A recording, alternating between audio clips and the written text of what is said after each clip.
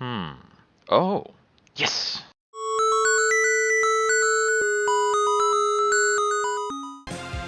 Hey, this is Jupiter Exile. I've really been looking forward to checking this game out. I haven't checked out the demo, though. I really like Metal Slug, and I'm not necessarily good at Metal Slug. I just love how bombastic and crazy it is. All of the arcadiness, just comes through so well, and I just love things that are, over the top and campy. So I saw some of the previews for this. I really wanted to check it out, so let's get into it.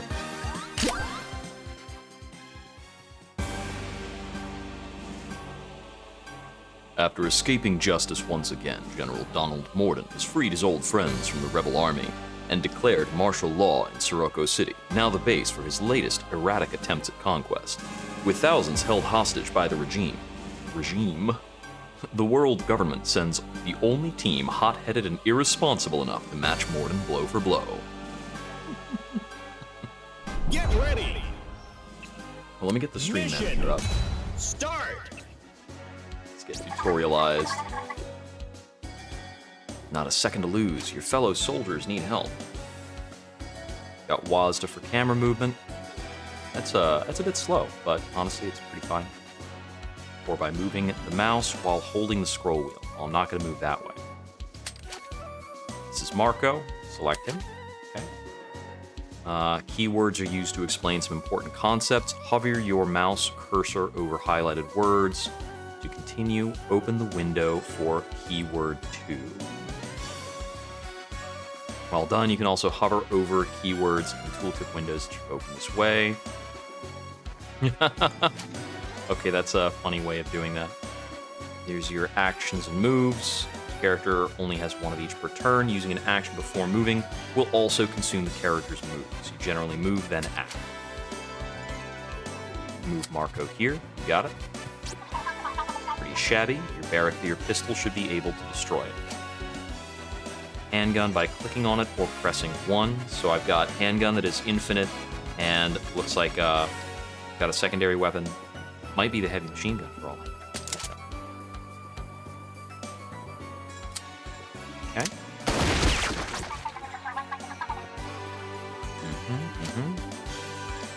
We'll have to end turn.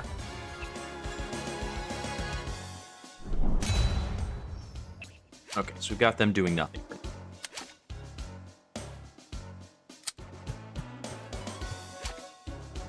Hover over this enemy with the mouse. I can undo his move if I want to. Cool.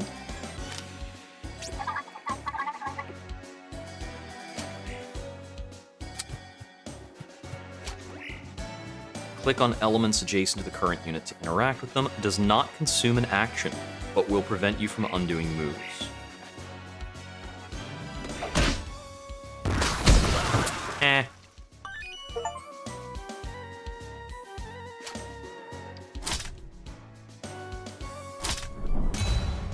Pretty standard stuff so far. I like being able to freely undo moves in a tactical game like this. Okay.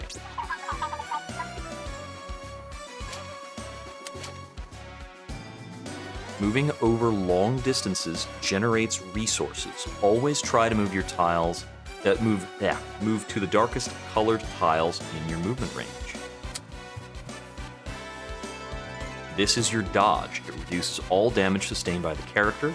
Dodge cannot be reduced. The further you move, the more of that resource you generate. Metal Slug Tactics revolves around movement. The further you move, the more resistant you are. Generating dodge must be at the core of every one of your strategies. Accumulating the dodge offered by great movements and cover nullify all damage from most enemies. Capitalize on passives and special actions, allowing you to gain bonus actions and bonus movements to build efficient offensive strategies. We always run and gun. One of the interesting things about this tactics game they showed off in the trailer and some of the initial discussion around it is that you don't have a hit chance. Everything always hits. So the game is about compiling deterministic factors. Marco's special weapon, every character has one. They're limited in max ammo recharge after missions. Shoot the Grenadier by clicking on it. Okay, it's got more range, first of all. I see. It might also have... Oh, no, that's the Grenadier's attack pattern. It has the cross there. Bam. Okay, and I see we get to see the tanks area. These guys are Deadeyes, so I'm guessing MR means that they can move by 1. So this guy back here is going to move and shoot at me, right?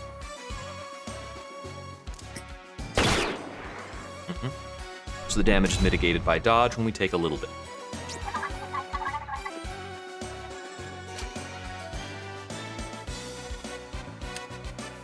Move Marco here to take cover.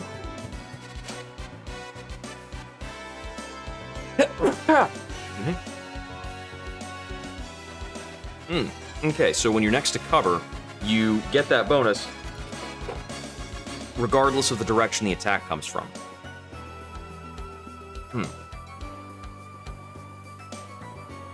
Cover is provided by things that are highlighted in blue. Okay, some weapons and enemies with no cover ignore cover. I see, so no cover is a tagline that says cover is ignored. This is your adrenaline. It's generated the same way as dodge. It's used as a resource for special actions. Got it. So we can use a special action for this.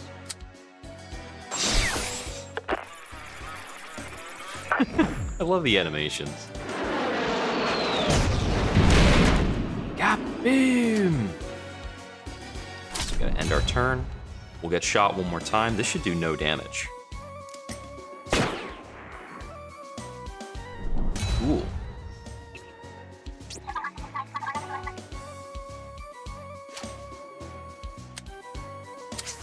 So then we just head out because there's no reason to kill everything here.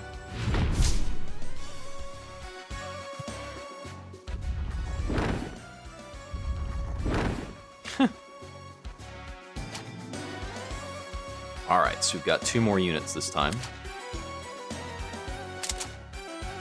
Trigger a synchronization by attacking this enemy.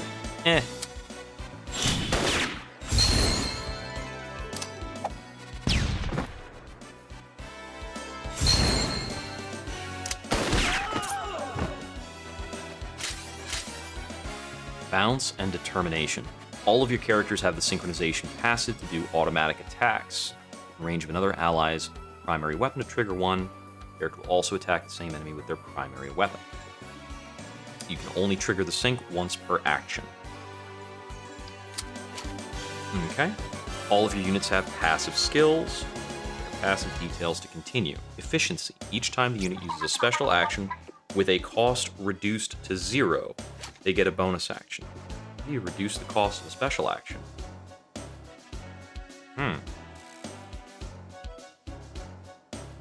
I noticed that these have lower costs than before.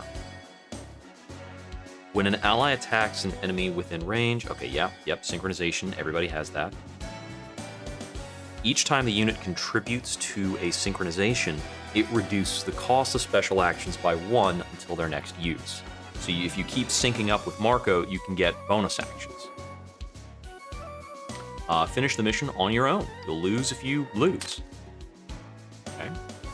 Alright, so Marco no longer has movement because he just did his action. And let's see. I've got Adrenaline for Grenade Juggler at 6. Each time the unit contributes to an attack leading to at least 1 frag, they gain a bonus move and they gain Bounce. Ignores elevation differences. Okay. Now, having gained a bonus move, let's see. I could get cover.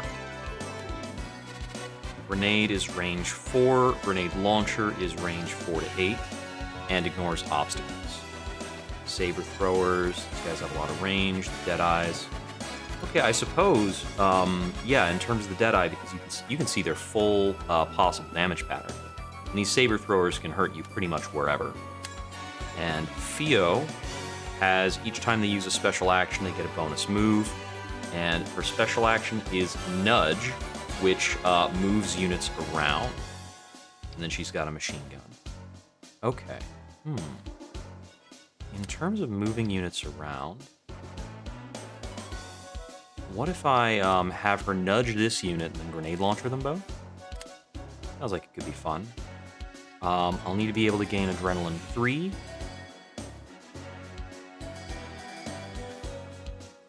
And let's see.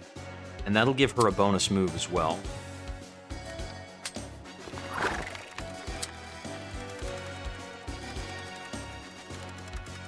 Okay, so I can move them around quite a bit.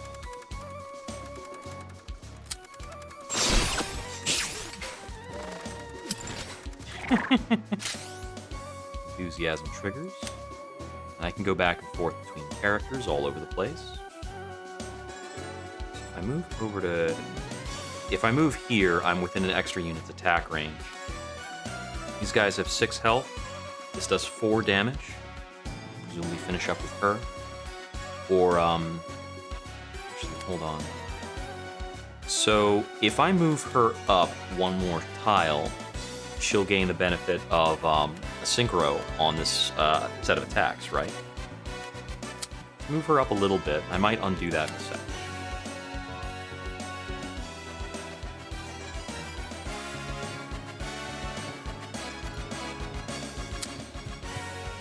So if I move here and use the grenade launcher to fire here, I will get a sync that will cause a frag.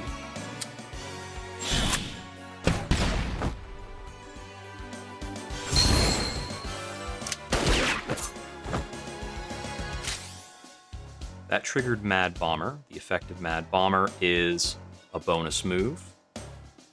So I can use her bonus move to get back to cover. Now, over here... oh, she doesn't have an action left. I suppose because she spent a special action. Okay, I can undo her move, but I can't go back and undo the other movement after taking a synchro action. That makes sense.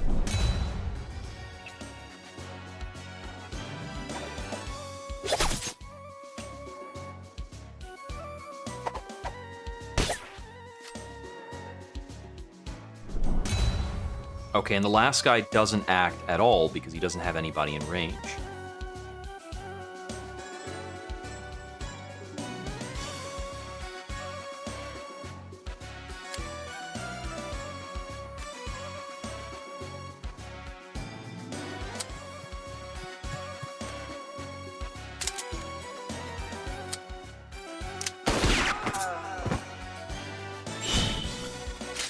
Okay, so it will trigger a sync even if there's no need to trigger a sync. So I still get the sync benefits even though the unit's overkill. Let's see. I imagine the next thing I want to do is try and line up, take a shot on him, move, take a shot, and sync shot for him.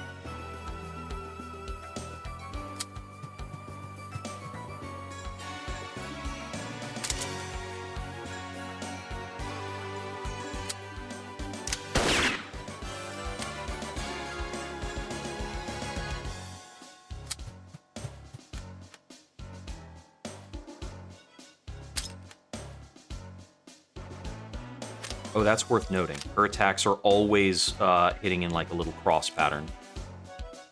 Okay. So if I had her move, like, over here, for instance, that will trigger a sync. Okay. Worth noting. And then 2 explosives I could do, like... I can do 1 explosive there. Okay, and then it has to, like, ricochet outwards? Oh, so weird. The second explosive starts from the first one's point of impact. Yeah, okay, so it's like a bouncing effect.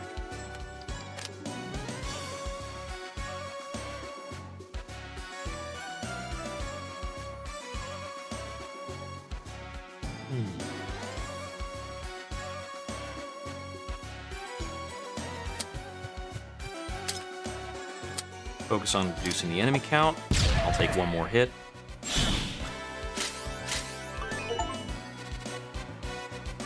Oh, wait. We get a bonus move as well. But I see that the bonus moves aren't giving me resources in any case. I can use the bonus move to get out of his range, though. Give him kind of nothing to do.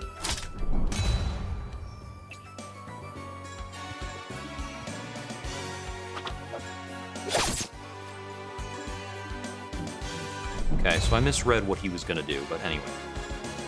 Not too big a deal.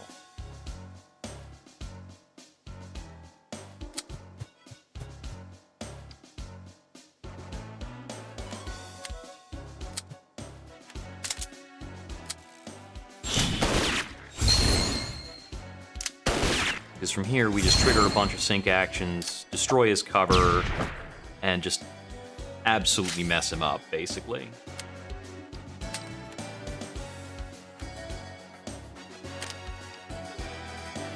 Oh, the unit's next attack using a weapon has... Oh, I see, I see. You use this on an ally.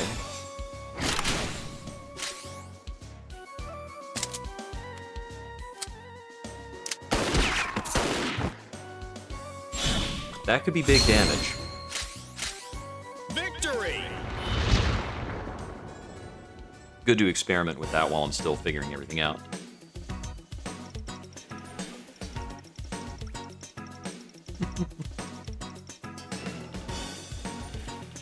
Back to the hideout. Pick 3 characters to roll with. Marco! Airy! Theo! Okay, and I'm sure we'll get like different loadouts and things later, because these are considered the classic variants of the characters right now. Okay. Oh, I see, I see. Default difficulty, basic rewards. We can ramp up the difficulty. Unlocked after completing a run on any length on the previous difficulty setting. Let's go!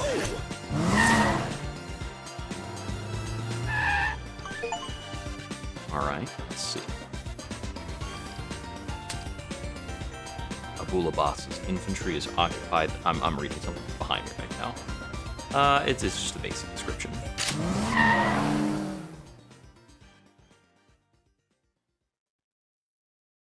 Let's get to it. Okay, so...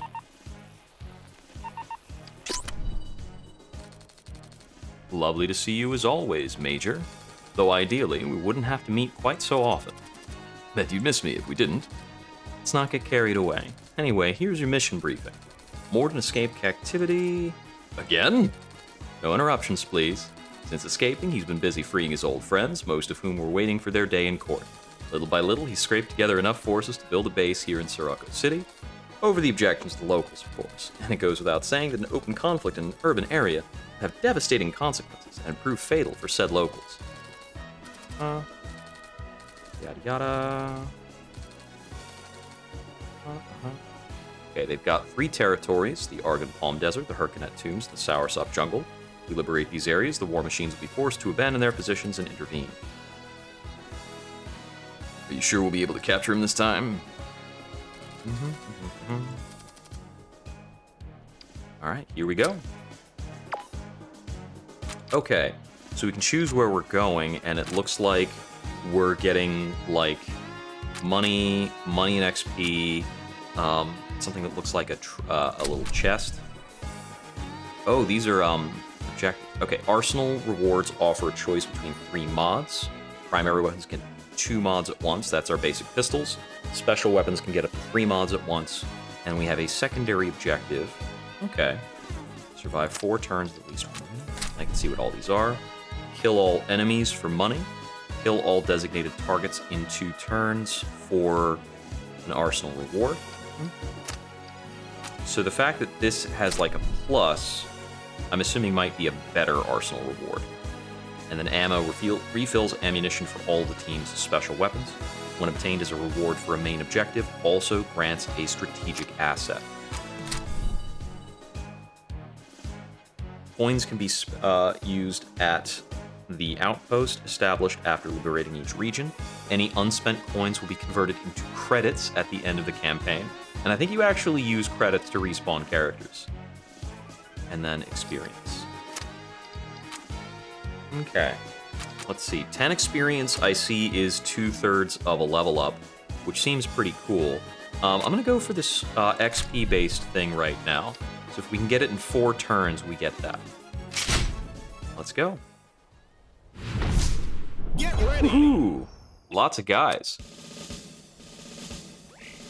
Oh, that's not a guy. That's we can jump in a Metal Slug. Interact with an adjacent character to get in. Getting in requires an action. Okay, so getting in a slug is effectively a turn skip.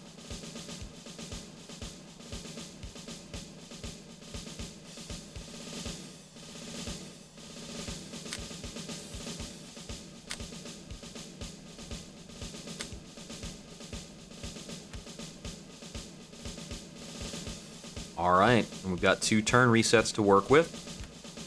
We'll figure out how we're doing this. Mission. Start. Crumbling wall that can be dropped open to open a passage. There's a breakable box. There are these grenadier enemies.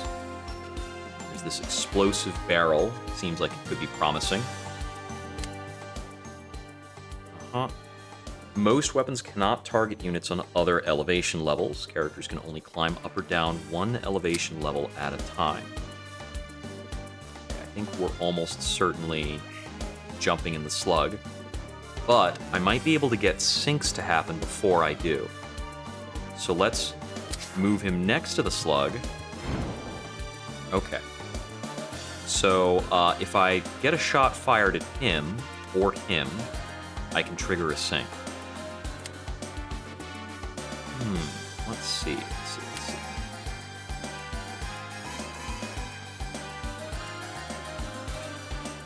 So, for instance, if I move over here, it gets me a lot of resources. Okay, I can't fire down from here. If I instead move to here...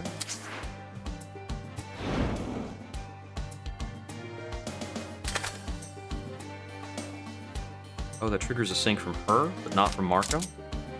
Interesting. Since her weapon is the grenade, it can sink a little strangely. Oh, I only sink here if I use the primary weapon fire. This seems like a good play, though.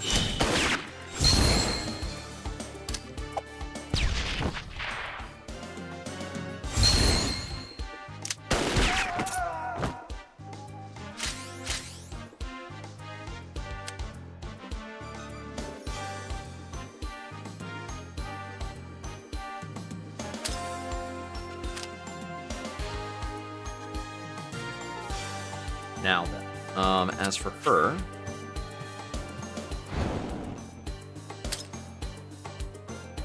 Okay, I see, I think my shot is... no, I'm just a little out of range if I do that.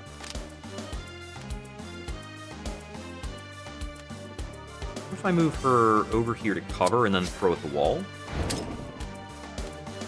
Can't quite do that. I could get a sink if I hit Marco. Oh, Marco will dodge the attack and trigger a sink. And I'll break the wall?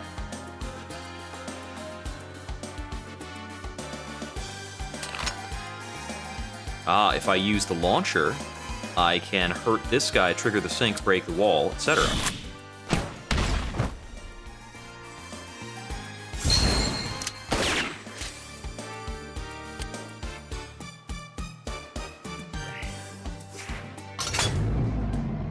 Vehicles have fuel and armor. Armor is the health. If the vehicle runs out of armor, it's destroyed and the character inside is KO'd. Vehicles consume fuel with every movement and action. Vehicles can use all their weapons once per turn, but deactivate their user's passives. Okay, so while in a vehicle, I can't sink. And I see all the weapons require ammo, require fuel.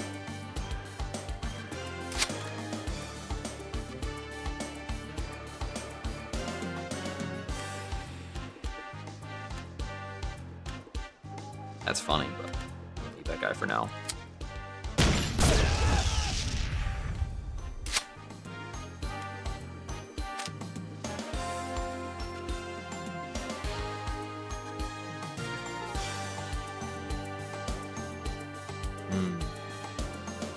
I see that the slug... Oh, the slug can't move because I fired.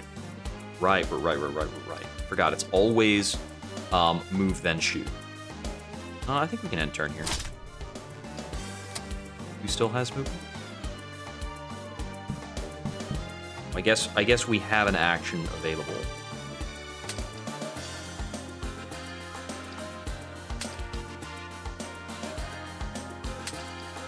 Sort of.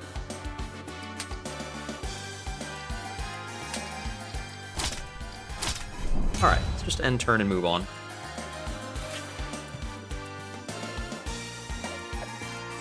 I want to see if these guys cluster up a bit more.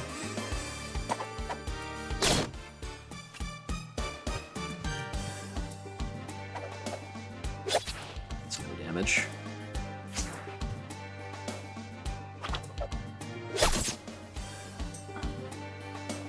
So I also need to wonder if we heal health between fights in the campaign or not. Oh, her cover and her dodge both didn't reduce. So if I get full dodge and I get to cover, that unit is like unkillable for that round. Okay, so we've got a cluster here to think about. Got these guys here. Thinking of heading like maybe over here or here. Then using that adrenaline for a grenade juggler, which will take out these two guys and trigger a sync, and then I can juggle over to here, take out another guy. Woo-hoo-hoo-hoo. Seems good. Okay, and that triggers Mad Bomber. So, yeah. Which allows her to move again.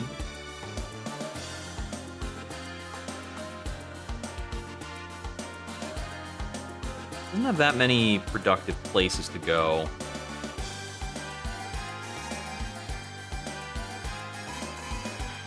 Unit movements ignore elevation differences. Okay.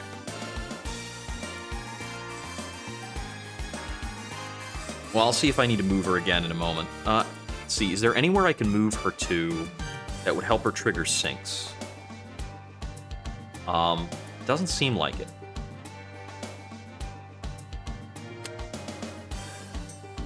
The fact that she's more flexible in triggering syncs is the most interesting thing about that character. So the slug is pretty much restricted to, like, same elevation fights. There's no way to get the slug up. And the more I move it around, the less ammunition I'm going to have to work with. I think what we want to do here is, what's the range we're looking at? 2 to 5 on the main cannon.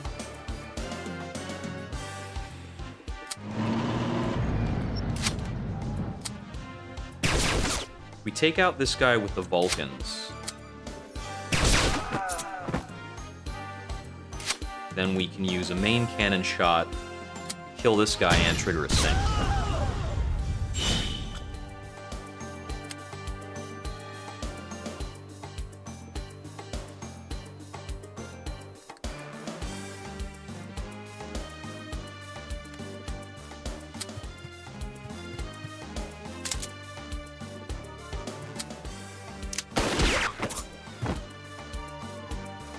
And I think I'm just going to do that.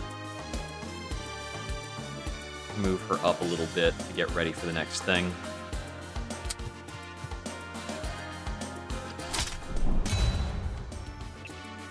And I think this Grenadier will do some damage in a nasty way.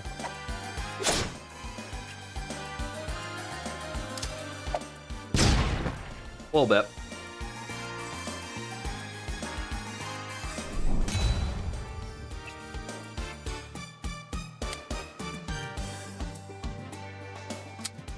If I move her up there, she's ready to trigger synchronized attacks. And then I could move over here. Oh, that doesn't actually trigger a sync? I'm misreading something about the elevation here. I see. That's even higher up. Okay, I see it now. I see it.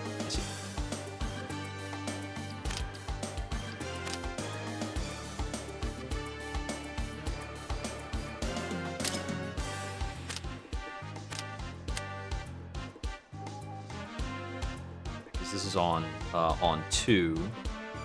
That's on 3.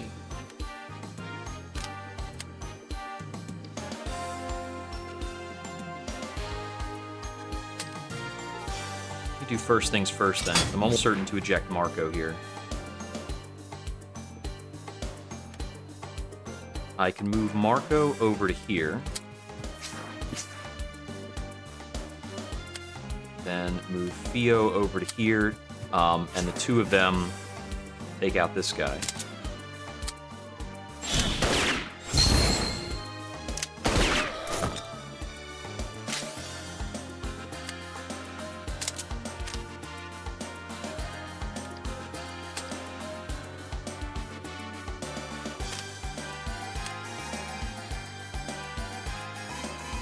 Then we can move her over here. Target her with Marco's salvo.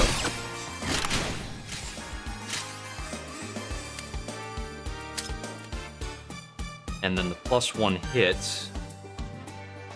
should trigger a kill here, right? Or does it not? Marco triggered adrenaline, but he doesn't have anybody to shoot at.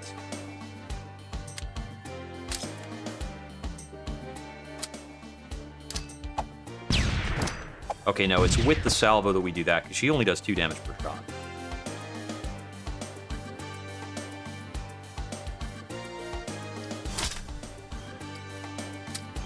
We still have an action on Marco, but I don't have a means of using it. I guess... I see what I should have done. Let me reset that turn real quick. I can use Marco salvo twice.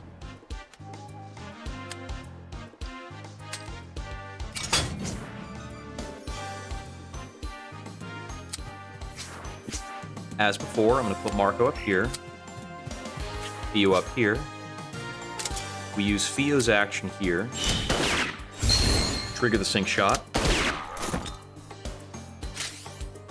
Then we change this positioning.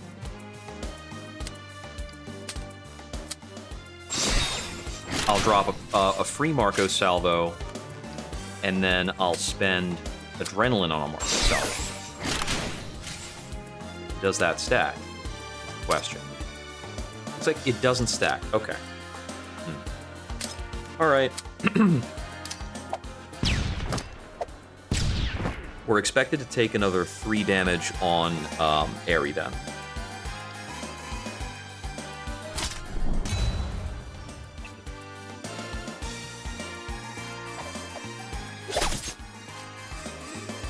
He pulls a new sword out of his mouth.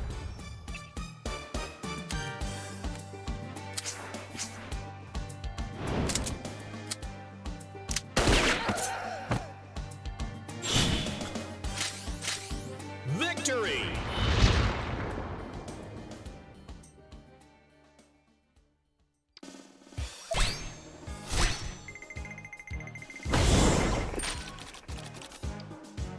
All right. You're great! Okay, level up when finishing missions with full XP gauge. Get a choice between 3 skills, chosen randomly between special actions and passives. Okay. So I can give him Ricochet, Perpetual Motion, or Forced March. Forced March is spend adrenaline for a bonus move. Perpetual Motion is every time you apply a status to an ally, that ally uses synchronization on the closest enemy within range if possible. The unit counts as a participation in that attack. So with this, if I use the Marco Salvo command, basically, I can use that on an ally, and they'll automatically shoot somebody. And Marco will count as a participant in that attack, which will also, give him the discount on his next salvo. And then Ricochet is 2 projectiles. Second projectile starts when the first one's point of impact. So we understand that pretty well. And I can see that this levels up, too. But the passive doesn't. Forced March can level up, and the leveled up version first becomes cheaper, and then it becomes cheaper, and it's all allies with range self, and then it's up to 2 targets within range. Oh no, it's 2 targets within range at a cheaper rate, and then it's everybody. Okay. But I can see that the baseline is you point at a target and they get a bonus move too. I'm going to try Perpetual Motion because it sounds pretty hype. Okay, Slicing Rush is movement for a melee attack that does 5 damage with no cover effect. Close Range Blast, 3 HP of damage, no cover. If they die, get a bonus action. Ooh. Level 1 Explosive Decoy. When it is destroyed, deal 5 damage. I want to take Close Range Blast. I see that it's very low range, but it's cheap, it's pinpoint, and bonus actions are sweet. Okay, each time the unit moves an enemy, they apply haste to that enemy. The next time the unit is attacked, the attackers gain a bonus move. Applies before Germi style. But I haven't seen Germi style, right? Wait, is Germi style like something that she already has? No, she has Enthusiasm. I'm guessing one of her other loadouts probably has Germi style. Regeneration is on special action Healed. That's interesting. Each time the unit contributes to a frag by using a special action, they gain a bonus action. I'm gonna need her to have more special actions before that works. The only special action I have right now, Nudge, will never contribute to a frag.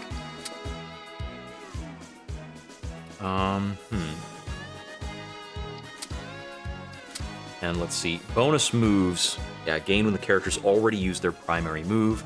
Limited to a range of 3 tiles, do not generate momentum. And momentum is how we get dodge and adrenaline. Yep. Oh, every time you jump across a gap, you get more? Okay. So movements across gaps are better.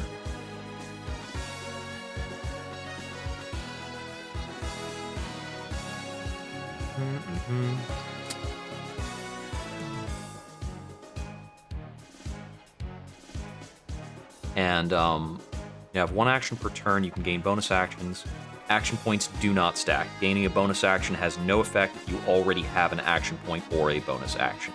Yeah, you have to use an action in order for a bonus action to be useful. Okay. Peculiar. I'm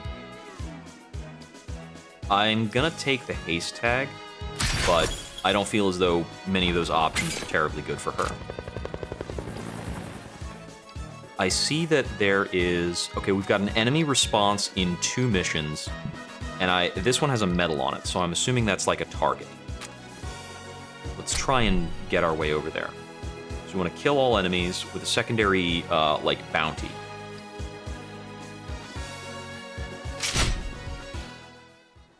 Do we have zombies in this mission? Get ready! Oh, we've got a captive. Assassination missions end when all targets have been killed. Got it. Hover over the objective to highlight the targets on the map. I mean, it's all the bad guys, so I get that. Okay, and I see I have 4 designated targets to be killed within 2 turns. The ideal unit to make that captive save is probably Aerie. I want to place him in a way that makes him good at landing synchronized attacks to start with. We'll set up like this. Mission start! So the first thing I want to do is perform this save. Oh, you interact while adjacent. Will grant 5 XP and 5 points. Okay. Do I want to undermove for that, or do I want to move here?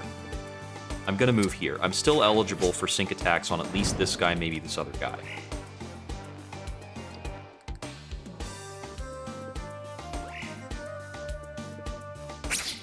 Thank you! 5 XP and 5 coins is pretty big. That 5 XP is unit specific, so I can think about who I want to stack the level ups on. I'm gonna move my portrait over. You can see all the character portraits. Okay, so Let's see. If I move up over here, take a shot, we will trigger a sync at least once. The sync will not be lethal, not immediately. Can't move there.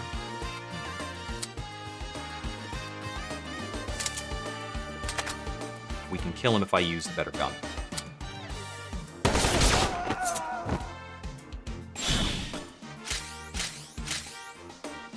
Mad Bomber gets her a bonus move. Place her over here.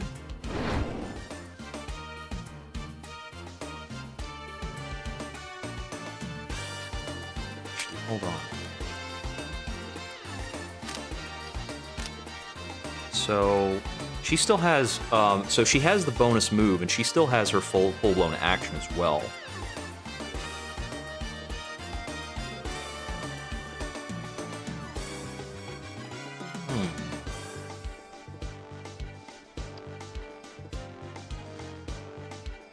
If I weaken somebody to a point where I can use close-range blast on them, it might play out really well for me.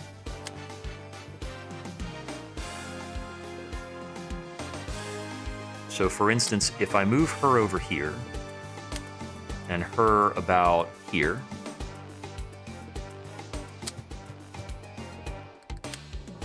then I can take a shot here that triggers a sync.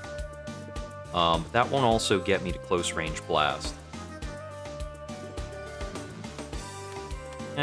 We'll go like this.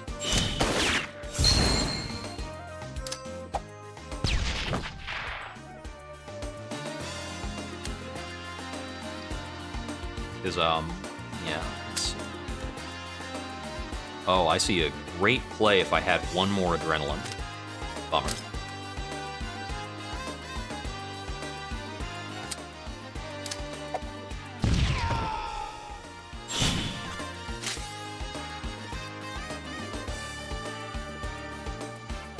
I'll use Mad Bomber to get her in cover. And that should be everybody. Okay. I've got 2 more target units to kill in this next round.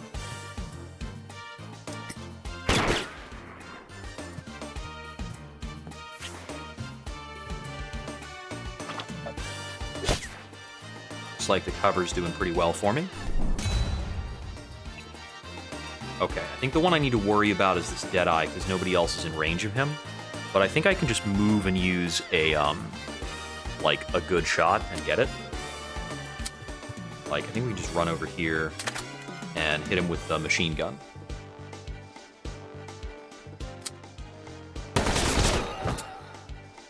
Right? No.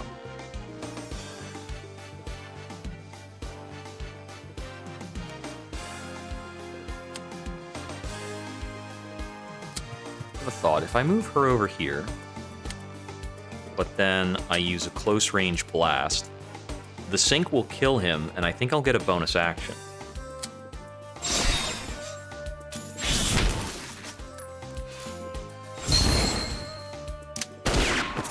Or does it have to be close-range blast itself? Okay, it all triggered, so I got the bonus move and the other effects.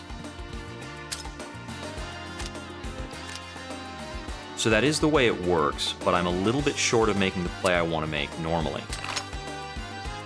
I'll have to use the grenade launcher to make it.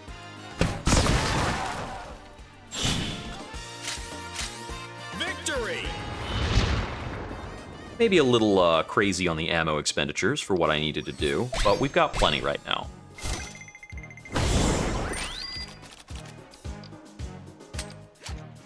Okay.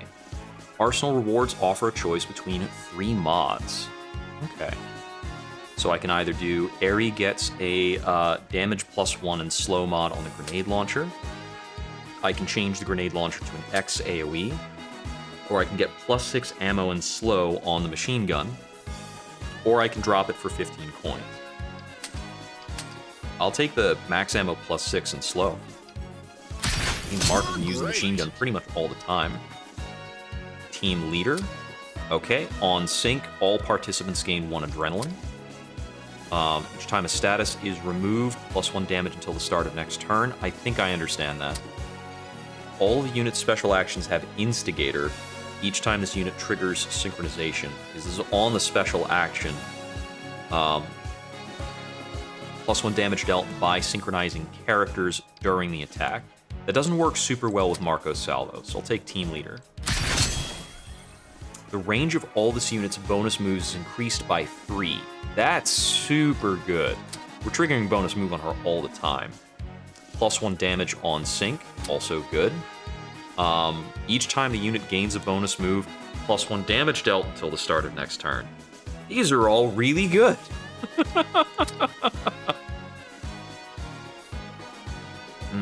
Okay, let me see.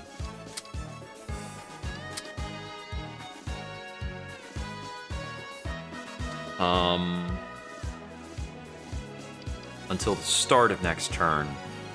So I'd have to get another action a lot of the time. I'm gonna take Step Lively. These stack up in a really crazy way. Target an ally with special action. That ally gains Adrenaline. Nudge can target allies, so we can use Nudge as an Adrenaline transfer with that. Lock on. Okay, apply Fragile. The next time the unit is attacked, +2 damage dealt by the attackers. That's really good. What was the other passive I got her before? It was the Haste tag. When we move an enemy, apply a haste to it. Okay.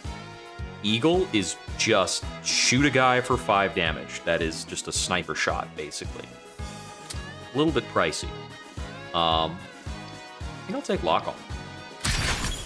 Gives her a good bit more utility. So, survive 5 turns. For a medal, immediately upgrade one of your 3 special actions chosen at random. Okay, and destroy the desert tower. Refills ammunition. Let's go for it. Get ready! Okay, so our goal is survival.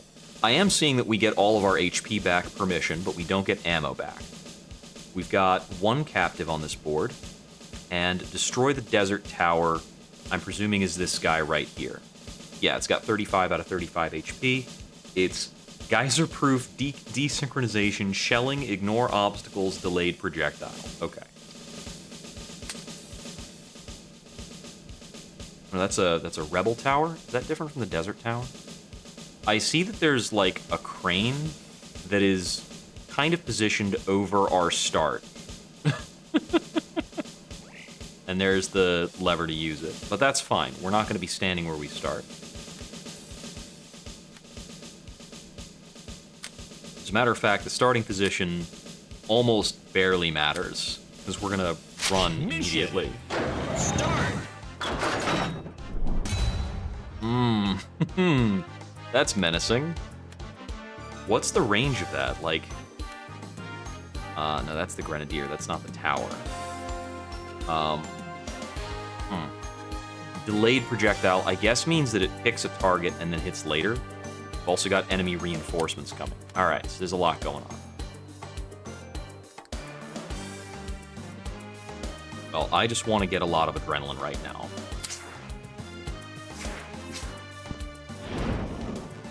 Getting to a high elevation also seems like a good plan.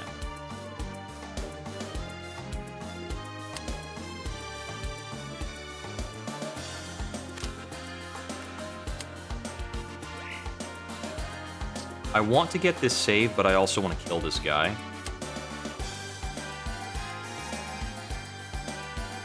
If I move her over here, will she qualify for a sync or no?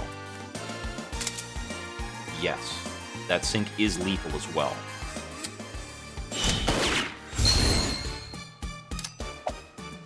And he dodges the sync because of his adrenaline.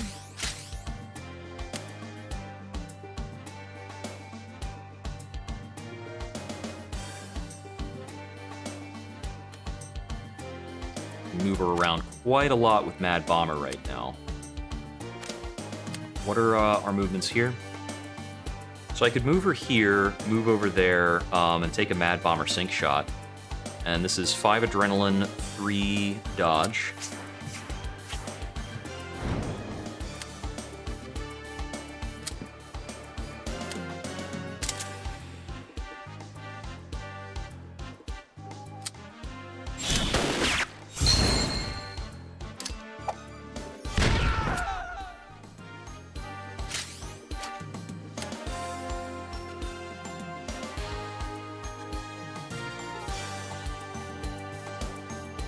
You may only trigger synchronization on a boss or mini-boss once per turn. Ah, noticed.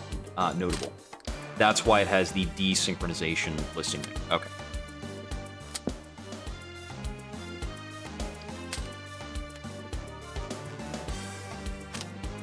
Might need to move her down. Yeah. Okay, let's see. Because of elevation limits on the attacks themselves, so I'm thinking of attacking like this guy with the grenade bounce type of thing. So I can do like being a little persnickety.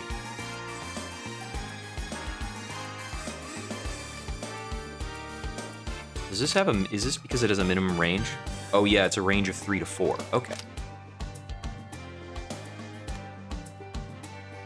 If I were standing here, can I make that shot? Yes. Okay. And that is listing a sync, although she's diagonal? Hold on.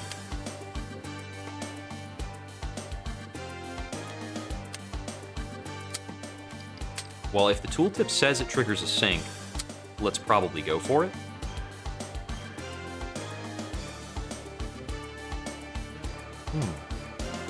It seems pretty good. Alternatively, close range blast. Okay, no sync on the close range blast line. He's already moved. How does that trigger a sync from her when the other attack doesn't?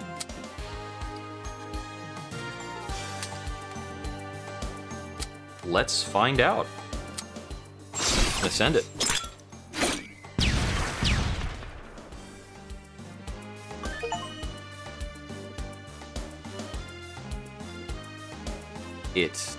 It appears to not do that. Oh, I can still do that interaction even though I don't have an action left. Cool. All right, well, we've got 3 dodge in all of our characters. We're gonna take a little bit of damage, but only like 1 damage per attack.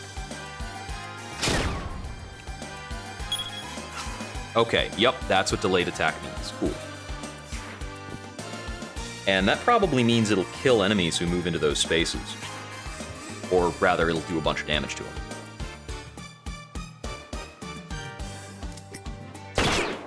Yeah, we'll take 1 damage there. He's gonna die because of the Desert Tower artillery strike. Enemies are very slow in this game, it seems. Yep. It's like a lot of income.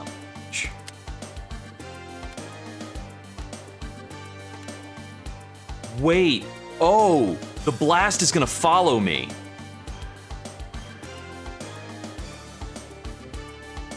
Yeah, the targeting doesn't stop by any means. Okay. Alrighty then. That is much more tactically challenging. Okay. What are we doing about that? What are we doing about that?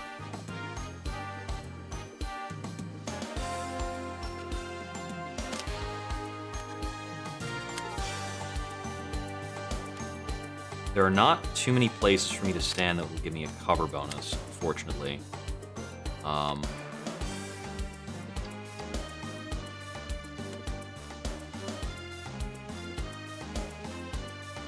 If I have her stand there, it's 2 dodge and a cover bonus. We're gonna take hits. These guys will die.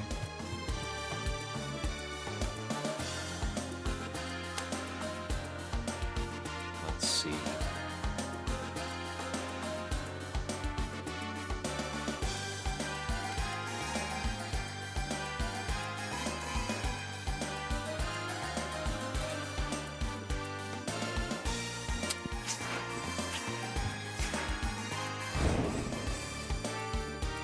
I think having him stand there is pretty juicy.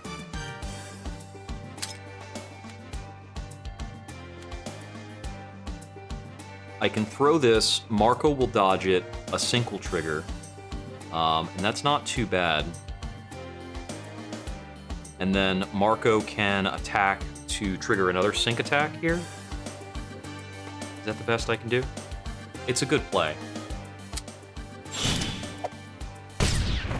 Although I didn't move her yet.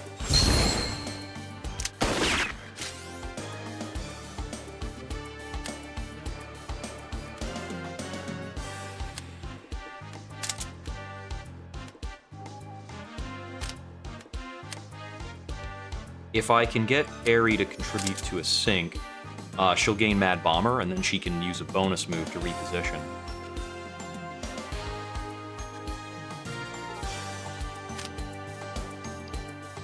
Or I can move her with Nudge. Do I need to reset the turn off of her not participating enough?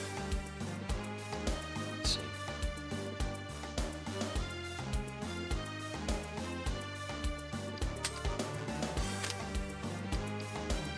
See. Hold on. So, if I do this, she participates in a sync, she gets Mad Bomber, then I can move her. And then I can move her up to a point where she might be able to trigger an automatic sync attack.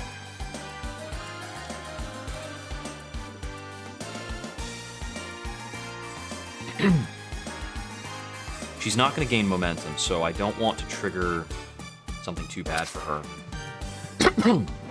I'm experimenting for a sec.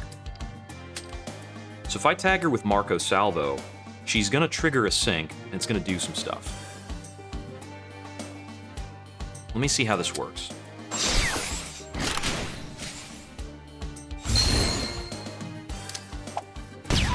Yeah, so she immediately picks a target to sync, which works with the Marco Salvo. Then some other stuff happens because a team leader, they all get a bunch of adrenaline. Also, Aerie triggered Mad Bomber again, so where do I want to put her? Probably over in cover somewhere. Actually, she's got no dodge this round, so moving her up and putting her in cover probably still results in her taking damage. Let's just put her back over here. I think...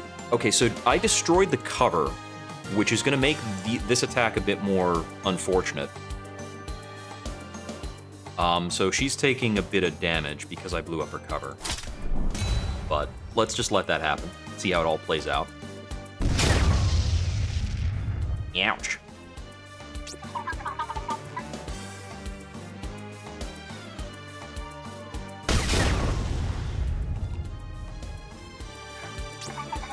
I'm not doing too much damage to the enemy boss at the current pace.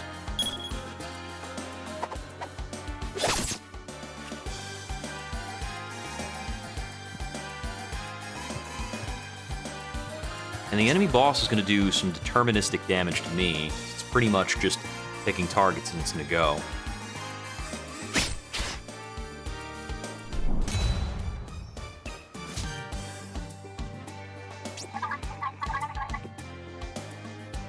Okay, noted. I want to see something. Can I move past these guys? Okay. Answer is a resolute no. Which means that I need to hurt them. They're on elevation 2, right? No, this is elevation 1? Okay. So if I move over here to elevation 1, I've only got 2 adrenaline. I really need to have more adrenaline than 2. Move over here and get 5 adrenaline. It's just not a useful place to be. I want to move over and then also get nudge, maybe?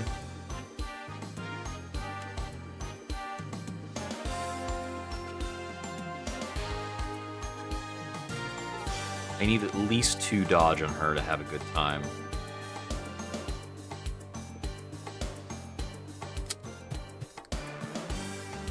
So I did something like this.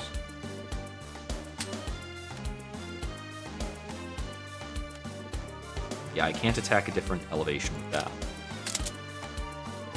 I don't have great nudge targets, but... So...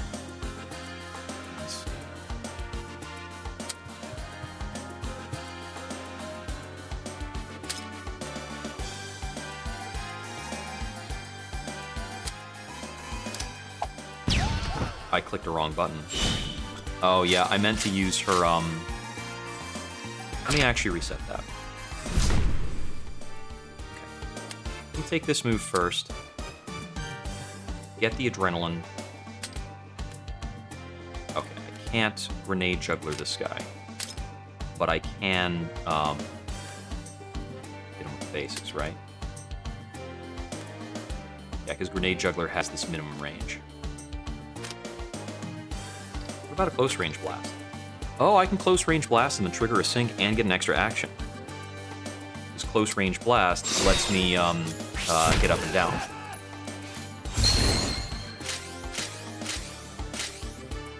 That bomber, bounce, close range, okay. And then I can move her over here, and I could use another close range blast to free up Marco. But it's not really what I want to do. So I want to get, actually, hold up. Is it possible for me to trigger enough, like, crazy movement that I can get her to that?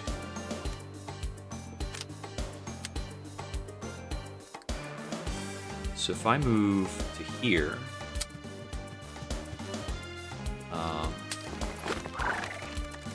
and then use a nudge to move her here. So she should be safe on this tile. Also, Enthusiasm gets her bonus movement if I needed to move her again. But with this cover, she's got 4, I believe. Yeah, she's got 4. So now I can move her over here, which will allow her to trigger that. So now let's move Marco.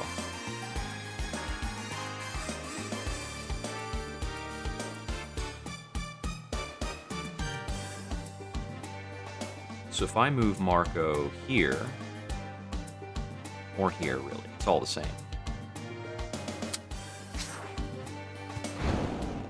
Got so much adrenaline. So I can shoot him and trigger a sync.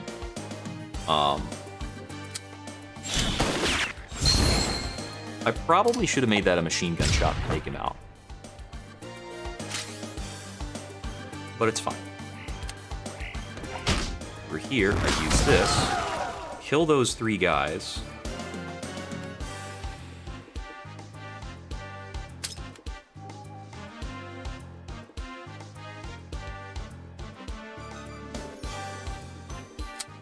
I can do this to trigger a Marco Sync and a Mad Bomber.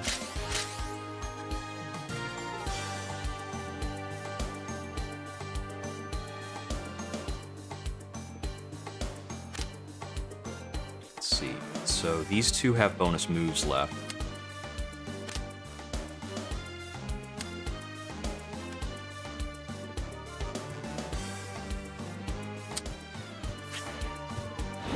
I'll lose her cover, but I'll move her over there.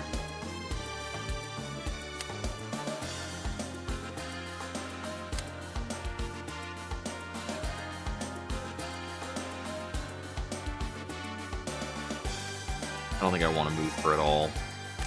He's going to take some nasty damage.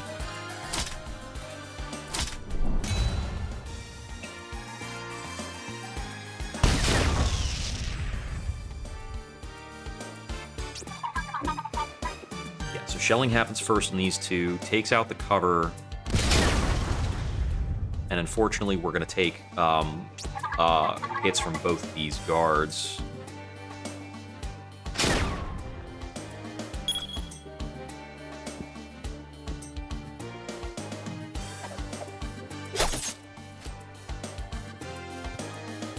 With her health that low and her being targeted, I'm trying to figure out how she stays alive.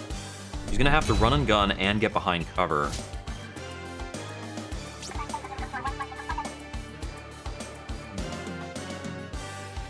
This does have me wishing that I had taken the extra health effect on her.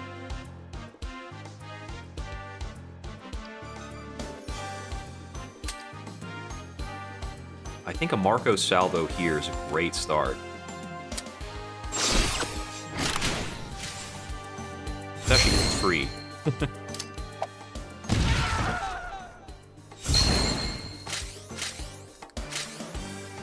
And it just triggers a whole bunch of crazy effects. Oh, that eats his movement? Oh, man. That's rough. I need to not do that immediately. Because he needs to move at the very least. So, like, this is probably a good spot to stand because it gives, like, 4 block. I'm just not sure if it's enough. With her 2 remaining health. It might still be 2 damage. Oh, because this ignore obstacles? No, ignore obstacles doesn't do that. Doubles damage to vehicles, indestructible effects. Geysers, more obstacles, delayed projectile. Still land even if the shooter dies after firing them. That's a bummer. Okay, let's see. What's the most damage we can do to it?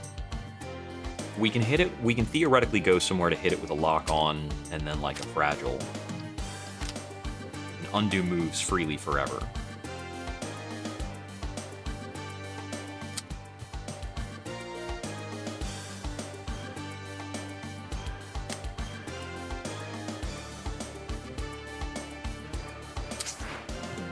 I really like this move for her because it takes out that guy passively, move Marco out of range.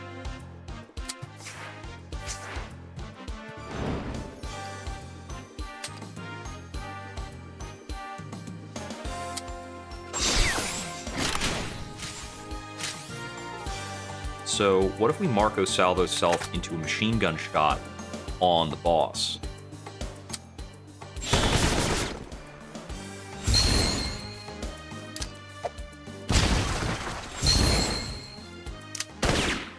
So that's the only synchro attack we can make on the boss. It's just the limitations of the round.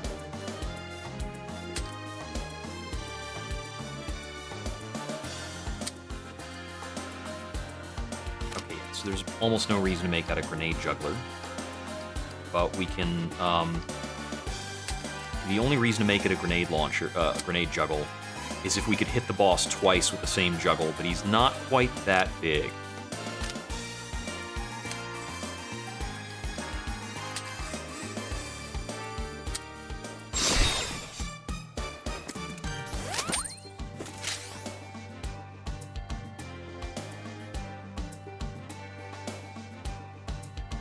Oh, I see. We want to apply Fragile before doing an attack that'll hit multiple times would be ideal. I can't reset the turn again.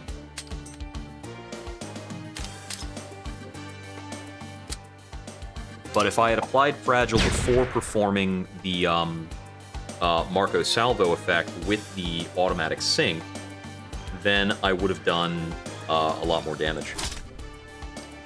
Yeah, this is going to have to be where it is. I think we're losing a unit here.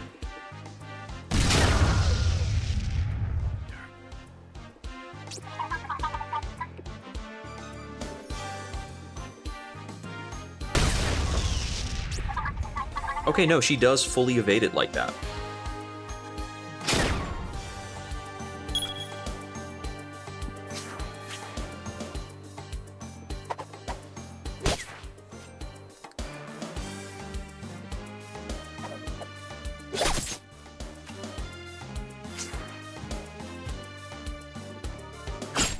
Yeah, it's looking dicey. That guy hits for 5? Jeez.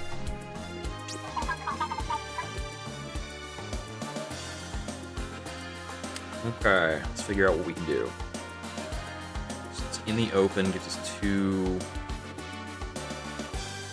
Trigger bonus move somewhere? Looks like I can get up there to not be killed by the shelling attack.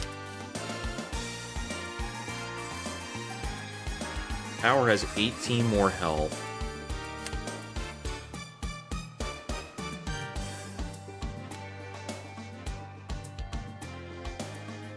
If I move to here, and then use the resources for an attack, if I can get a frag, I can move behind cover. So if I run over here... Actually, let's run here. Okay, so the grenade juggler can't target that square. It's a bit limiting.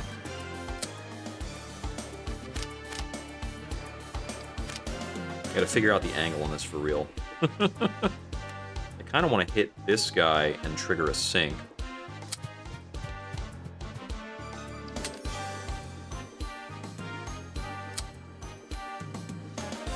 just don't have a good secondary target. I suppose then there's no point to using the grenade juggle, right? What can I do here? Run over here and then go for a lock-on. And then what? We have a little bit of difficulty understanding how to optimize the lock-on.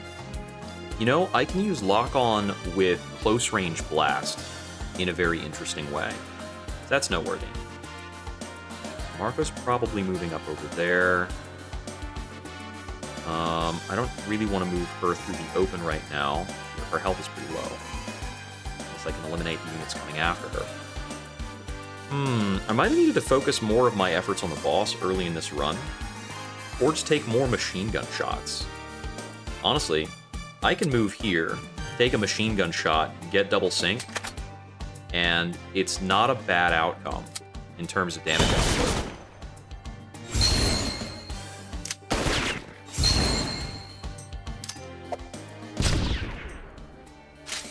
Now we've got the tower at 7 HP.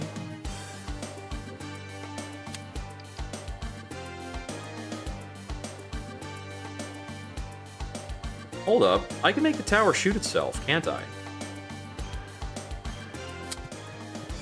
By hanging out at the base of the tower.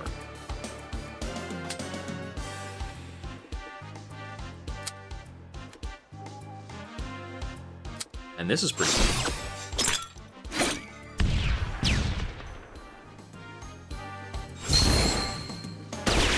Sync action doesn't quite kill him, but it's close. Okay, the determination does set up a new Marco salvo.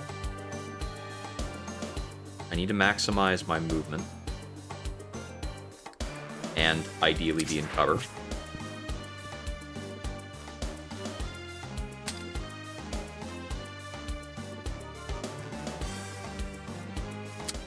So if I salvo myself, does it trigger an immediate attack?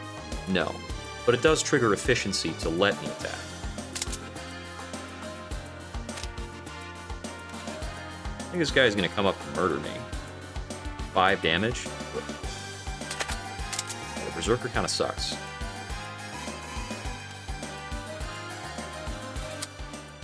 I think this is probably the best I can do. It's kinda wasting a salvo, though. Well, that's the best I can think of right now.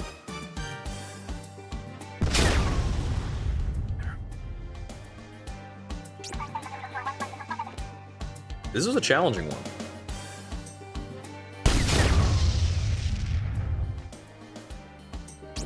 Yeah, because without the cover, this Berserker's gonna drop somebody for sure.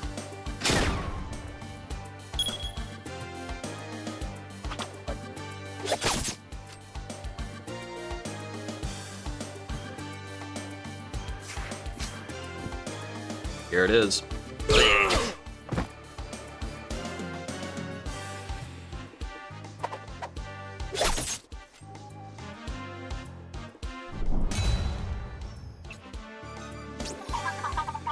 Okay, so I can take out the tower. Victory! Oh no, that actually wins already, because that was a survive objective. I just don't get my equipment back, so I don't get reloaded. Because I didn't destroy the boss. Definitely could have done that better. Okay, so I can get Nudge 2, Lock On 2, or Grenade Juggler 2. So Grenade Juggler 2 is better range, better damage. Lock On 2, and since the range is drawn twice, having better range it does make it a more adaptable ability in a couple different ways.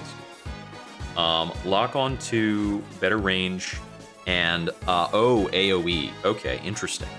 That makes it a much more efficient ability. It's better range and better movement. Interesting. Okay. More Nudge would help use Haste Tag better, but I don't have a lot of confidence in being able to play around that. I'll take a Grenade Juggler upgrade. Okay, so we have an enemy response now. What does that do?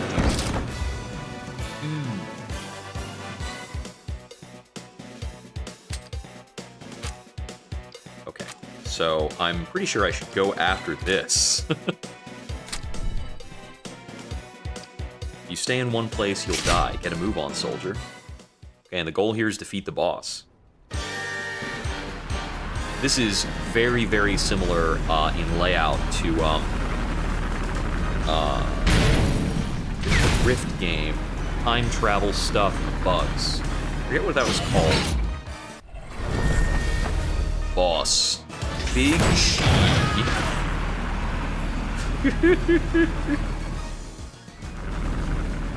It's a lot of gun. This guy in the freaking inner tube. Get ready. What are these timers? I'm guessing that, like, you know, that's how long that thing is gonna last, so you better get friggin' moving. Mission. Start. These containers are about to collapse. Get out of there. Okay, yeah, we're moving. We are schmovin'. It's interesting that the game is so much about, like, don't expect to play perfectly. That's not what it's about. That's not even the goal.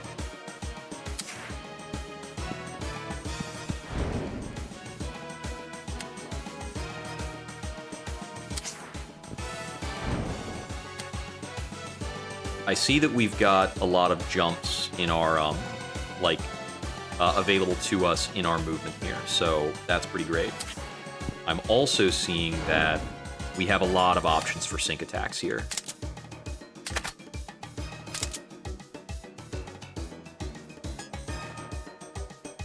Trigger one sync with this.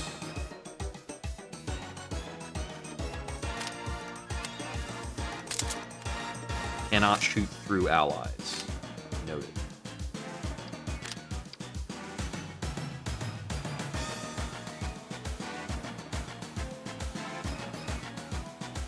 I'm kind of wondering, can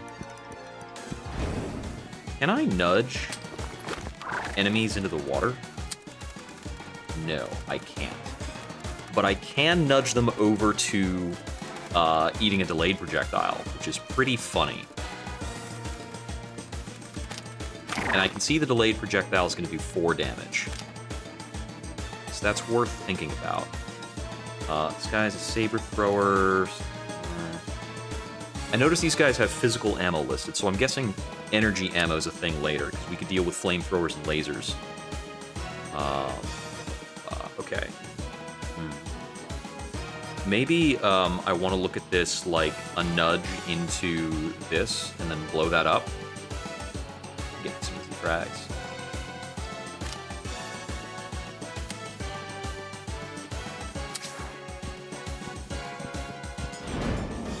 So if I move her over,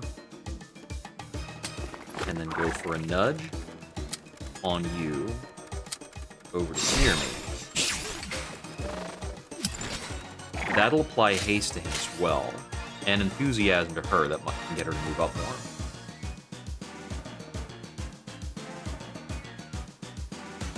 So now if we look at this, and explosive barrel only has 2 HP.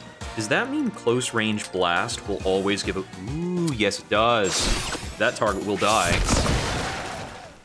Which should trigger close range blast. So she's got both of her stuff refreshed. Okay, let's see.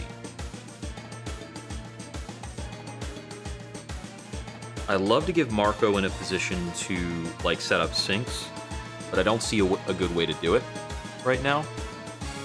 We might just be moving him up. We're still getting a lot of adrenaline. We can apply a salvo. Let's see. You know, if I just move him up, take the adrenaline, and throw out a salvo on our Mad Bomber girl here, then she can just move up and attack and do some stuff.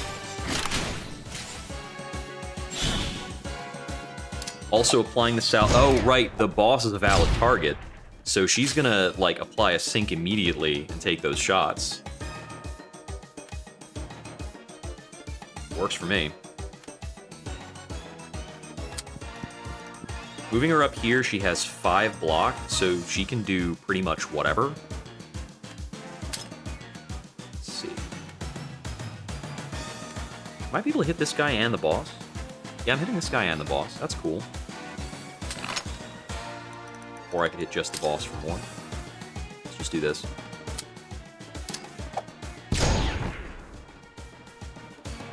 It's progress. I want to keep moving forward as much as possible, I think. What kind of damage are we looking at in terms of possibilities? Saber throwers are 4.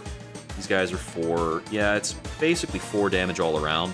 I'd rather stick where she is. She's basically invulnerable. Only person who can take damage right now is Marco.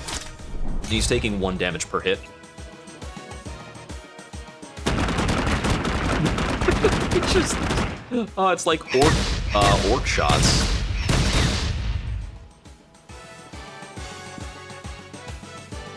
Yeah, that guy is a melee unit. I don't think he's getting anywhere in range. This cover is maybe going to drop. No, because the Deadeyes don't have a lot of movement, so they're not active. Okay, yeah, the cover is going to get dropped. Oh, we're going to rotate around.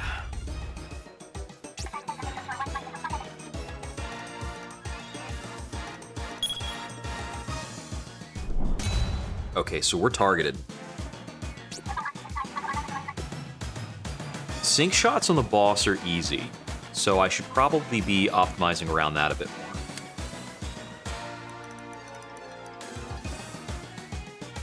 Let's see.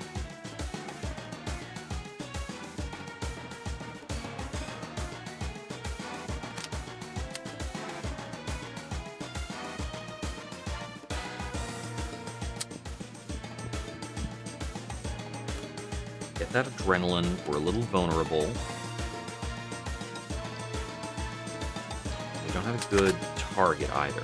Oh no, we can hit that guy? I guess we can hit that guy. We could do a nudge. Let's see.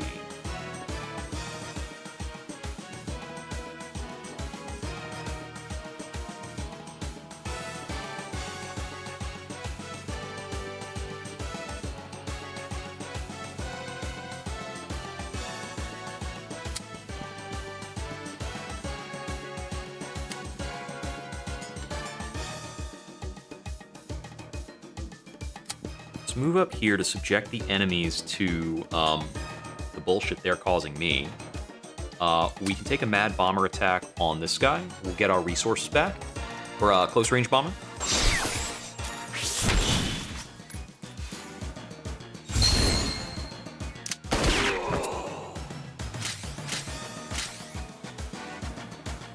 Then we can see, close range blast, 3 damage, not quite a kill on this guy.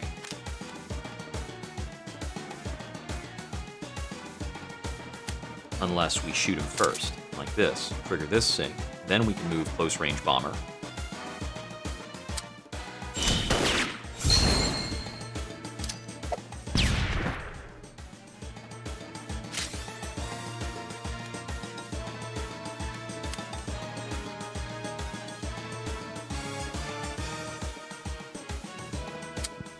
So I peek out, close range bomber him, trigger a Mad Bomber, I can move again.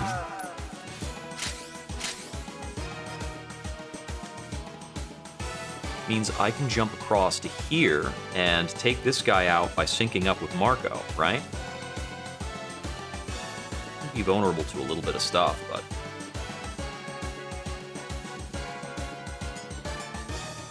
I don't need to worry about syncing up with Marco if I, just, like, use the ship to hurt him.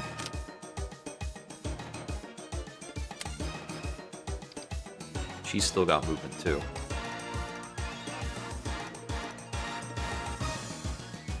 We have a really good nudge.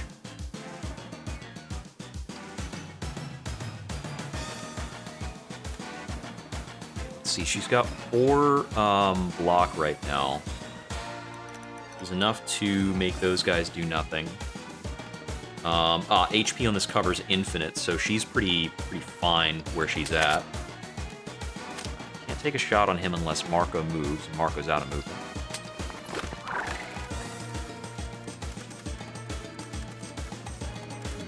Let's see. Pretty easy to read how nudge is going to work. That's good. On that. Let's see. Maybe what I do, actually, is move her up over here and then just fire a grenade at the boss.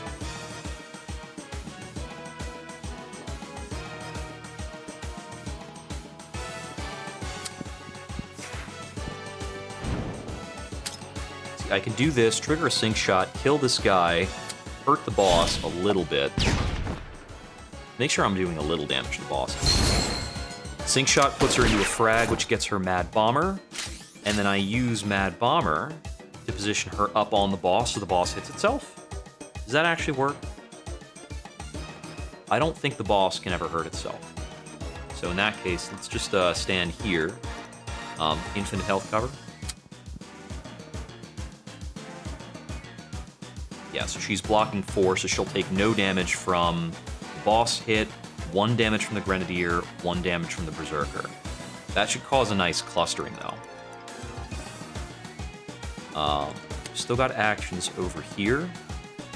I probably want to use this nudge then, or fire a shot at something. Can't really fire a great shot.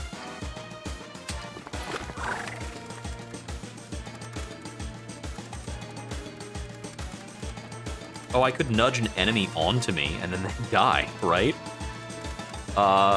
It's like, if I nudge him to here, he gets blown up. That's funny.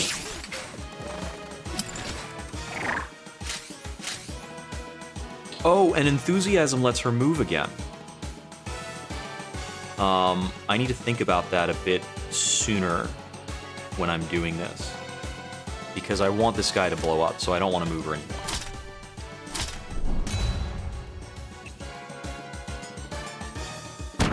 I'm playing around Mad Bomber pretty well. I'm not playing around Enthusiasm very well. Poor Inner Tube, man. Yeah, that's blocked. This is blocked. Okay, so enemies will not prioritize one of my characters on the basis of them being vulnerable. They'll attack closest, at least at this difficulty. Oh, 3 damage. I misread. Ah, right. Berserker, he's a melee attacker, so he ignores cover. That is consistent.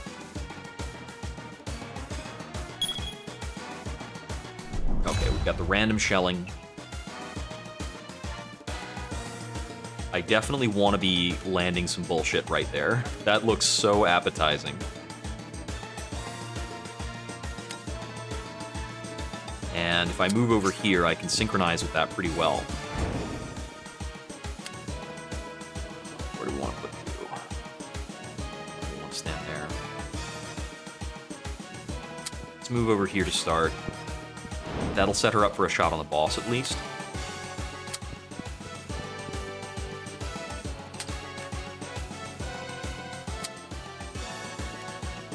That's some nice grenade juggler damage. Oh boy.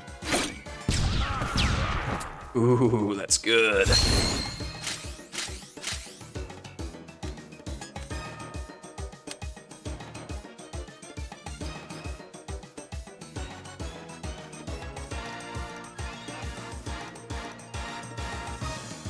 Hold up. Okay, so she has movement but not an action, so I can't do like another grenade toss, right? Even if I salvo her? Yeah. If I salvo here, I think it triggers a sync. This is a free salvo anyway. Let's do it here.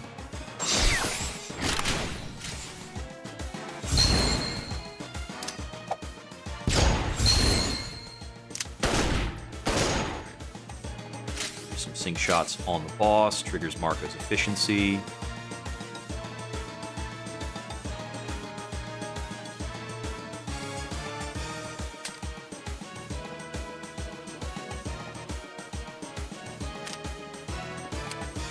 Have her use lock on? Can I not lock on the boss? Doesn't look like it. Okay.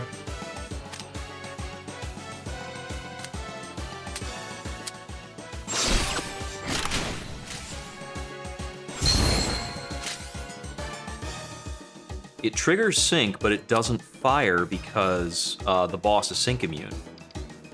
So, do I still have salvo for taking my machine gun shots? 'Cause that's what I wanted to do. Looks like it just kind of eats it. I'm not getting the salvo benefit there. Bit of a waste. But, okay. She's still got movement. I can put her in cover, so we'll do it. Gets her up to that sweet 4 block. Although I think that Berserker is just going to open up on her again. Do I want to change this turnaround to try and deal with the Berserker better? I'm going to do that. Let's see if I can plan to kill that guy.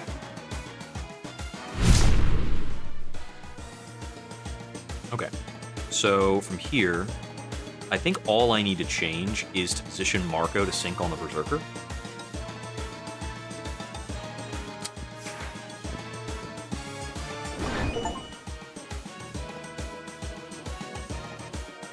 That was a bugged achievement. I should not have gotten that unlocked. That was use Nudge twice in a turn on Fio, but I somehow triggered it without using Nudge. Very strange. Anyways, so I know I want her positioned here. She's going to Mad Bomber to here. And I need to sync up shots on this. If I put her here, she's only risking 1 extra damage from the salvo, which I think is fine. Let's just do that. Then we'll take our grenade juggler shots here and here as before.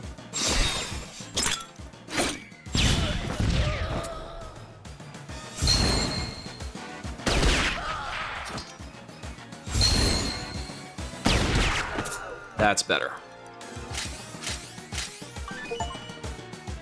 4 enemies and 1 special action with Airy. Hell yeah. I dig it. Okay, so if I do use a nudge, I can trigger determination. I can trigger enthusiasm, right? Or a lock on. I don't know why I can't lock on the boss. I don't get it, but whatever.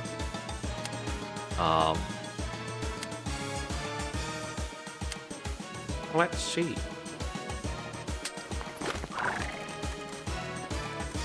Can she nudge herself? Yes, she can. She can nudge herself and then take another movement if she wants to. That's wild. I've got 9 adrenaline to spare, so I think a nudge is a good idea in any case.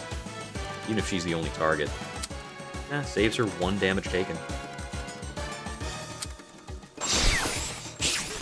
Okay, so she's fully protected, and she should eat the attack from the saber thrower without a problem.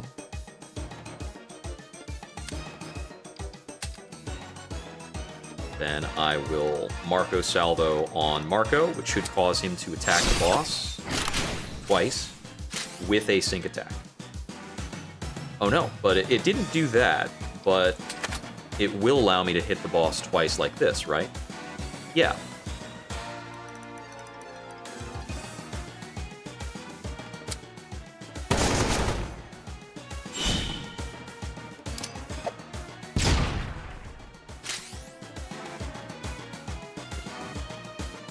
Didn't do what I thought it was going to do.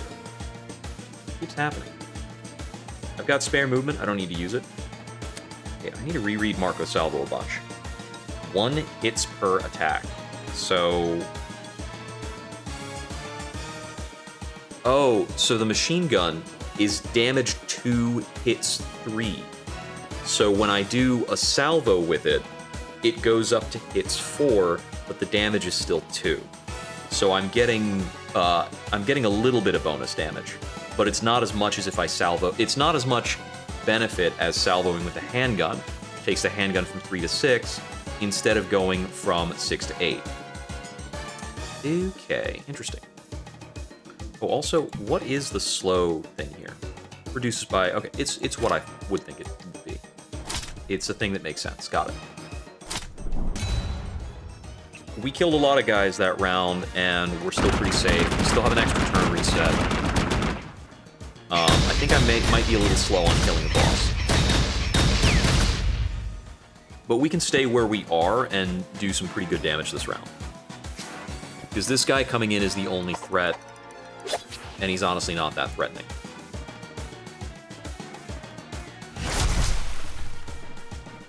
Oh, only 2 new guys on the next barge. We should be able to do a lot of damage to the boss.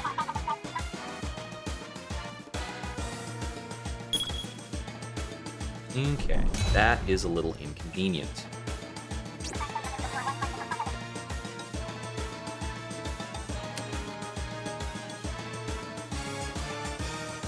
Let's see,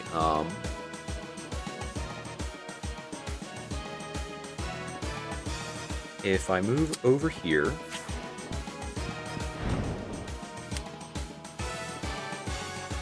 and over here, or here actually, this gives us cover. We can use a sync attack on this guy for Mad Bomber. Doesn't quite take it out. What about a lock on? Doesn't trigger sync. I'll need to trigger a second sync on him to get the Mad Bomber effect then. Or, actually, I can just attack him.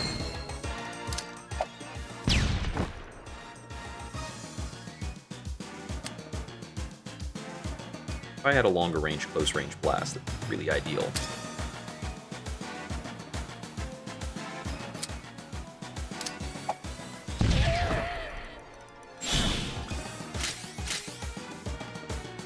Okay, so this lets the 2 of them get to cover, so I don't have to worry about the boss damage on them.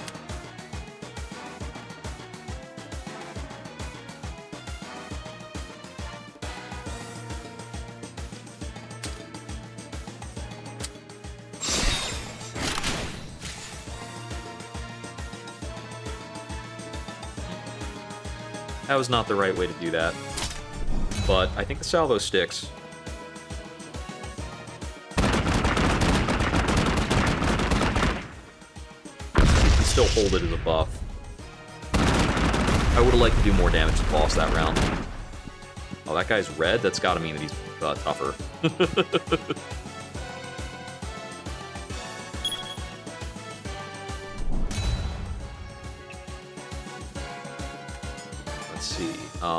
Red variants. Deadeye 2. Yeah, he's got more HP. That's it. It's not that big a deal, actually.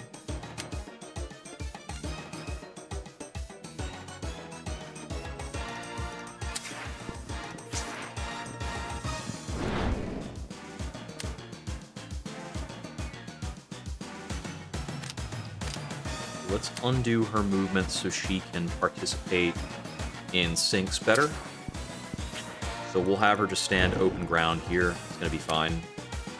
So Marco moves over here. He kills with just the salvo shot here. I guess salvo's a really good action for, like, off turns. She can shoot nothing, get a Mad Bomber effect to put her in a better position.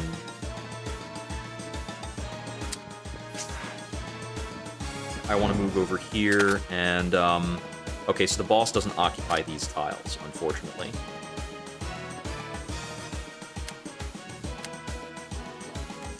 Well, I don't want to have her spend a turn not attacking, but we might be forced to.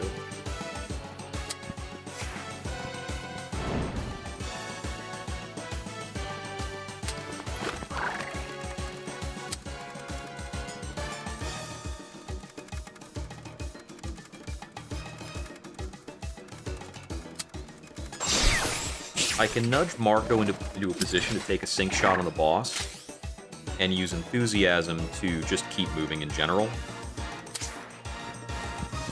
This Deadeye doesn't have, like, many places to go. Looks like he's probably going to jump over and take a shot on somebody.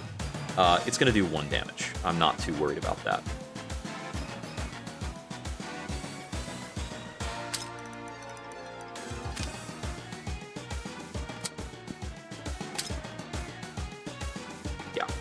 Bit of damage on the boss. I think I probably want to make this a grenade juggler shot.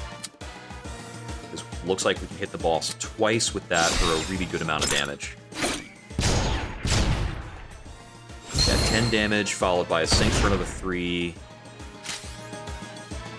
Not bad. Okay, That's turn.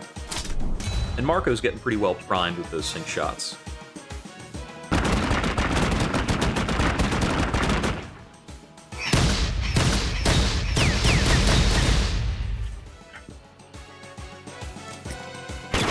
We take 1 damage. Alright.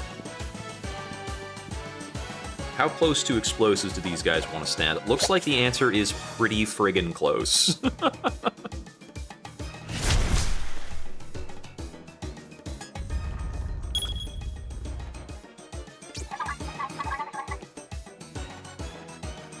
Yeah, I had the option of a play to nudge this Deadeye. Oh boy, he's doing both of those things? I mean, I'm not too surprised by the boss ramping up. Yeah, okay. This movement is the most important thing we need to worry about, probably.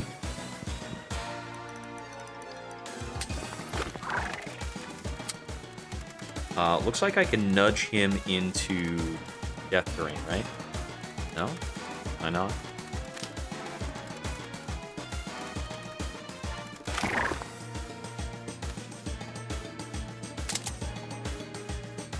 I can just kill him with a sync shot here. It doesn't give her extra movement to get her to cover, but it helps out Marco. More determination. Where can Marco get to?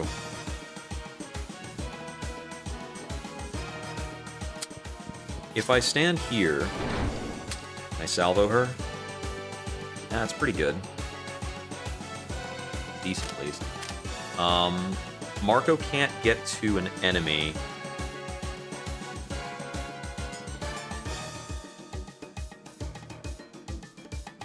I can get here and stand in cover. Can I get over here and salvo her? No. Yeah. Maybe I can move her. And then get the cover. Okay, well now he's gonna friggin' hurt allies. And that movement is too small.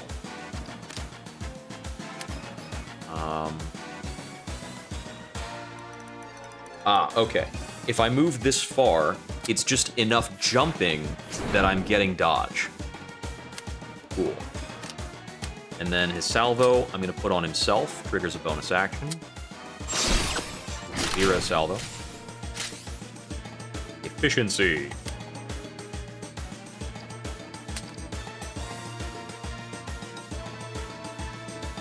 If I grenade juggler here,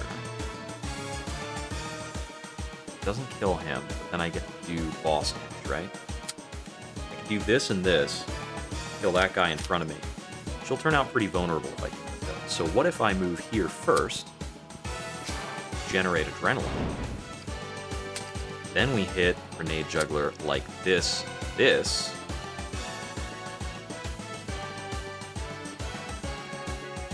I would really like... I just want to get this bomb barrel out of the way, I think. Before I do anything else. Okay, he's able to shoot Marco.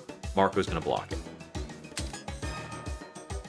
There's no way I can do... Okay, I can do a grenade juggler action that hurts the boss instead, and I think I like that more. We need to make sure we're making progress on the boss. And I think grenade jugglering onto the boss is one of our best ways of getting damage in.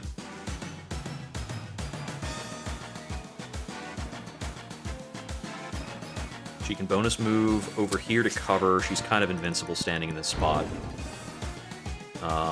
Marco's got an action with salvo active. Can't get a shot on the boss here.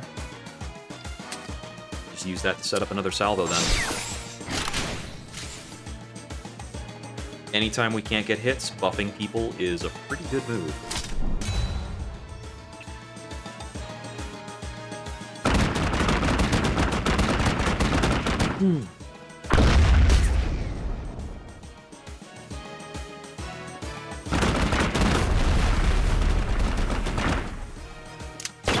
Yeah, he moves over, shoots for no damage. He moves over, attacks for no damage. We've got a red grenadier coming up. It's like a pile of tentacles in a pot. Is that like a bunch of... It's a basket of snakes. If attacked, the snake will wake up for 1 turn. When awake, the snake will strike any enemy entering or starting their turn on a tile in the snake's area of effect, and it interrupts movement. Okay, cool. Alright, probably want to move over to here. Gets us 3 dodge, 5 adrenaline. Let's see. Move over to here, and he can one-shot that guy because of salvo.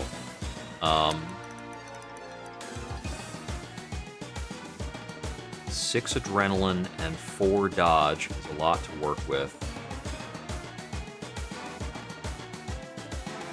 Can I lock on from, like, through an ally? Okay, there's some utility.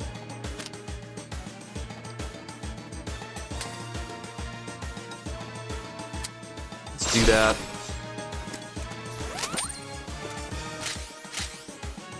This gets me enthusiasm to move again. Let's see.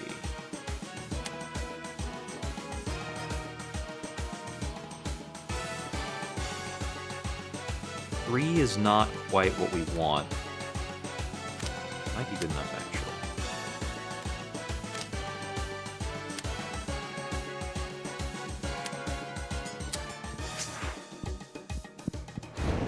So if I move here, what kind of options am I looking like?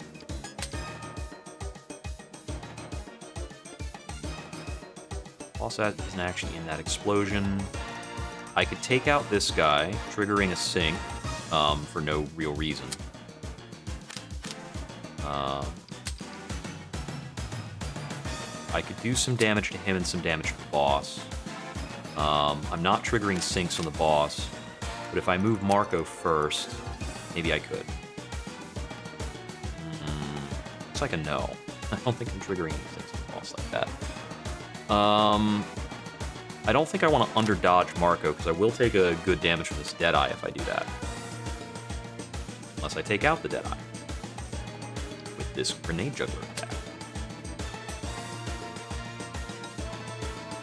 This takes him out with the sync. Does it give me more utility in where I position the other hit? No, it doesn't. Okay. I'm not certain about that, though. Her secondary move doesn't actually have a lot of utility. It's probably where she's going no matter what. I'm not able to spend her adrenaline very effectively, I'm seeing. She needs more special attacks. This guy is so in the way.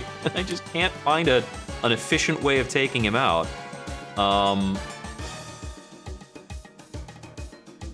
Okay, so I think I probably need to undermove her and then have Marco take this guy out. We're gonna take a really bad hit from that grenadier if I do it like that. All right. So what if? Let me see.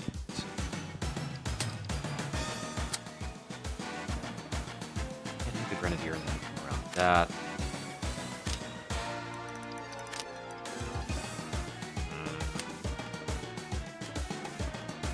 I could have Marco just move up here and shoot this guy. Like, that's totally a play.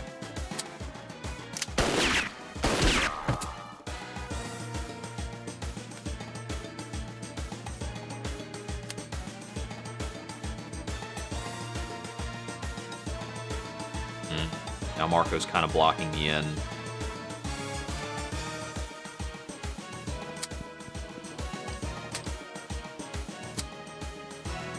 Honestly, though, I think we're at the point of, we just make the boss die. The boss is down to 9 health. So I think we just hang back and kill boss next turn. If I can get her another move.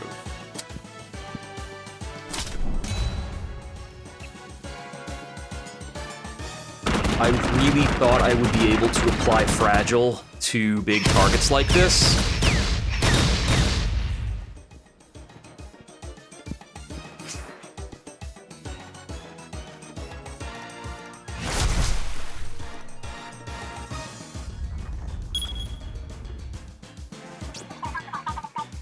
Yeah, that hits. That is next turn's problem.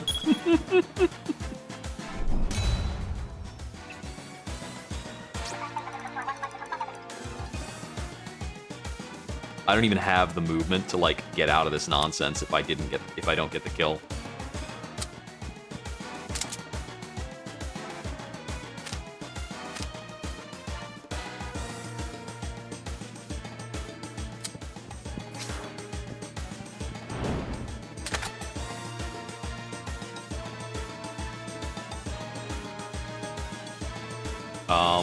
Okay, yeah, that is hitting the boss, right? Yeah.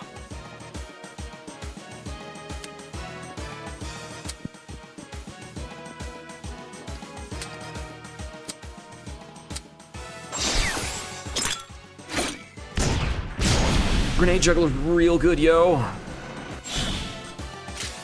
And that ends the mission, so I don't have to worry about the end of round conditions for the bombardment. All right. Might have been possible to do that cleaner, but honestly, like, we got out. There's not actually better things I could do. Okay, so forced march, gain a bonus move. Tactical strike, do 8 damage. Just costs a buttload of adrenaline. Each time a unit gains a bonus action or a bonus move, each time the unit gains a bonus action or a bonus move, they also gain +1 dodge. I only have one thing on him right now that can give a bonus action, which is the efficiency effect, which is a little tricky.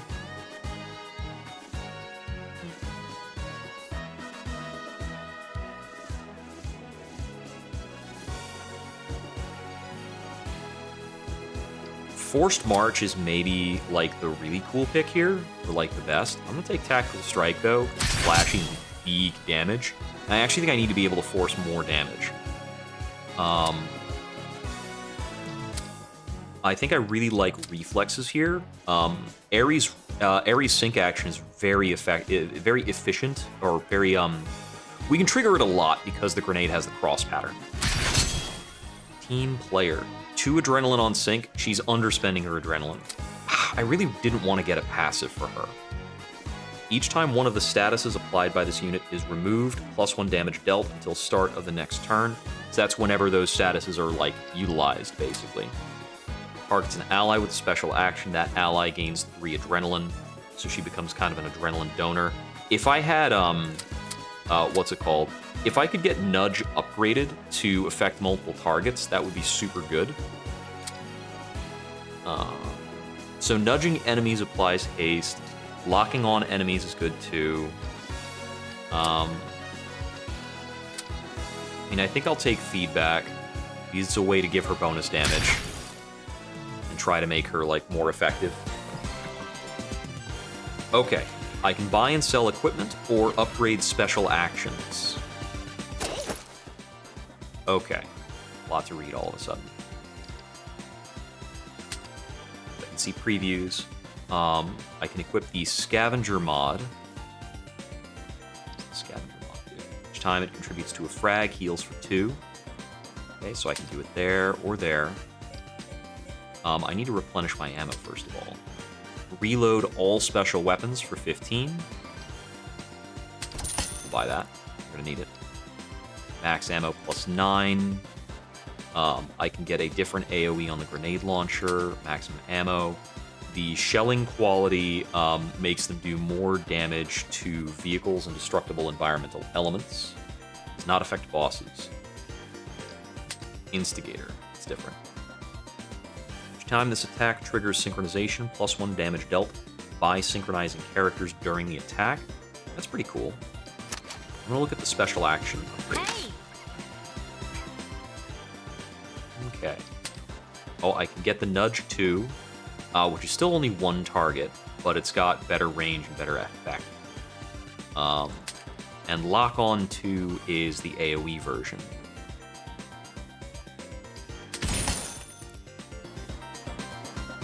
Okay, I can only do one thing at Margaret's, but I can do multiple upgrades over here.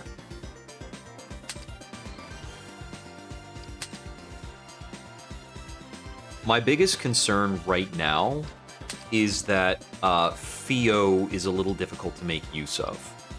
Like, I feel as though I have good things to do with Marco and with Aerie. So I think I want to grab this shelling upgrade or this max ammo upgrade.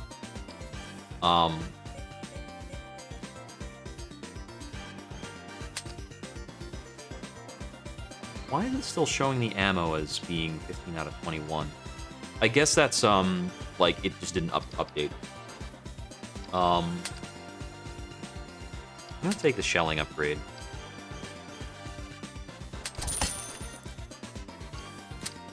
So I can flip the selling, so I can sell mods and effects off of characters. Doesn't seem very effective, though. Okay. Let's move on. I can click on the characters to look at them. Use unloading things. The scenery in the background and all of like the little details in Metal Slug are always really fun. Let's see, what has been missing from Metal Slug so far? We have not collected, what's it called? We haven't collected, like, little food items or any secrets. So I'm assuming we can't have the option of going straight to Sirocco City, but it'll be super hard if we do, compared to if we knock out these three. Yeah, strike at the heart and take him down. So we can go after the boss right now if we wanted to, but we'd have fewer upgrades. And that's very, very similar to the model for Into the Rift, or Across the Rift, or whatever that game is. Right. Can't remember. It's really bugging me.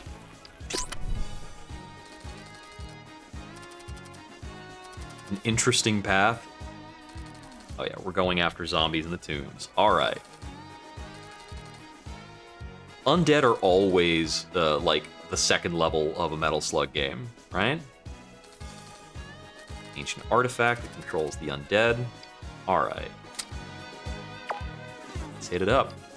Alright, I can get, I don't need an ammo reload, so this is probably the best one to take. But I see that this might forestall me from getting somewhere deeper. Seems like the metal action is always going to be the hard one to reach.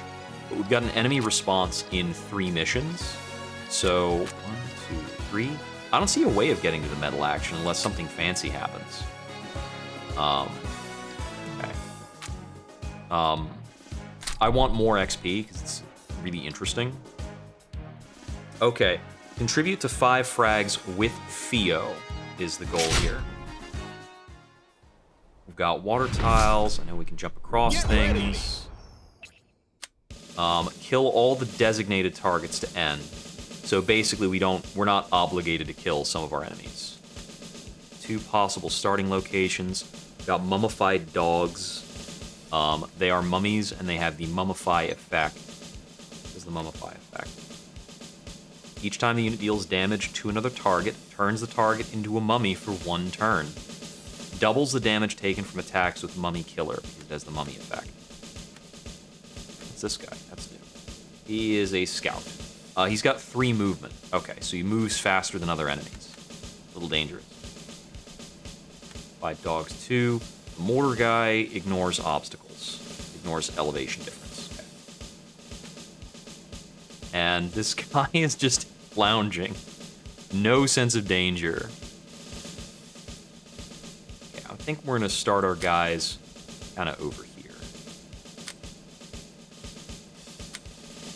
3 frags with Theo. Probably means we need to run up use of her special weapon pretty aggressively.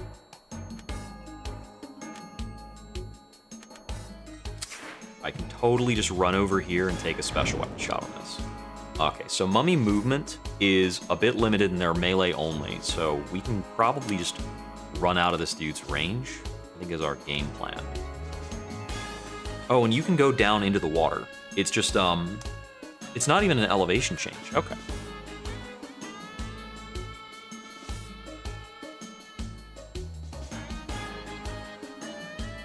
Yeah, it looks like I can trigger a double jump and get a lot of adrenaline going.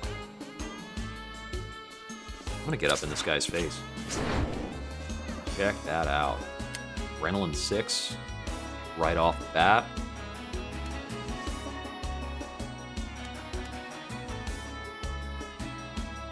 I am gonna have to watch out for getting mummified. It's a very distinct possibility here.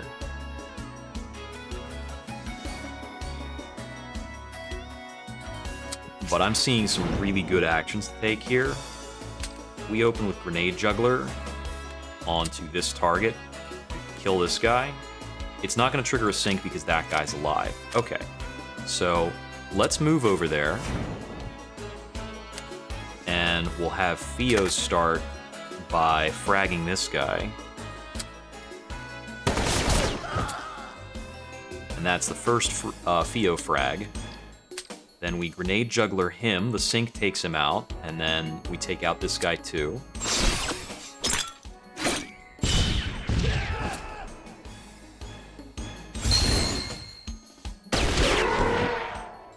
Nice. And then I can use Mad Bomber to get her out of that mummy's range. And make sure we don't mummify any of our guys. Trying to make sure we don't get mummified. Okay, so we've got possible damage coming in from this mortar. This mortar does 8. That's pretty crazy. But I don't see a way to kill him just yet. And I'm just going to machine gun shot this Grenadier out of the game. Okay. We only need 2 more frag contributions with Theo, looks like. Which is peculiar. I thought she only contributed to 2 there, but the tracker's saying 2 out of 5 left.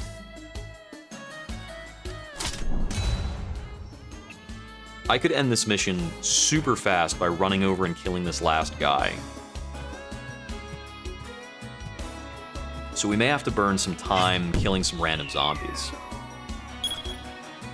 Oh, it's a delayed strike. Okay. That's a really nasty one. Okay, so if I just need Theo to contribute to a couple more frags, I think I want to move her over here. What is that green mark?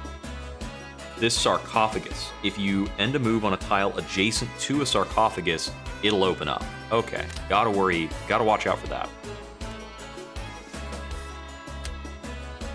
Let's see. Get +4 adrenaline for his movements.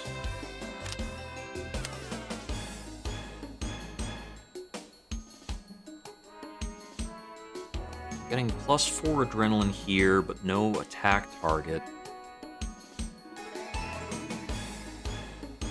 Ugh. Wait, if we end a move and spawn a mummy, we could take out the mummy.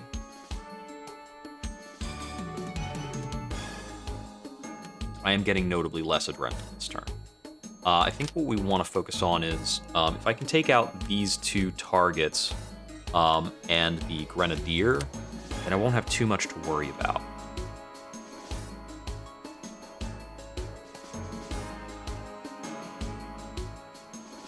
I think we're gonna need to trigger this mummy to show up.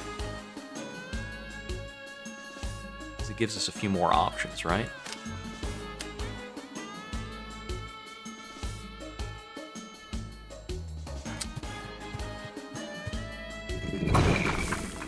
If I move over here, we trigger the mummy.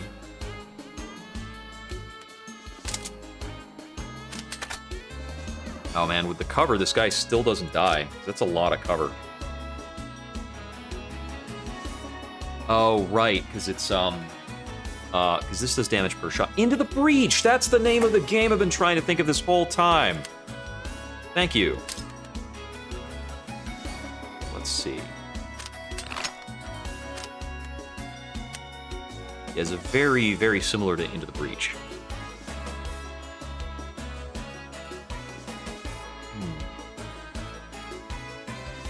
Okay, so I can get 4 adrenaline with that move. Can I benefit from like a salvo trigger here?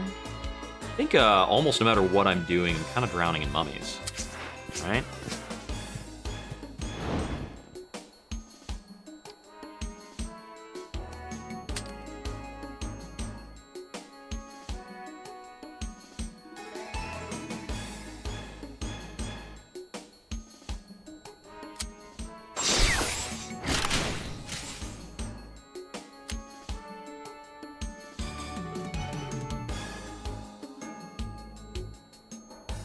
I think what I want to do is come back over here And I can use a salvo plus a sink. Doesn't kill it if I do it like that. Doesn't kill it if I do it like that. Well, that's lethal on 2 targets. It's gonna have to be good enough for sure.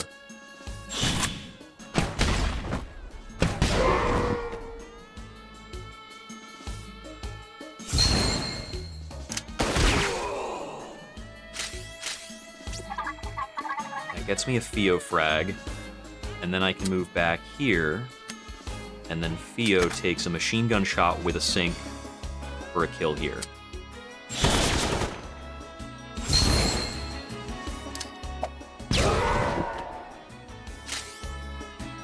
And then Marco is gonna get zombie. Alright, let's see. I can move up here. Because at this point, I just want to focus on taking out this guy.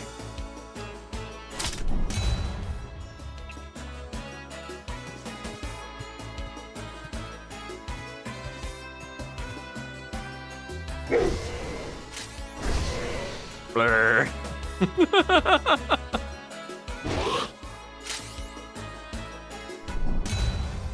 Okay, how does this work under the mummy status? So I've got Fire Breath, which does 6 damage at 1 range with Mummy Killer, and Mummy's Head, which does 9 damage at a range of 5, and ignores obstacles. It's lightweight, halves the damage dealt on vehicles. Okay. I could, like, do an attack this much damage. Is his movement really bad while he's a mummy? Can he just, like, move over here and finish the mission by throwing a head at this guy? Oh, not quite, but close. Okay, so the mummy effect gives you Mummy Killer. That's interesting. And, okay, his Fire Breath is his primary weapon, so that's his only option for sync attacks. But, I can move Airy here, and I could do like an attack like this, which triggers a sync with the mummy head attack. It's really funny. Let's see.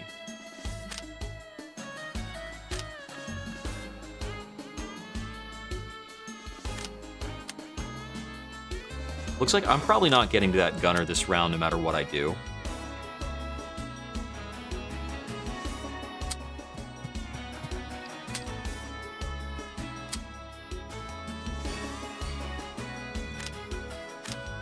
That's not a super useful play. I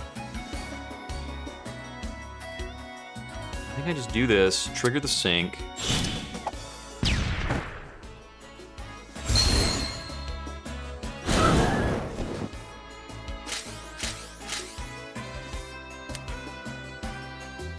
Which does give him the option to move up and kill this thing as well. I suppose once I'm in mummy form, I can't run very far, so I can't gain much momentum.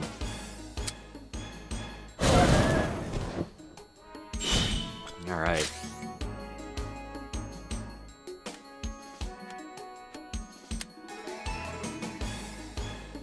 She's got 2 block. This guy's doing 4 damage.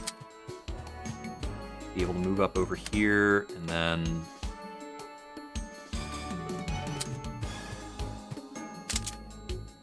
move up here, take a sync shot, kill this guy. The sync mechanic is fun to play with. For reflexes. Mad Bomber. There's no cover over here anyway, so I'm just gonna like hang out. Hey buddy, what's up? So then Marco should unmummy here. The mummies will advance, but they can't get to me. Take a shot here that doesn't really matter.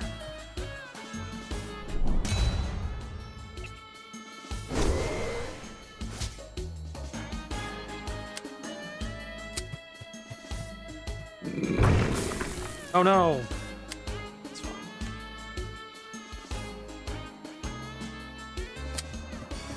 I can just kind of take my pick of how to end this.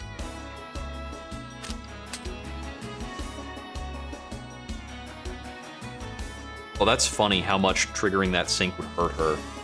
But it does end the mission anyway, so it's the same deal.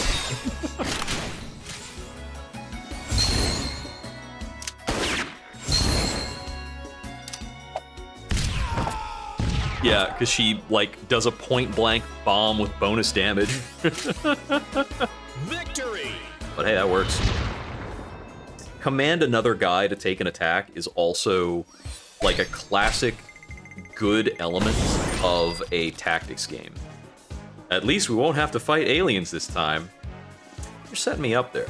Don't say that. You're not supposed to say that. So range 3 pinpoint. +1 damage to targets located at or beyond the end of the weapon's range. Okay, so if the range is exactly 5, you do +1 damage. The machine gun does 3 hits, so that's a pretty big deal. This is like a 3-star effect. Rossi Implants. Takes the range up to 6. Each time this unit contributes to a frag, reduce the cost of their special actions by 1 until their next use. Okay, so that's like go crazy on Mad Bomber. We're taking it. You're great! Upgrades on Marco. We could get thick skin. Elimination. Replaces determination. Each time an enemy dies, reduce the cost of special actions. Interesting. I notice he doesn't have to be the one getting the kill. That's pretty crazy. I'm gonna do that. Okay. We can get explosive jump, move to the target tile. Oh, I see. It's deal 4 adjacent, move to the target, deal 4 adjacent. So we're doing damage at the point of origin and the landing point. Distant Blast is 4 HP of damage if at least 2 targets die. It's in an X pattern. Okay. Bonus action on 2 target death. And then Slicing Rush, we've seen the option. I'm going to take, from these 3, I'm going to take Distant Blast. I think that's the best gain in utility because of the X-shaped pattern. Okay. Oh, I can move here. I didn't see that path. Okay. Yeah, I will do that. Survive and contribute to 5 frags with Airy. Get ready! Okay, let's see. So, we're trying to live, so gotta be getting a lot of kills. I'm gonna have to reduce this enemy count by a lot to feel good about it. Now, 5 frags with Airy sounds like something that I just do whenever. Like, it's just gonna happen, right? We can get 5 adrenaline with that movement. I do not have a 6 adrenaline move.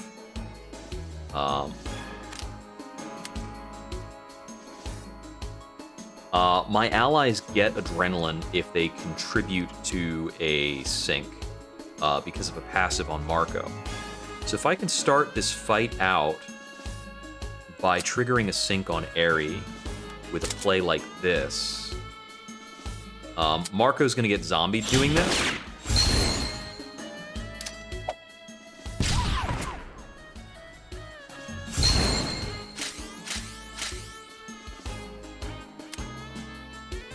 But with that 1 extra adrenaline, I can do some crazy bombing nonsense. Let me actually, if I move her over here, okay, these 2 tiles are the ones where I get the most value. I'll take hits from some scouts. They're not going to be for a lot of damage. Okay, I got to worry about a lot of different zombies.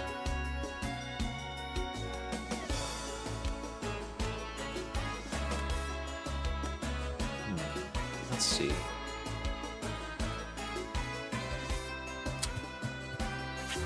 Can I attack through this?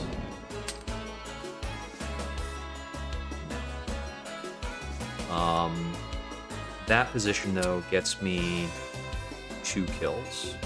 Or 1 kill.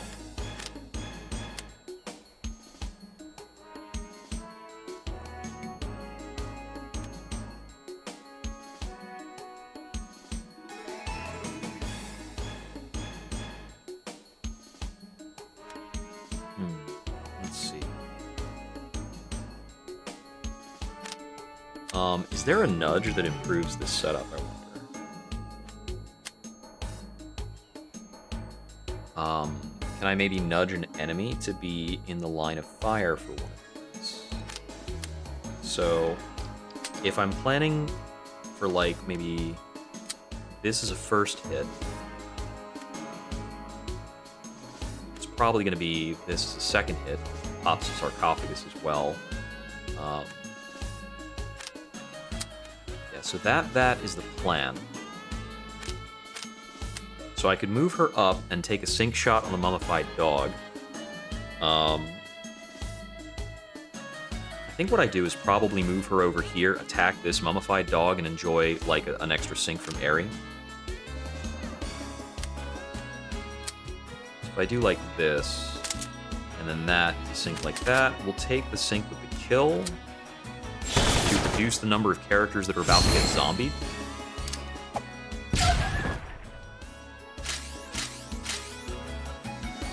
The extra Mad Bomber might let me place a better option for this Grenade Juggler attack.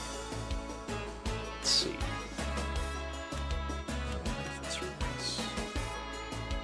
So, come over here.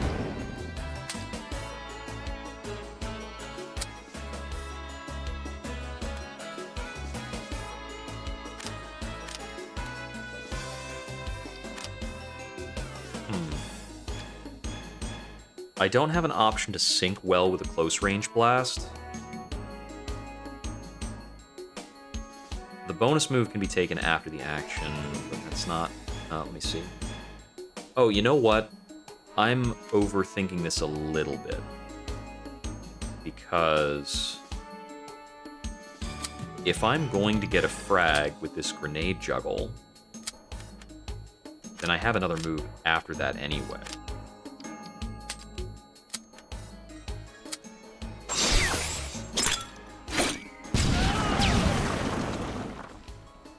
Because of Mad Bomber.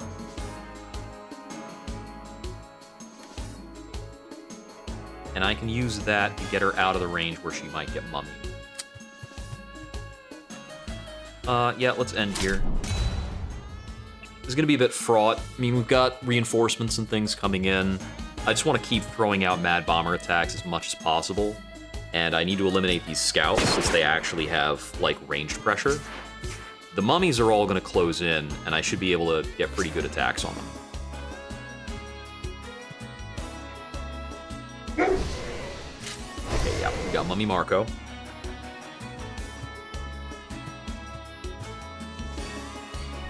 Yeah, we're going to have really clustered enemies. I think I probably want to pivot towards this top corner-ish. Yeah, I can see some good ways to do that.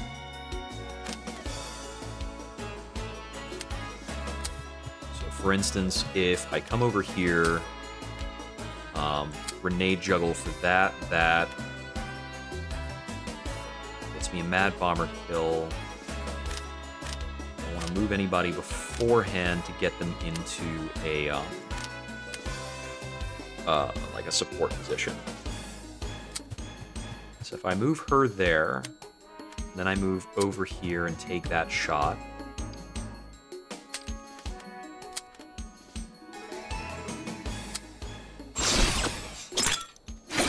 Oh, I could have nudged an extra enemy into that, actually.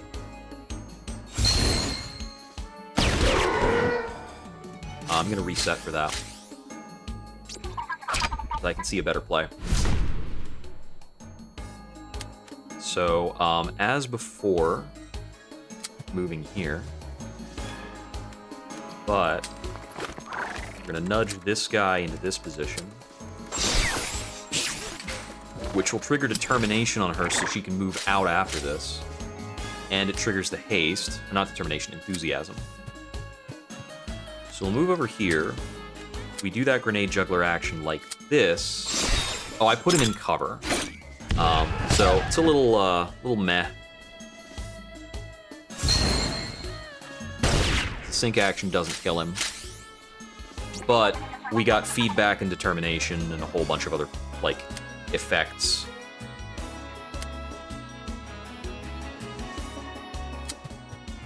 We're still able to get her out of harm's way.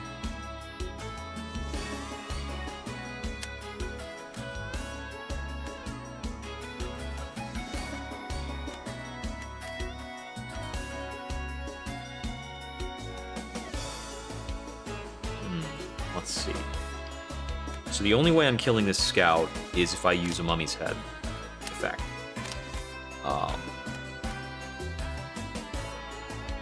Move out of range of him.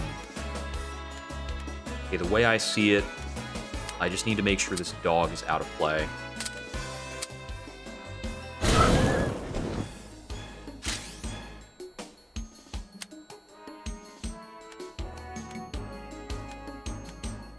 Now I can prevent my other units from being zombied. Marco is gonna take a beating.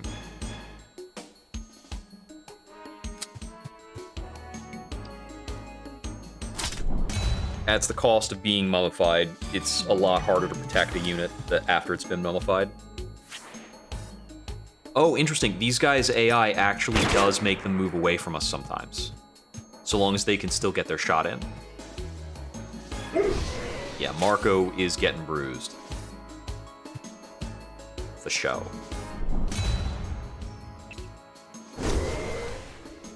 Ah, okay, so he's gonna unmummy either way at the end of the turn. Interesting. I'm seeing a really incredible Mad Bomber play, but I need to get some discounts. So if I move her over here, if I can get her to participate in some syncs, actually, hold up.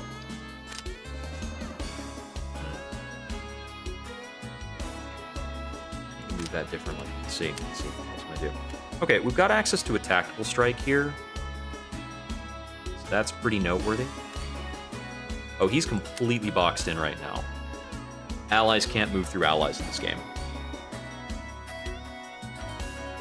Let me see. Funnily enough, I could, like, maybe nudge him or something. I do get the feeling that I want to move people over towards this corner. He can only get that far. That's crazy.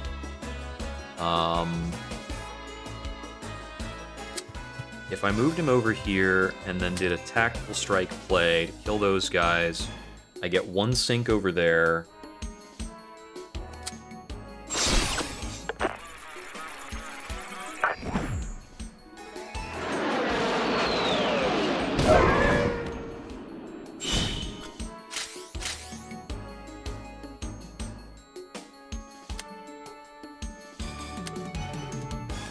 Guy's still got a full 8 health. Ugh, hate that.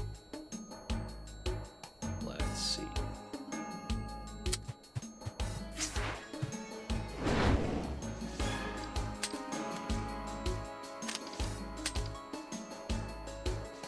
Not quite in the right range for anything, unfortunately. I don't even have bonus moves to use either, anything like that.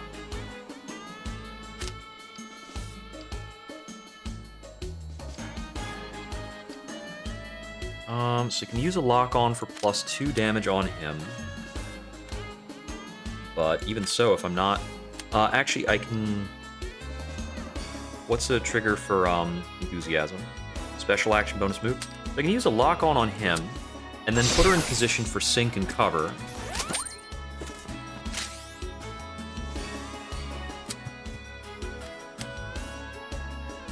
And now... if I go for a close range blast, I believe that's lethal because of the sync and the because of the sync and the vulnerable. Sync and fragile.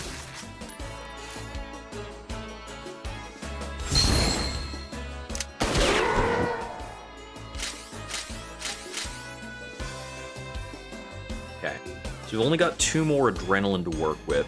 But I can still do something like running over here and taking a grenade launcher shot. Takes out one of these guys. There's no other enemies over here, and Ares still got a lot of health. So even if I take one bad hit from this scout, we're in pretty good position. Oh, not even gonna be that bad because I can Mad Bomber my way into cover. Ares is an unstoppable monster. And everybody else is here to enable her.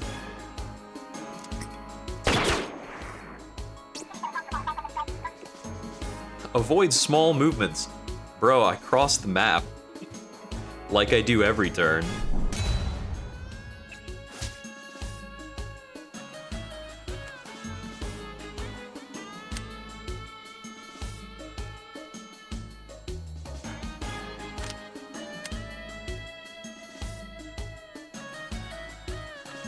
I think I just, like, do a big move and then, like, throw out a salvo and call it a day. I could do, like, this into... Oh, I don't need to lock onto a guy with that little health.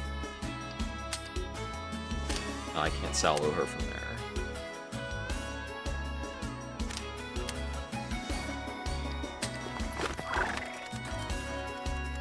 there. You just...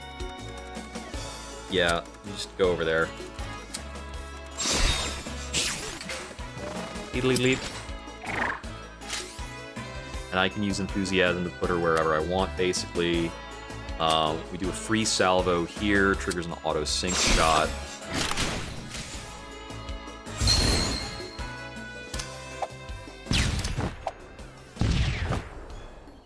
Oh, that's not the unit I expected you to kick.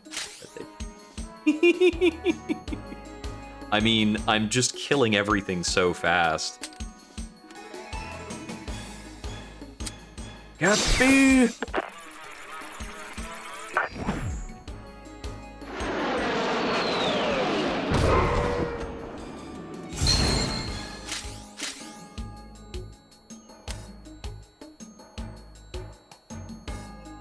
Oh, man. Oh, boy.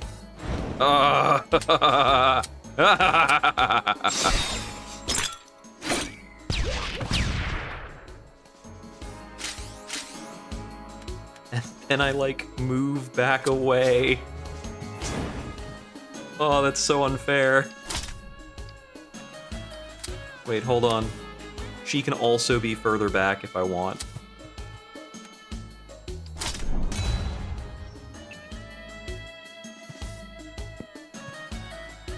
Fighting these mummy guys is pretty fun.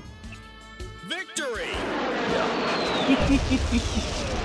It is playing out a little bit like the Kill X bad guys, except for the fact that I can kill almost everything on the map, and the mission still keeps going for a while.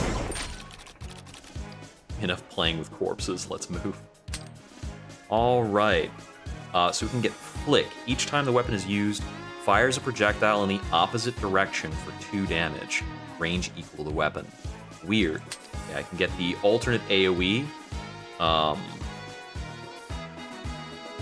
me see. Wait. Grenade launcher's not like that currently, though.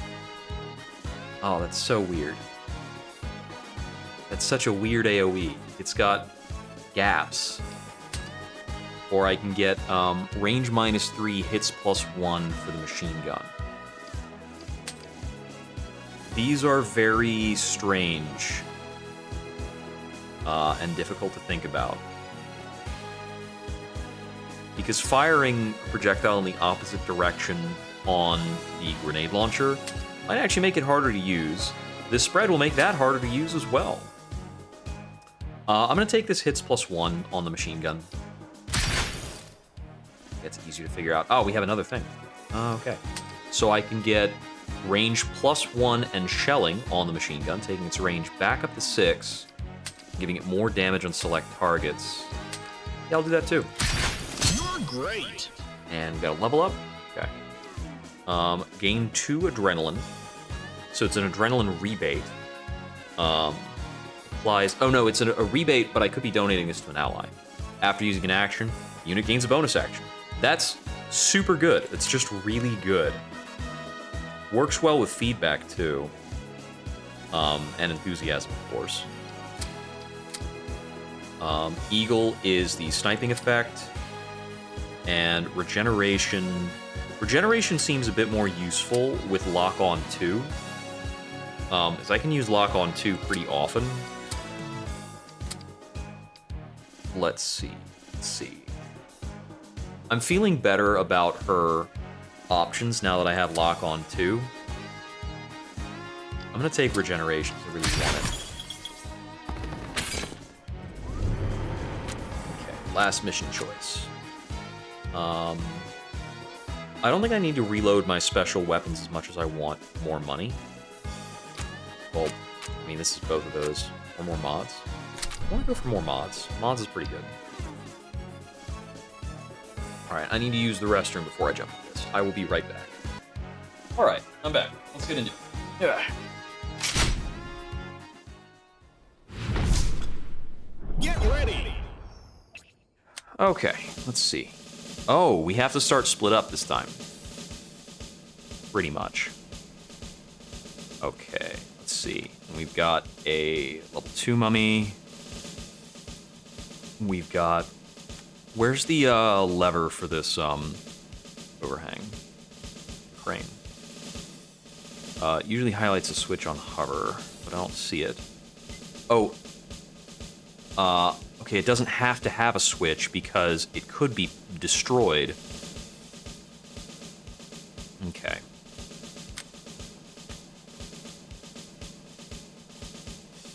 Let's see.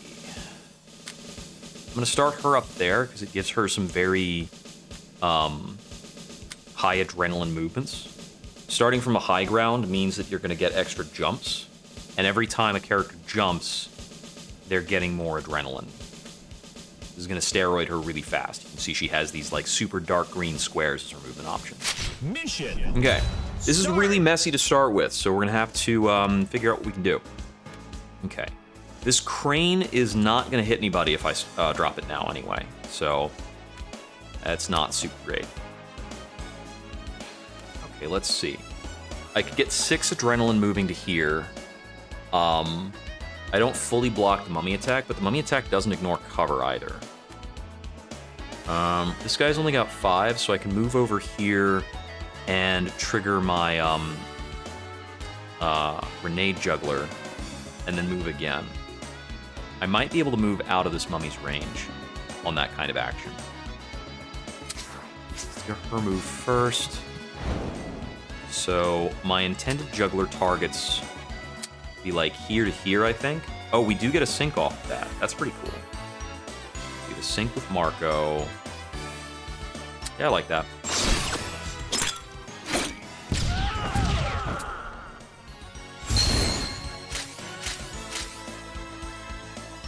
And then I should be able to move her out of this mummy's range. Cool. Barely. Let's see. Okay.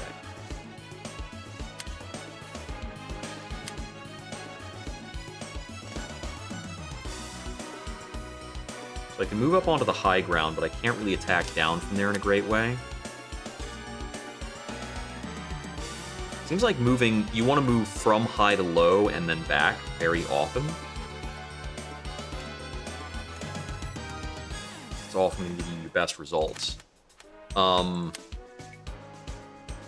Yeah, I gotta figure out if I want to focus on taking out mummies this round to avoid being mummified. Or if I'm more concerned with, like, trying to take out targets. I think I mostly just want to kill mummies, if possible. Being mummified would be a real bummer here. Let me see. So... here and here.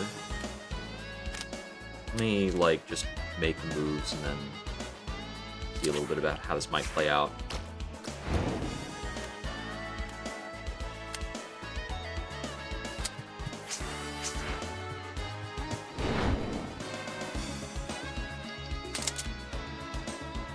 They can sync up and take those kills, and then like attack that, but it's not going to do that much for me. Well, I could take that guy out with a machine gun shot. She doesn't have that much ammo left compared to Marco.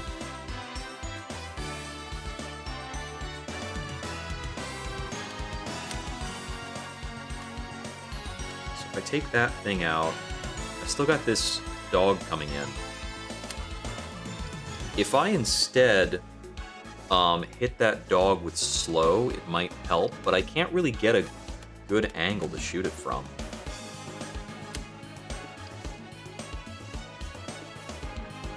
Let's see.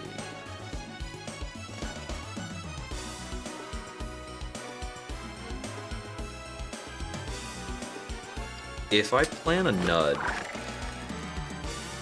on this dog, then I can shoot it to take a bonus move. Where am I going with that? I mean, I think using the enemies to block each other off is not a bad idea here. So what if I go for this shot?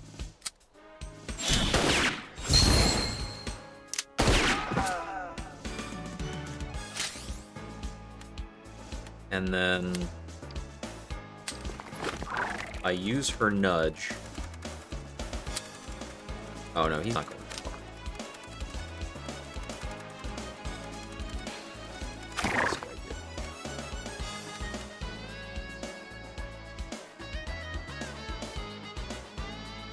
did. Maybe I just use nudge to put Marco out of the way. I could put him up high, and then the mummies aren't getting him. And then after that, she'll trigger her enthusiasm, which can get her up over here, which is still under attack by one mummy.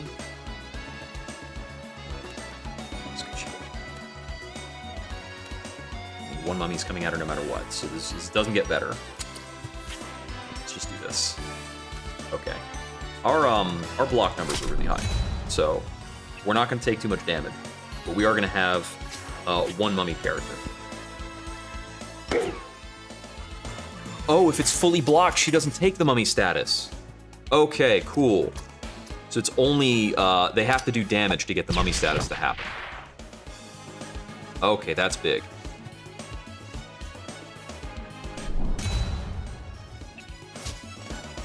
Okay.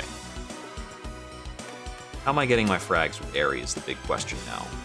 If I can get another 5 adrenaline and do another grenade throw, that's probably ideal. Right?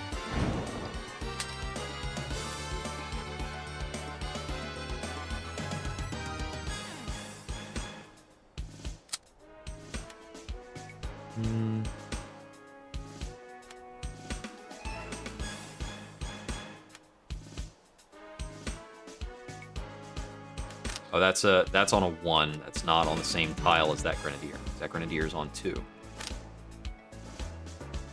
So that's kind of an option.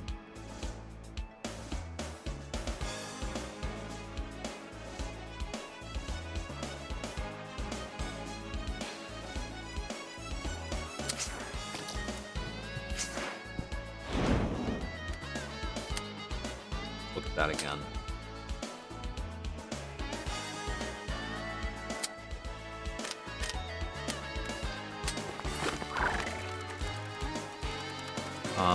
Nudge that mummy 2 into that location, but it's not... I don't think it's good enough.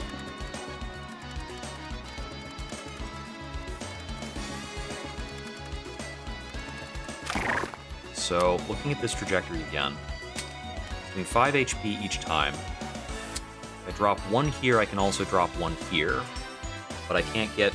There's no way for me to get a 1 range unit into both blasts. If I drop 1 here, I can drop 1 there. That's the tip.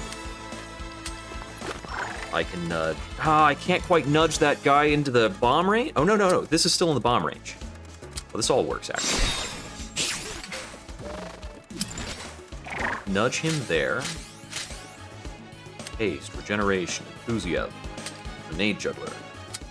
This to this.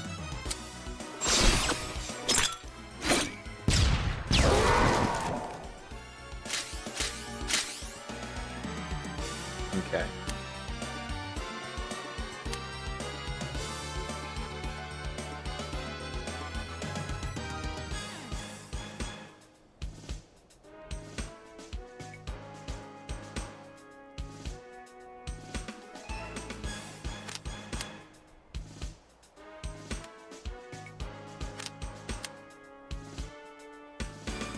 So if I put her over here, he can't move through there now.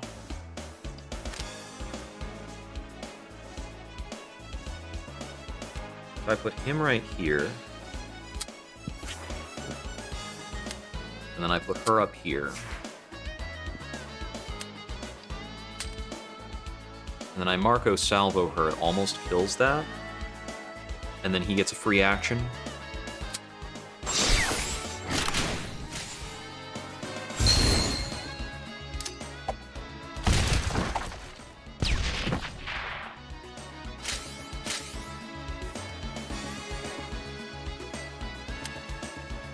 She gets a Rossi Implants trigger.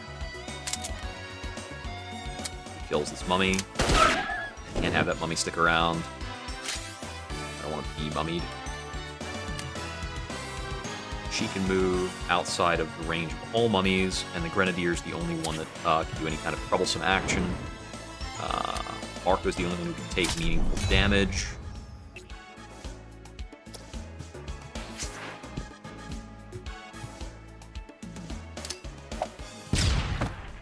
Okay, so we want to get 2 more frag contributions with Aerie.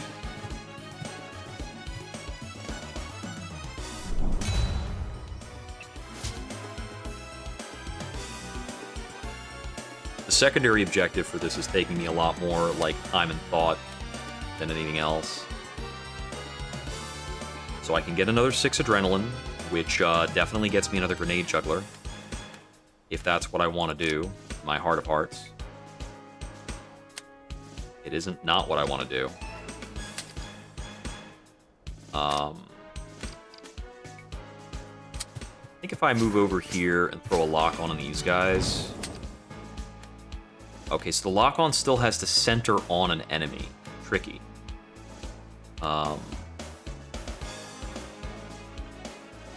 It's probably not great then.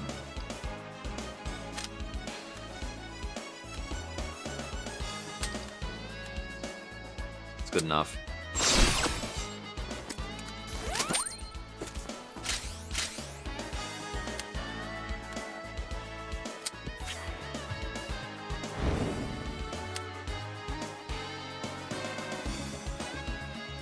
Is this a proper positioning? Grenade juggler for those 2 kills. And then the next throw from this is a waste, right? Is there a way to do this more effectively with Distant Blast? It's 4 damage versus 5 damage. Yeah, I need the 5 damage in the proper sync.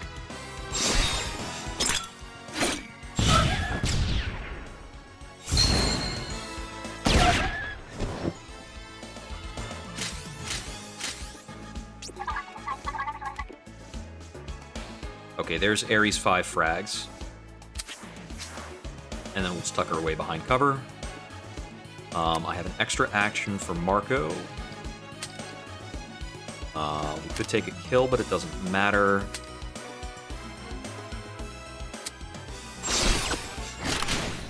Just apply a salvo for a later turn. And another salvo, why not? Just keep shooting. I don't know if this Grenadier can get a shot on us from here.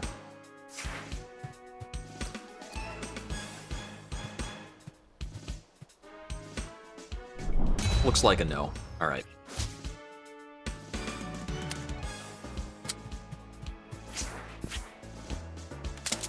Just finish. No problemo. Victory!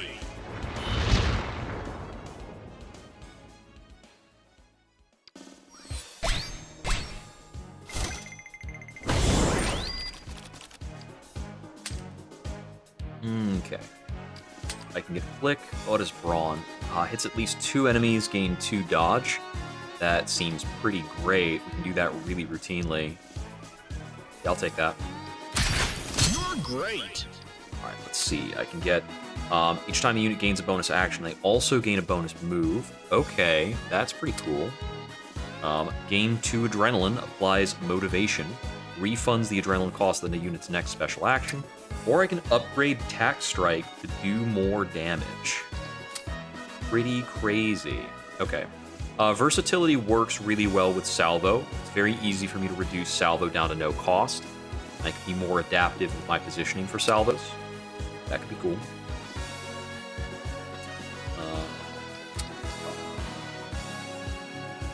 Let's see. You know, I think that versatility plays really well with perpetual motion. Although, with elimination, we're not, like, getting the determination bonus anymore off of that.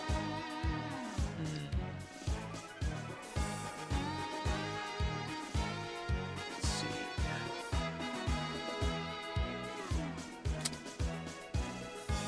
I could be using, oh, actually, I could be using Boost on himself to set up for Tactical Strike refunds in subsequent rounds. That's goofy.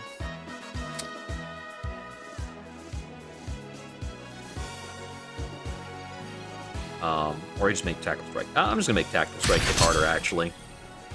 Okay, Anticipation. Each time they are moved by a special action, they get +2 damage. So that's if I was moving her with, like, Nudge, that would be good. Deputy Commander. All special actions have Instigator. Yeah, we're taking that for sure. Enemy sighted. Boss time.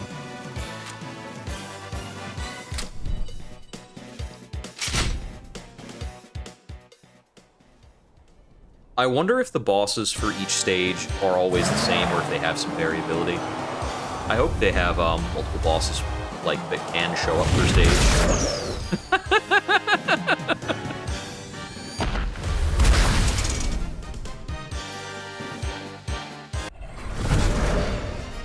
A Shinero. Snake with a big old tractor mouth. Get ready. Got lots of zombies and stuff too. Do we get to position anybody other than Marco, or is it just Marco? I don't think it matters much to me, like where Marco starts. Oh no, we do get to place our units even though they show up over there? Okay, that's a little odd that we had our units like showing up, but we still have to deploy them. Mission start. Okay, got 60 HP to work with. Looks like he is about to do a big old spitting attack that will mess some people up. Alright. First thing that occurs to me that I would like to do is nudge one of these losers into this big AoE. Let's see. Just head over there.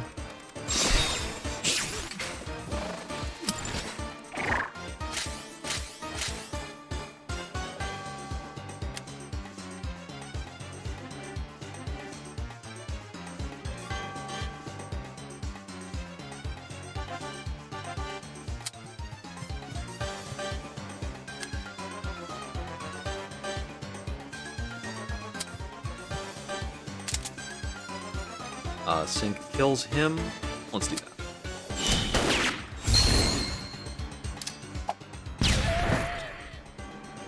Gonna hurt herself a little bit on that. The triggering syncs is pretty great. Really need all those effects to go off. That dog's not getting to us. That scout's dead. Alright. I get the feeling this boss is going to roasty toast a lot of guys for us. She still has an action.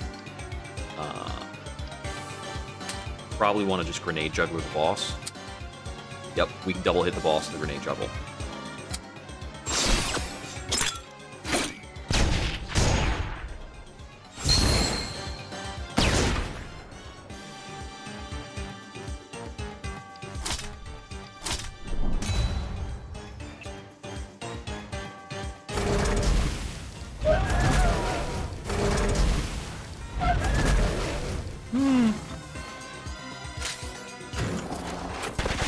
Oh, him killing his own allies does trigger my determination. That's so goofy.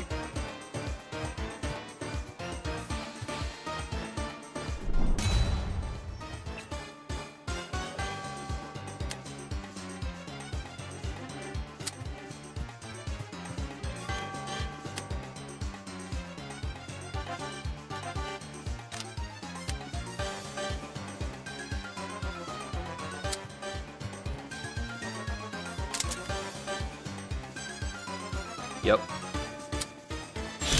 Take shots, set up sinks.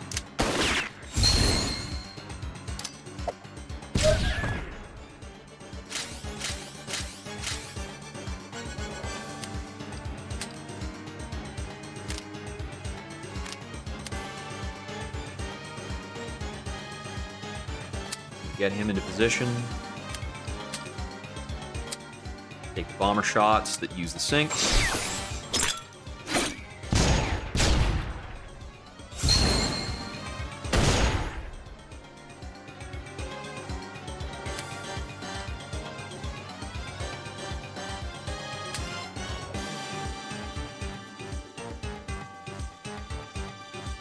Did I have him throw out salvos or save it for a tactical? I think we throw out a salvo because it's free.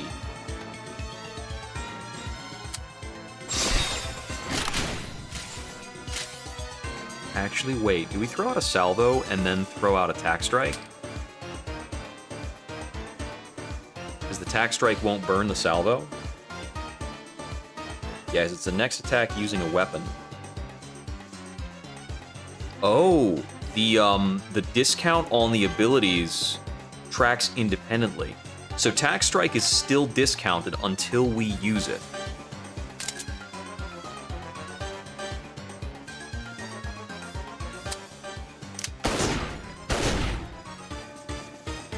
Yeah, I'll just activate a salvo for a little bonus damage and take the shot.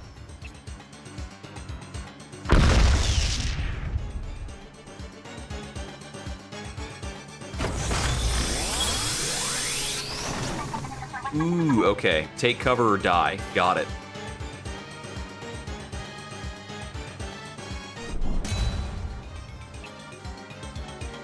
And it's move then action, so...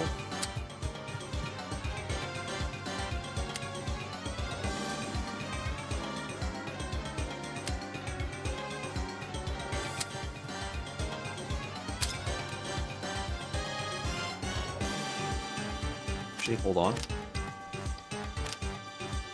I want to move first and then take a shot because I can get a sink in before Marco moves. Now he's definitely moving.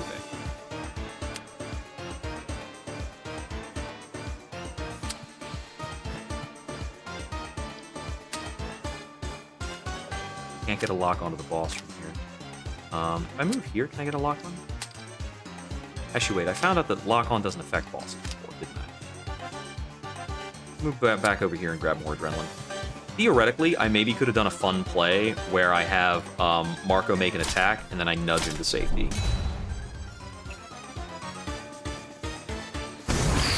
But I think I'm comfortable just kind of skipping out the turn while I hide.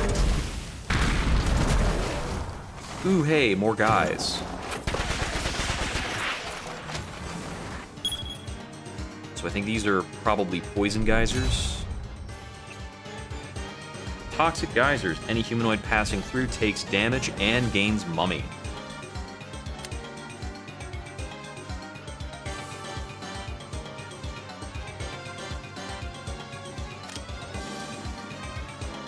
Let's see. So I can trigger another Grenade Juggler. Grenade Juggler is 10 damage with +1 on sinks. If I move these guys over into a range where they can take their sink shots...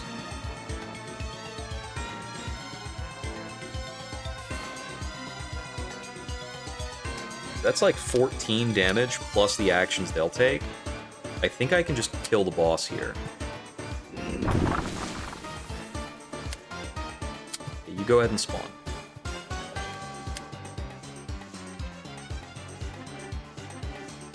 I need to make sure I don't accidentally move through the poison, but beyond that...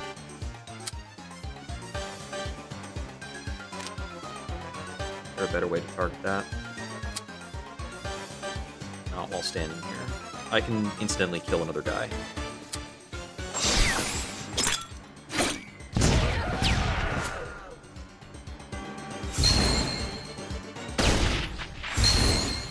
So it wasn't 10, it was only 5 plus the 2 sync attacks. But the sync attacks were good for 8. And I'm pretty sure from here, I can get in spare salvo damage, but I can just tack strike to kill the boss.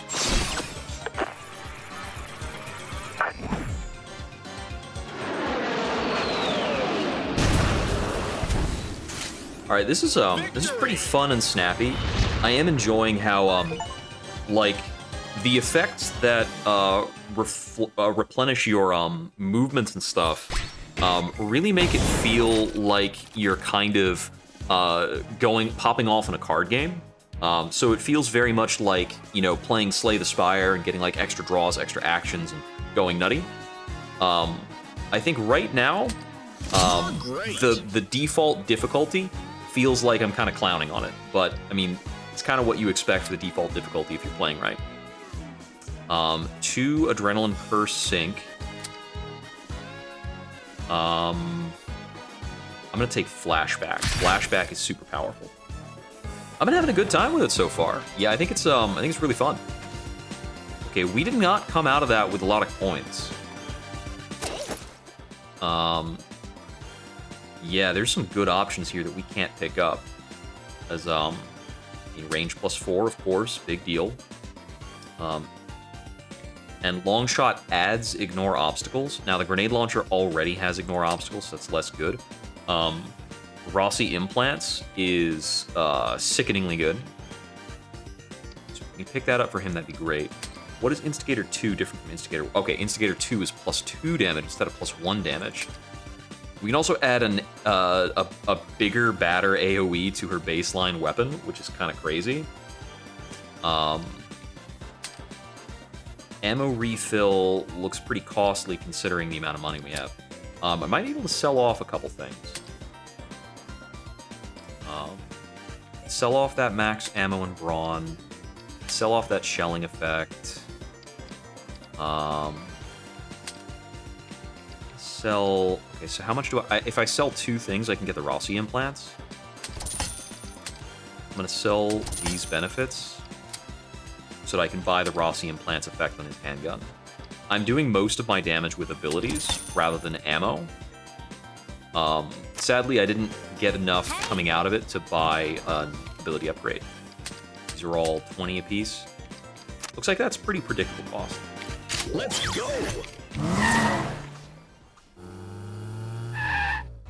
Alright, I'm going to go ahead and take the 3rd zone. I think, technically speaking, I could probably go to Sirocco. But we're going to get a little more crunk. Also, I just want to see all the regions. What's the gimmick for this zone, actually? This file mentions an allied cult.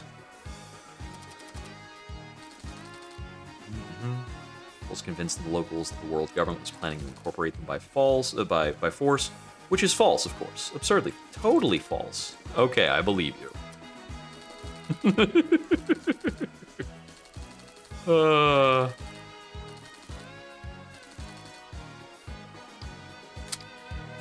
Okay, let's see. So we've got a metal mission here, an XP mission here. I've been noticing that per level up, the first level up is 10 XP, but it's like 10, 25, and then it's just 35, 35, 35 for every level up. It does tell me that like the game does not value your continued ability to accrue like more options as much as it cares about your like the first few things you get, and I think that makes sense in a lot of cases. Let's see, kill all designated, 5 airy frags for ammo refill. I could really use an ammo refill.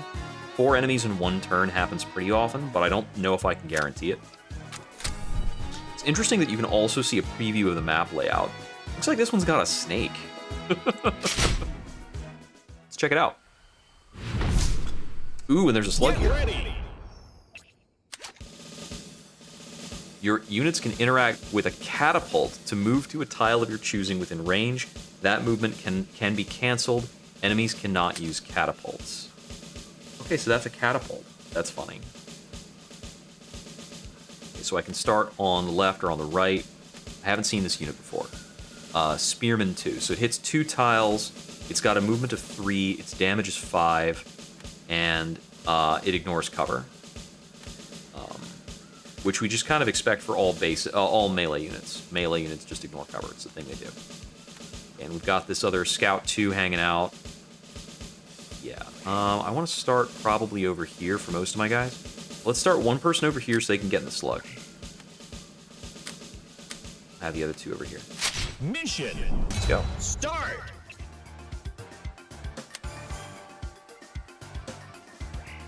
We are 10,000% getting in this tank. All right.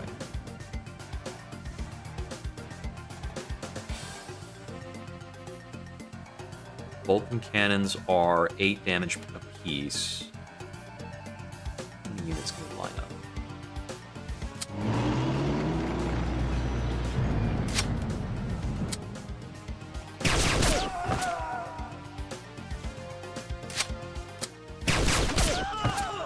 We're to burn a lot of fuel out of this thing right away.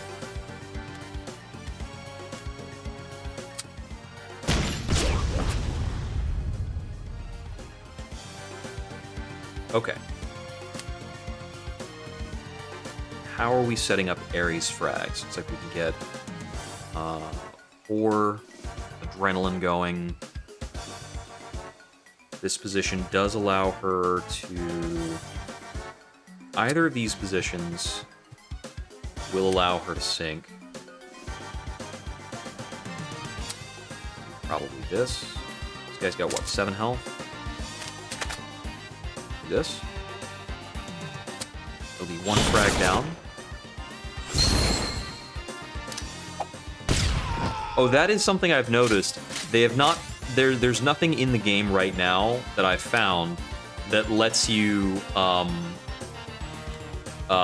what's it called?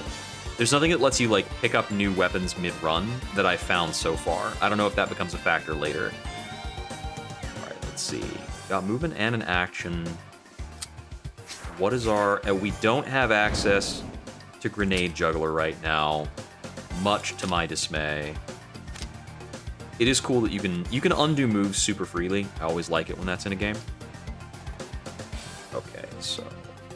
grenade launcher's 4 damage, but unless we could set up another sink, there's no way for us to get a kill with Aerie here.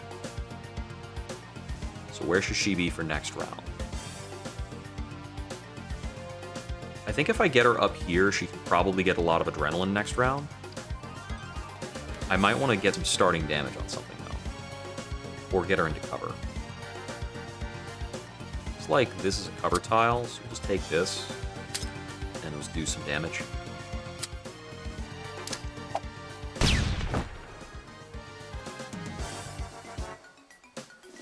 With that, I can set up for a close range blast for her next round. I think the tank's probably going to take a bruising. Oh, that guy can attack on diagonals. That's worth noting.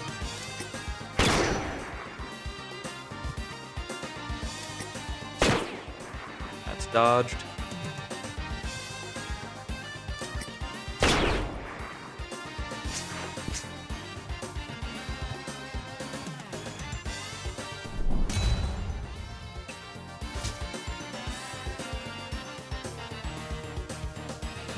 let's see. I think I want to move to here and then start with a close range blast. And then that'll get me some pretty good options from there. I'll be working with 9 adrenaline.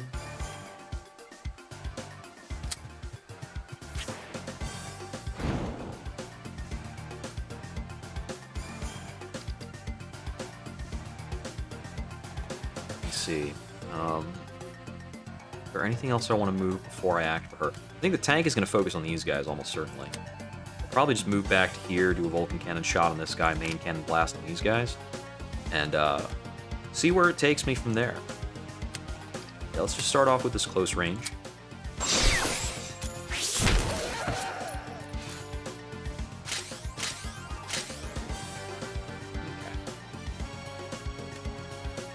So from there, I can move her around and then have her participate in sync.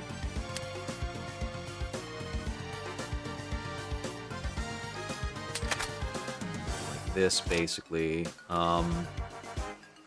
Move her to here.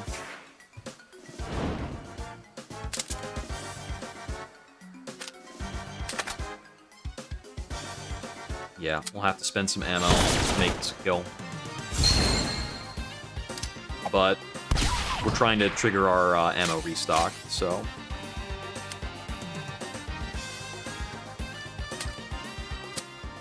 Now we have a grenade juggler double kill. Do we want to move it all first? Let me move to here? No. Maybe to here? No good. Let me just take a grenade juggler double here. Is this a full 5 frags for area?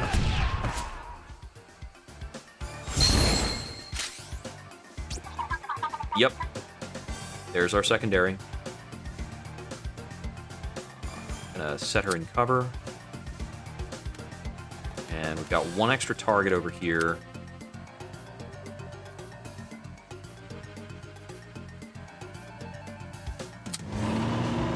But I think we can just move over here and kind of main cannon all these guys.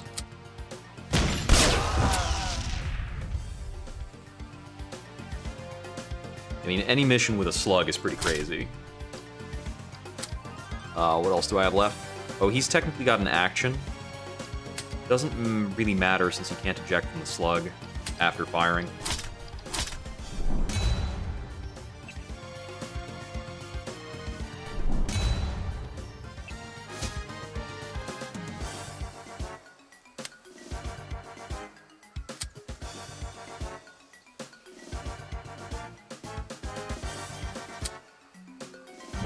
Whew.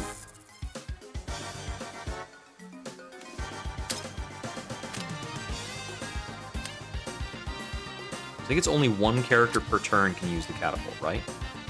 That does not appear to be a rule. Okay.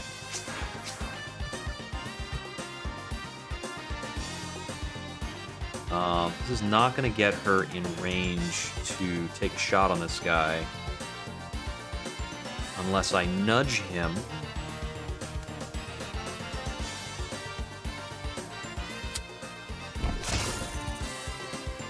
So I could do... Actually, this is even easier.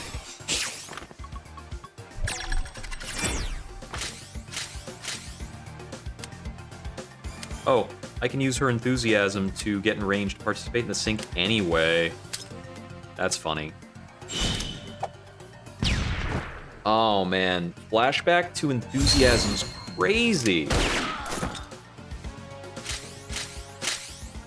Victory! Look at all those triggers.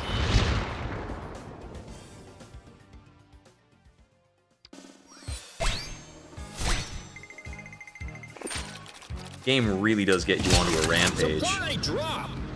Weapon reloads. Let's go for the metal. Okay, our goal is to protect Margaret's tent for 5 turns. And then a secondary objective is to keep the tent at 15 HP or above. Let's go. I haven't had this objective typed yet. Let's see how many friggin' guys there are. Okay. Your units can jump down onto a pile of leaves from any height. Enemies cannot use piles of leaves. Okay, we can get a little Assassin's Creed-ish. And spend 1 movement point to be raised by a pulley. Okay, so we've got a couple features going on. And we've got a lot of elevation changes. This is elevation 4. I haven't seen it go that high yet. Oh, we got a captive, too. Okay, let's see. I mean, first things first, we've got to eliminate these spearmen that are nearby.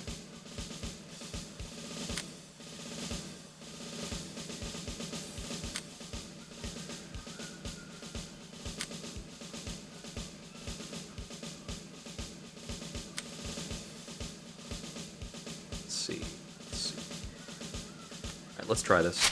Mission start.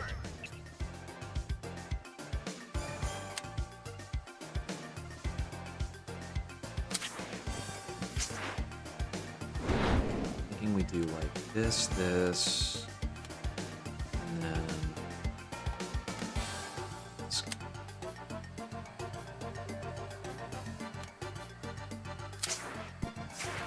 I think my reduced range is going to prevent me from hitting him. You know, at least with that gun. Okay, so we can take him out with a sync on the left click. It's pretty good. Just do that first, I think.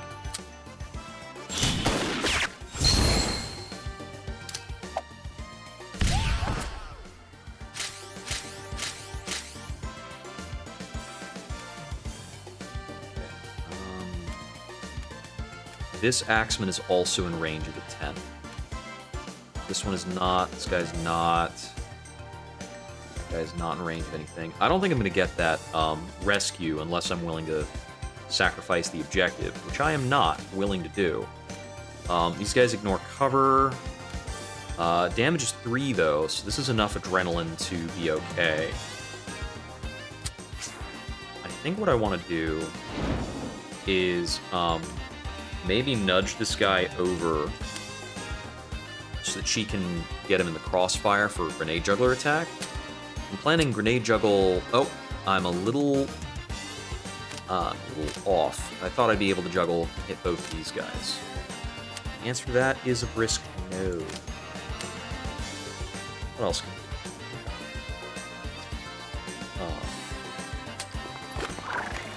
What are my options? So I can nudge this guy, maybe.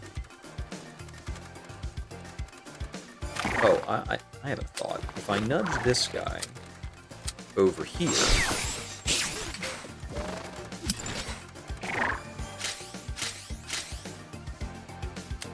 now I can head over here.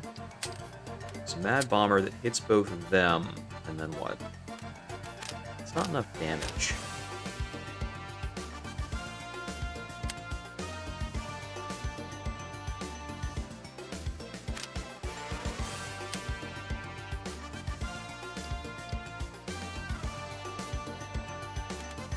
Can't get a kill with close range bomber or close range blast.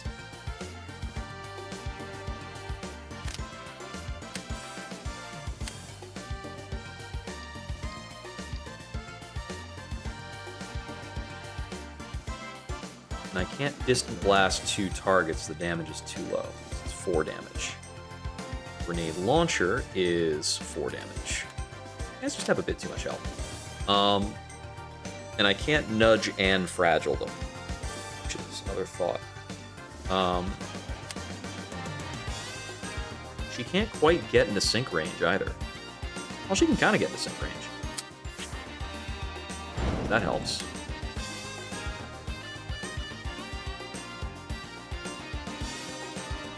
I think it does. No, because I can't hit this guy with the other grenade jump.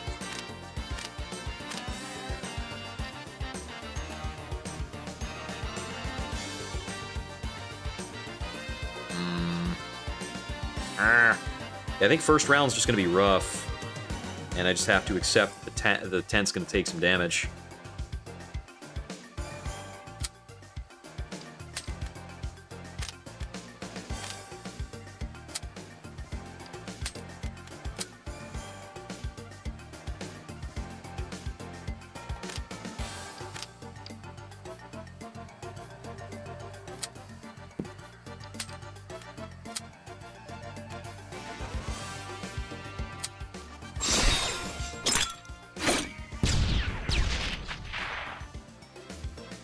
I feel like I could have done this turn a lot better.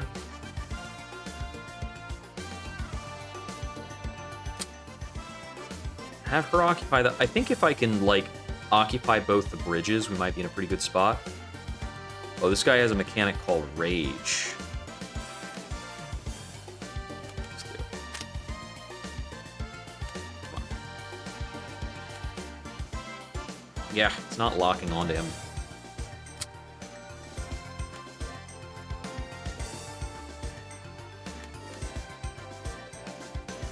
There was a button for this to be able to see what I want to see. Okay, each time they receive a hit, +1 damage. Got it. Okay. So I can either redo that turn and try to do better, or just move on from here.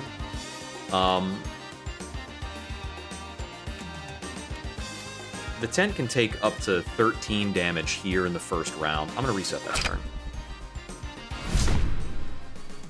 Okay, let's see. What are we doing? What are we doing? So if I try to reorient my planning for the turn around trying to block the bridges, I think what we do with that is we move to here. We nudge. I want to nudge that guy back onto the bridge.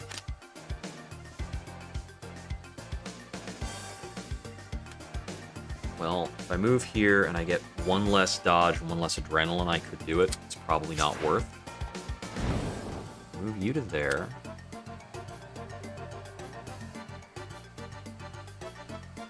Move him to here. We can kill this unit with a sync shot for sure.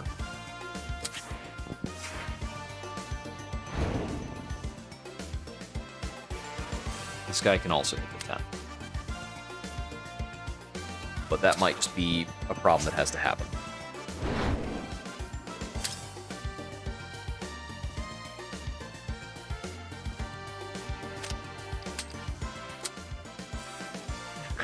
Just no way to make this good. Ugh.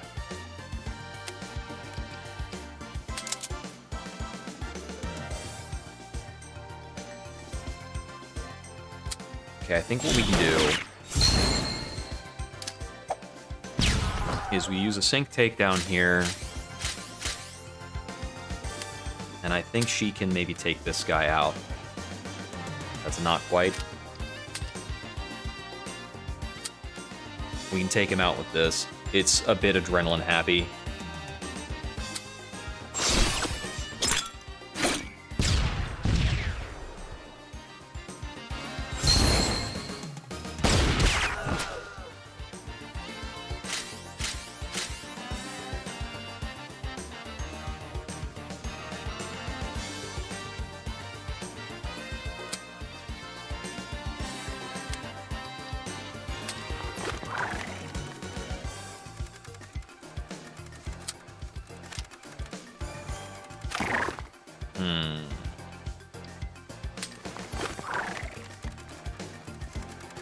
If I actually just move this guy backwards, try and make him less problematic for a bit.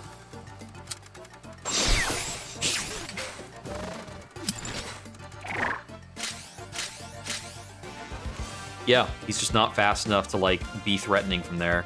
So with that, we've got only possibly one attack on the tent now.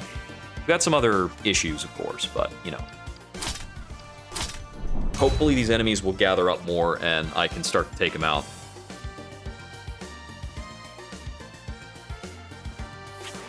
But yeah, I think nudging that guy backwards is kind of the secret sauce. Oh, he can attack on a diagonal too. Okay, they won't prioritize the tent. That's good to know. Yeah, I think blocking the bridge is a pretty good call. Okay, let's see.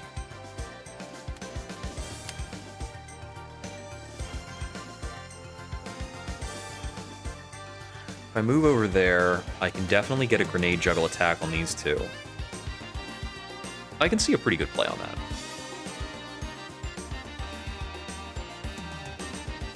This grenade juggle attack on these two doesn't do too much else, but I can definitely get the both of them killed, and then I can have her in position for sync attacks on these two enemies. Okay, I need 4 adrenaline on her.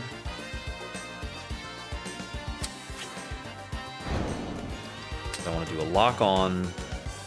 Wait, he has 9 health? Why does he have 9 health? Oh, he's the one with the rage effect type thing going on. Okay. This is still probably okay. Yeah, I can see how to do it. We do this. I can use her enthusiasm to reposition her in a moment.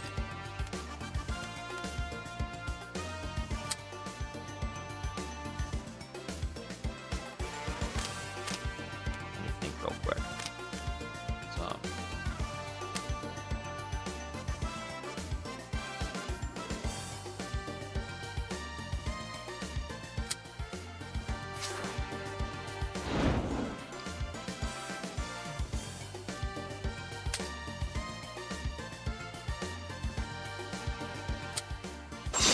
This should be pretty strong, and it's free.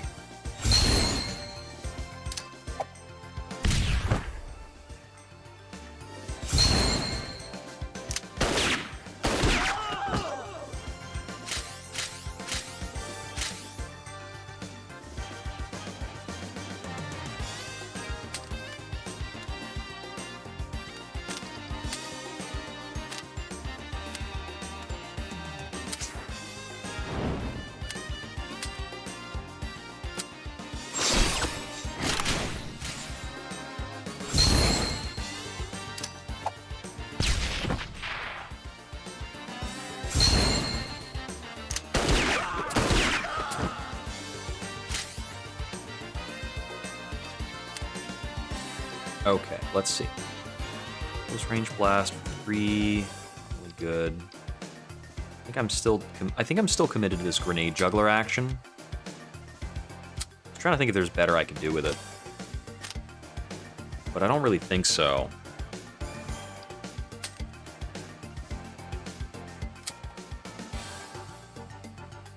Feels unfortunate that I'm still whiffing one blast out in the middle of nowhere, but hey, that's what we're doing.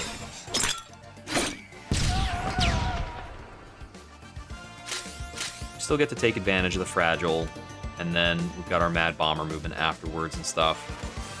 I don't think we're necessarily doing much with our Mad Bomber movement. Okay, let's close it out there. He takes a shot that we dodge. This guy's taking a shot on the tent, so we need to like try and move over and deal with these guys. This guy's attacking the tent. 4.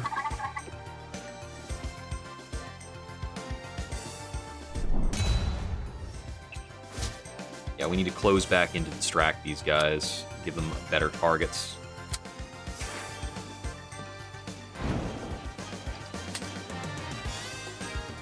Misreading him.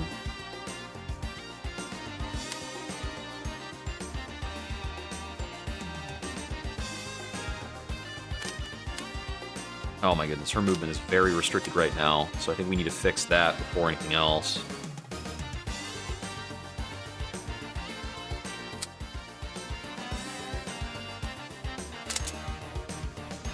That sync is not enough. That's not enough either. Jeez. Getting very boxed in. Okay. If I move her over here, and then what? Can we get out of this with a flashback? I have an idea.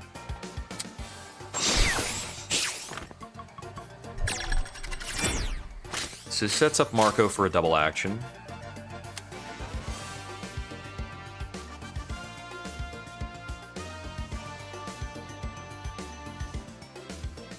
Probably best for her to just get out of there and set up for something else. She'll kind of waste a turn if that's all I have her doing. So salvo there isn't enough to finish. Dang. He would get another attack after, which I could use to shoot down this guy. It's also still not dealing with this random dude over here.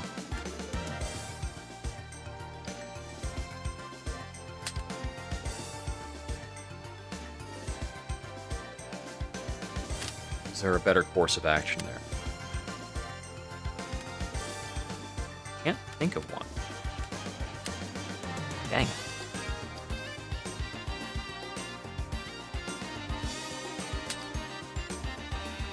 This guy's out of range with tactical.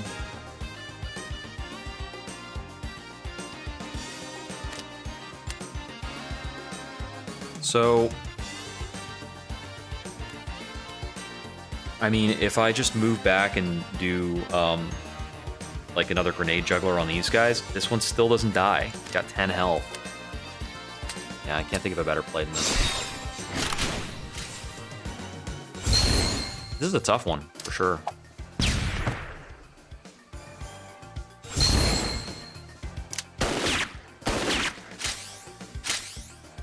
And I got high health enemies coming from multiple angles.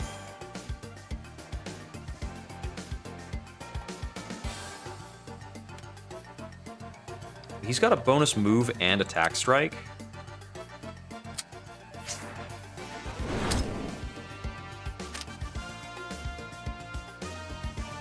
This is what I should be thinking about.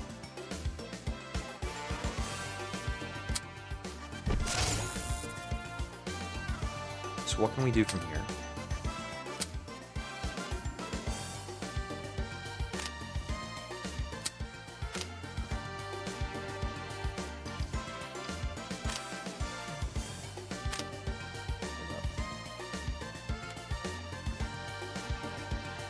So if we springboard to this guy and hit him with a close range blast,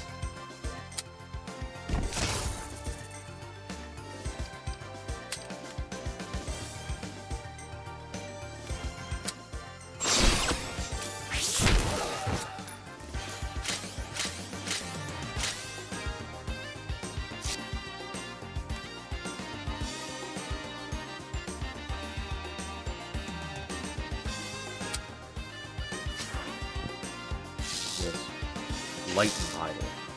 When destroyed, enemies in range take some zap and some slow. Okay.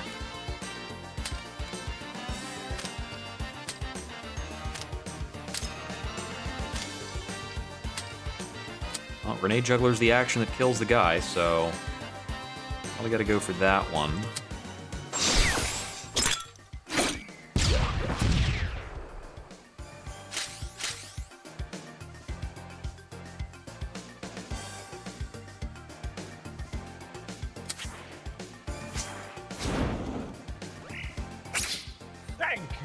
Get her over to here and get the save, because we can. Okay, so.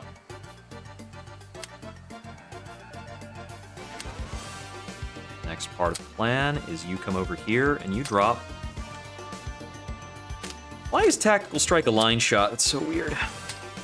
There, done. You can only call planes in straight lines, you know. Technically a sink. So there, aha. I'm gonna put her up here because I think it's a more adaptable positioning. Okay. I think we're in control now.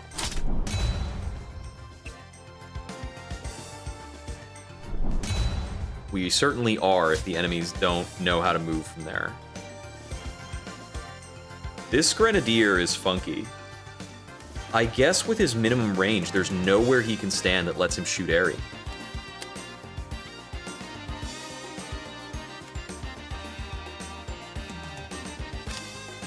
Okay, so my primary concern is probably this random spearman, right?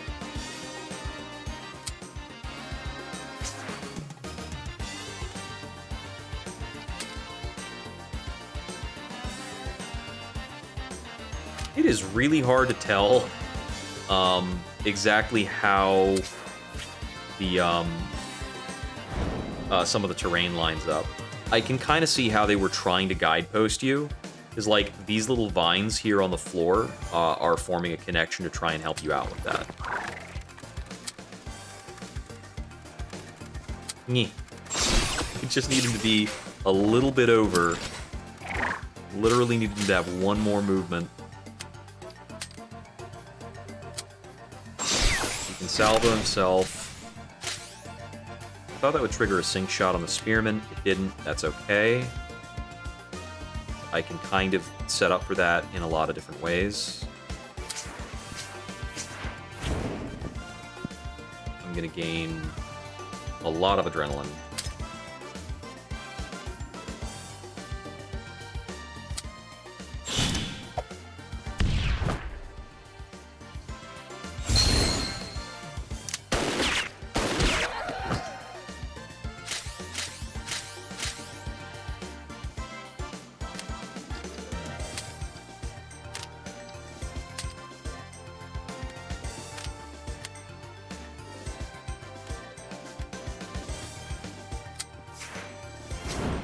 Her over here, and he can salvo her, which will trigger a kill on this guy.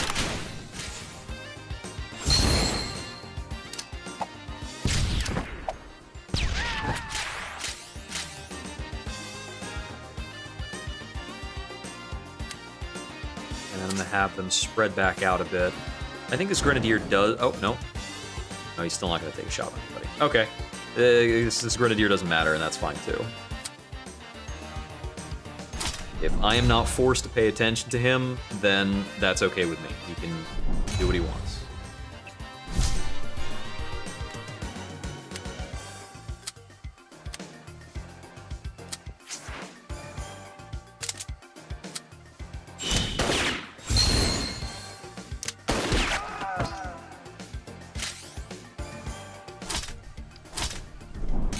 Spawn rate seems a little low. I missed the guy, but he can't attack the tent from that angle, and we should be done. Victory! There it is. Julio. We got some cash, some XP. Alright, let's see. I can take Grenade Juggler of 3. Is that the most crunk thing possible? Lock on 3 is just, it's more range. It doesn't improve the AoE. It just makes the range 1 bigger. That's a puny upgrade. I'm taking Grenade Juggler 3. I'm using Grenade Juggler almost every turn. You're great! Transmission. Each time a unit gains a bonus action, +1 damage dealt until start of turn. Special actions have Instigator. That should be amazing, because I'm assuming Deputy Commander is going to sync up with, where is it? Perpetual Motion. Perpetual Motion has been pretty strong. Okay, let's see. Daredevil is dodge on elevation change. That's insane. I can upgrade Close Range Blast to, okay, so close range, another level of Close Range Blast will add Instigator and increase the damage to 4. Smoke Bomb, end of each turn, applies weak to adjacent units. Oh, that's really interesting. That's pretty good. Uh-huh. Okay. Kind of hang out in melee and weaken people. I'm gonna take Smoke Bomb. I think that actually has the most utility. Okay, Helping Hand, give bonus move when targeting an ally. It's pretty good. First special action each turn does not consume an action if it doesn't deal damage. That's incredible. That lets us do, that lets us throw out, like, all of these special... None of these special actions require... none of these special actions do damage. That's amazing. Okay, one more mission. I can get a mod and XP, cash and a mod. I don't need an ammo refill, so it's got to be one of these two. Let's see. Okay, the way I think about it is the best thing I want to get out of the cash is probably an ability upgrade, but XP kind of gets me that on multiple characters. 4 enemies in a single turn. Let's do it.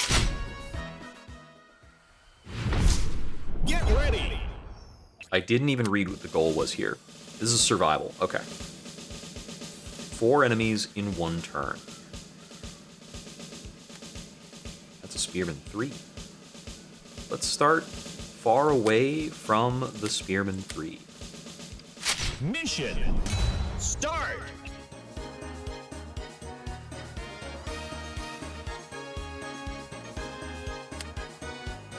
If I position there, that sets me up for my Grenade Juggler. 5 damage onto both of these guys.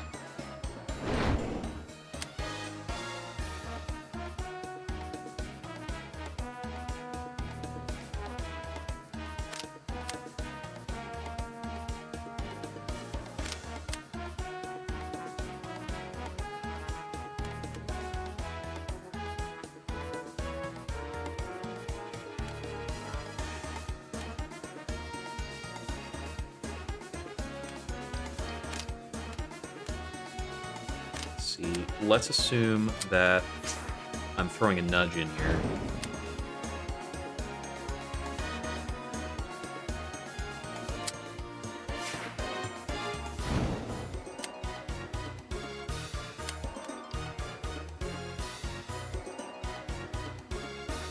I can't nudge and lock on in the same turn, sadly.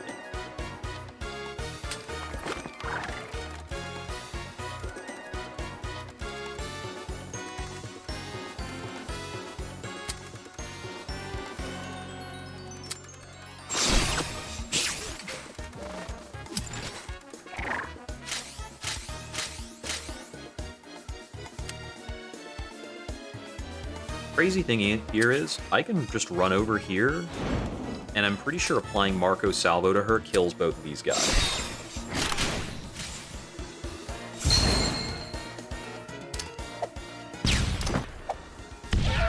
Which gives her a bonus movement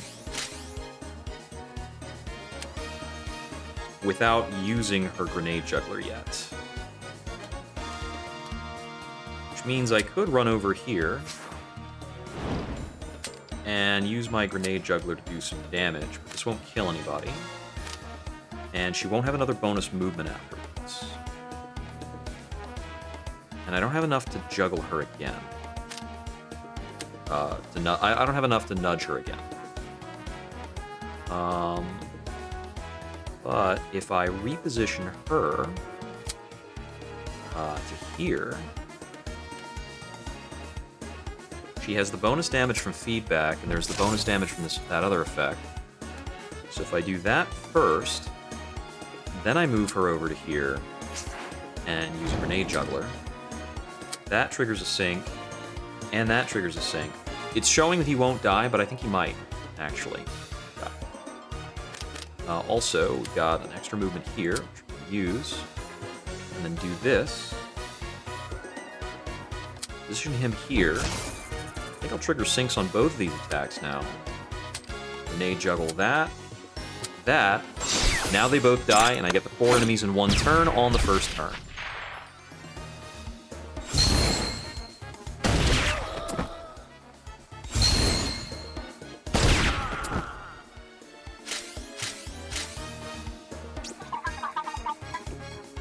I use Mad Bomber to get her to cover.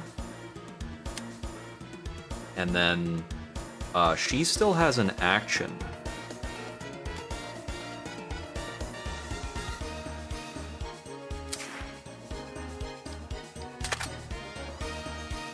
I think I'll make into a machine gun shot, which apparently is going to apply another sync shot here because I'm shooting cover and will sync on the cover. A little more incidental damage to this guy.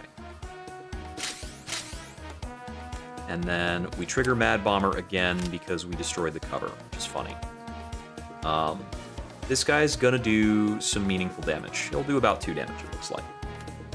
This guy's also gonna hit me, I think. That's fine. I don't need to use the other move.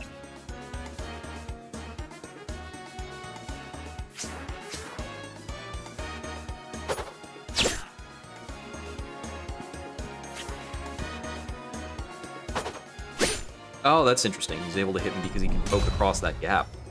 That's crazy. Okay, we've got a healthy number of extra dudes who came in.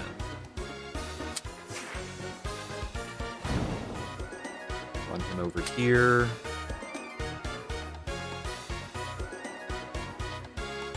Will he not be included in that sync? It's fine.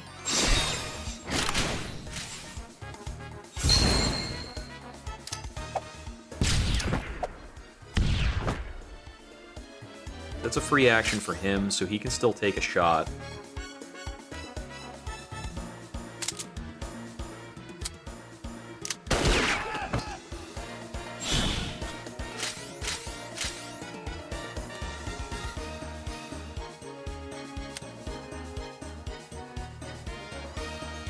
And I think we put her over here, so she can participate in sync attacks on this guy.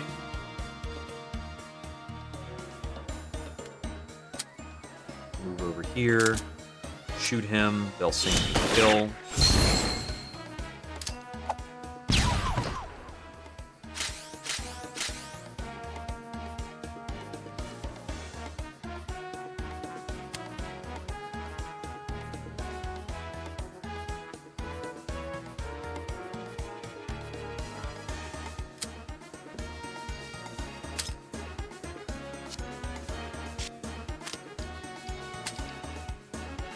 could maybe even kill that guy from here.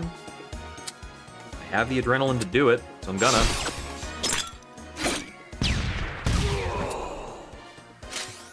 What an insane character this is. Honestly, after my crazy play the first turn, it seems like this mission is pretty much in good hands. Like, I don't think they're even, like, getting to me in a good, at a meaningful pace.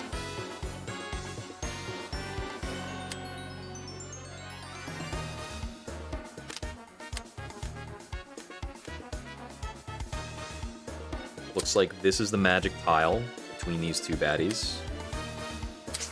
I move him over here. He takes a free action salvo. This free action salvo will trigger a kill.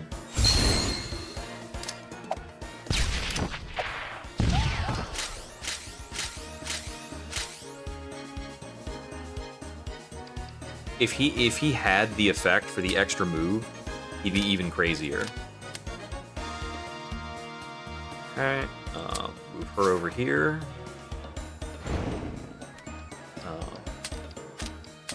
Take the lock on, because it's free.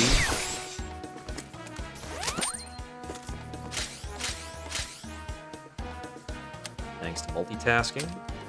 Salvo's a kill now.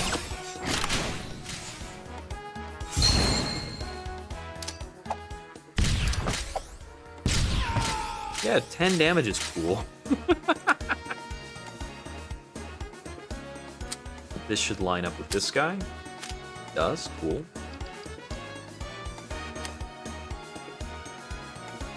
Let's see. Looks like you can't quite...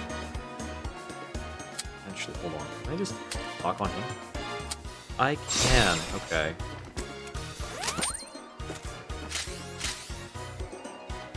And then she enthusiasms back here. While I, like, fling more stuff at him, I guess. He's gonna get in range to make an attack. Anything I can do to say no to that? Doesn't look like it. I don't think I really need to worry about saying no. I'm just gonna do damage to him. Yeah. The amount of damage Area is putting out per turn is just insane.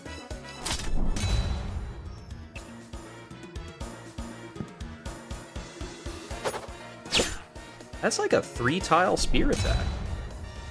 It's pretty snazzy, bruh.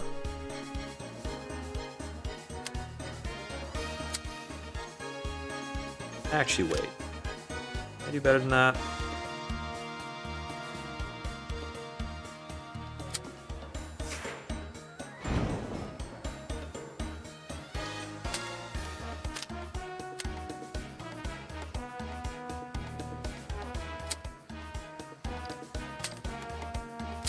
Freebie tactical strike.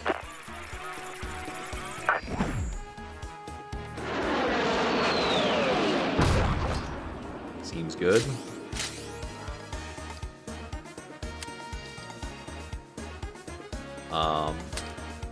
This CRB is not lethal. Yet. Yeah, you run over here and lock on.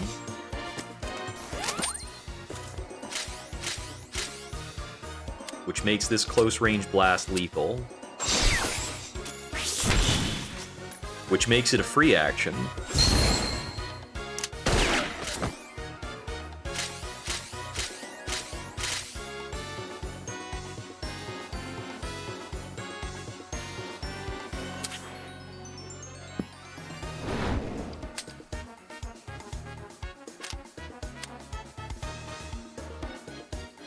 Let's see.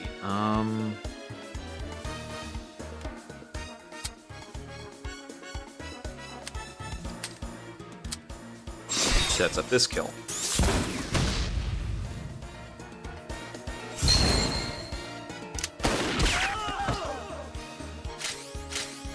So, yeah, I got any more guys? Might as well reposition him.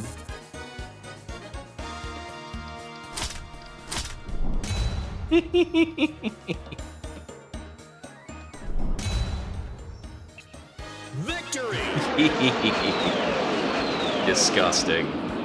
Absolutely disgusting.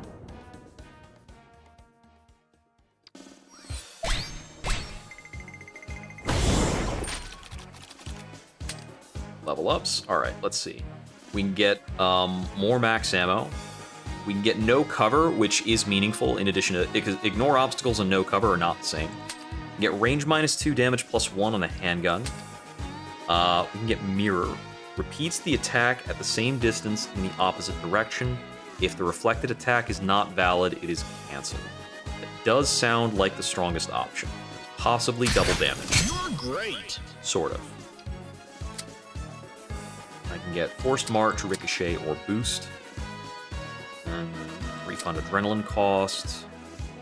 2 projectiles does 4 damage each. I'm going to take Ricochet. Can get the Distant Blast upgraded. Probably the most effective thing here, yeah. Okay. Team player's okay, but Flashback upgrade is probably crazy. Yeah, it's I think it's mostly that it has okay, it's got 1 more range in addition to granting 4 adrenaline instead of 2 adrenaline.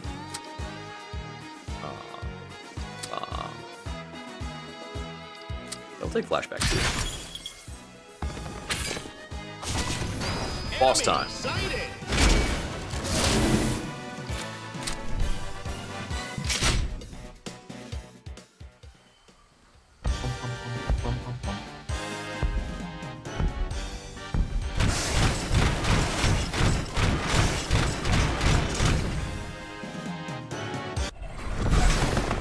Dragonos. Oh, we're crumbling. Get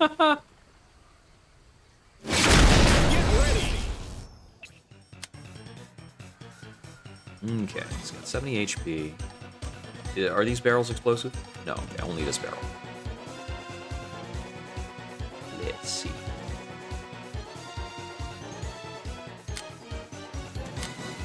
Let's start everybody over here. Mission. Start.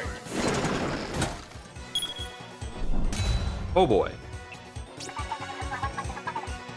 Okay, so these are the single target targeting attacks do 10 damage.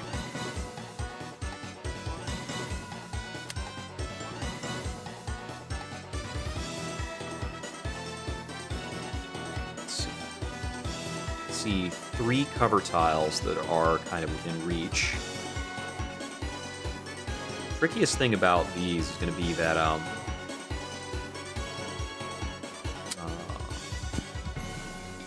idea. We're going to nudge somebody into the range of that barrel, and then we can use her run and gun effect to get her over to that tile after killing somebody.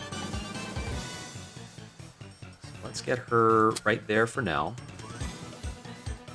And then that adrenaline's not enough for Grenade Juggler. Should still be okay. Nudge you to here. Hold up. How am I hitting that? How am I hitting this?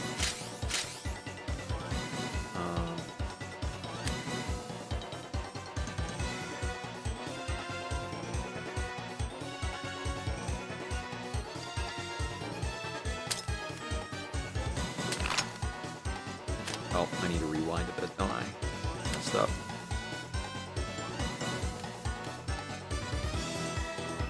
Marco's the free agent this round.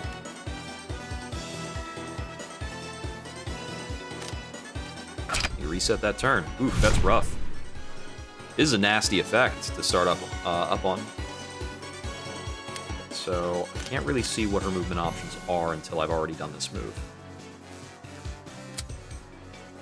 Let me figure things out before I do the nudge.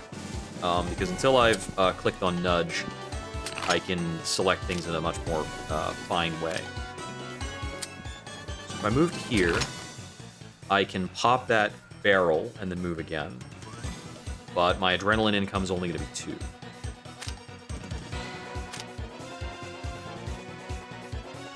There are not many options for jumps in this map. So my adrenaline options just aren't great.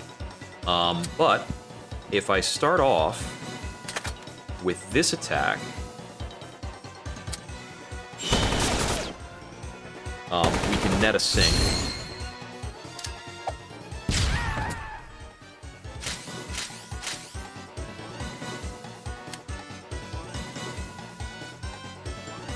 So now I can move here and access Grenade Juggler.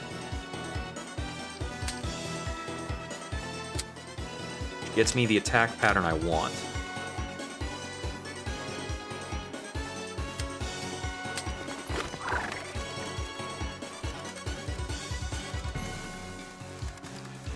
Actually, rather than that, if I lock on, he'll be killed by the Grenade Juggler. And I can preserve the barrel for another for a later round if I need it.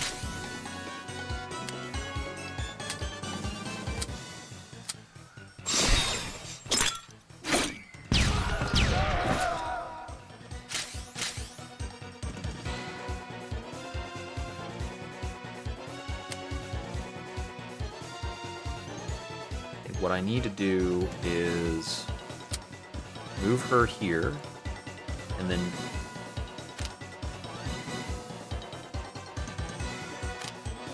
can I not do that because her action's spent? No, that's correct. So now she's taking 3 damage from that effect.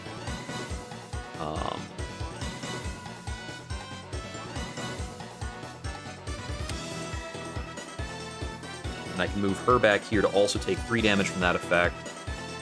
And then this guy's shooting for 4 damage, but will have pretty good cover.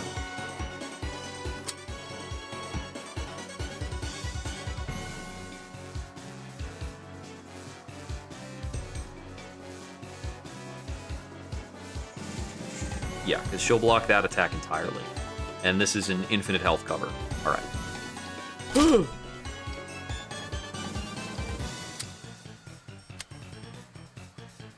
Looks like she doesn't have any further actions to take.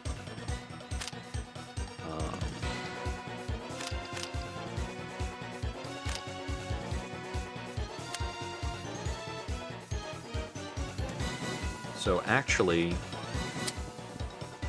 if I move her here and have her use this to get there, I can have her shoot the boss.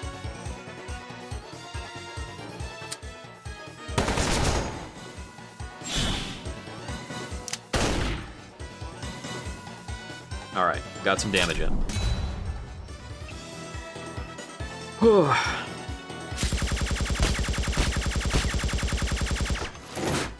Oh, I see. It's because it's a multi-hitter, so your damage reductions are applying thrice over. Okay, don't stand in those spots. Got it.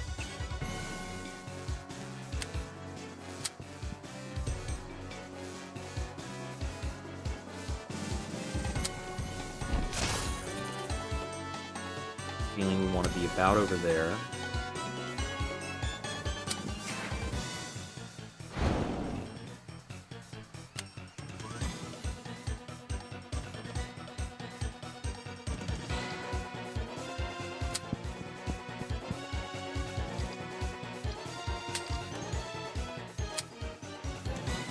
Oh, I can't quite ricochet into the boss. The range is a little too short.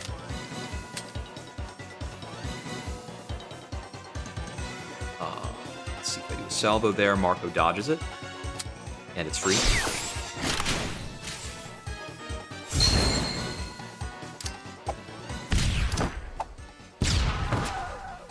Oh, he doesn't fully dodge it because of all the damage bonuses. Oh well.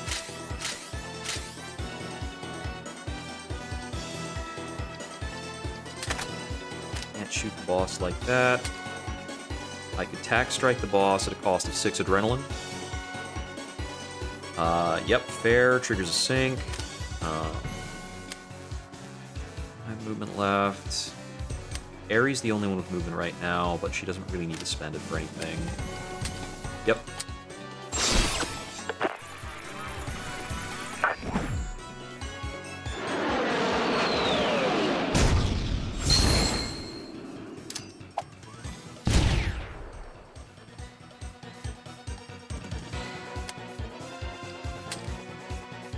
Still can't lock onto bosses. I wouldn't say, like, why.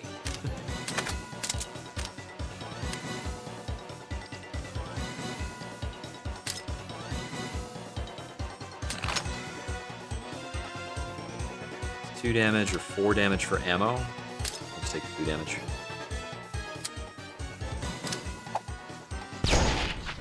Yes, keep it up.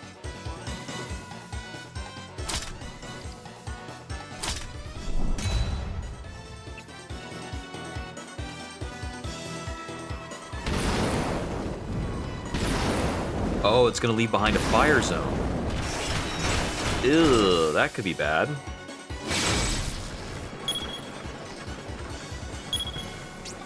Ow.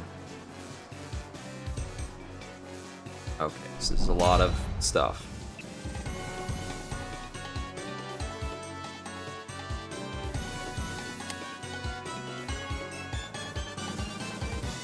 Holy Fire. Takes 3 HP of damage if it's one of your units. Heals for 3 HP if it's an enemy unit. Oh, great. That's awesome.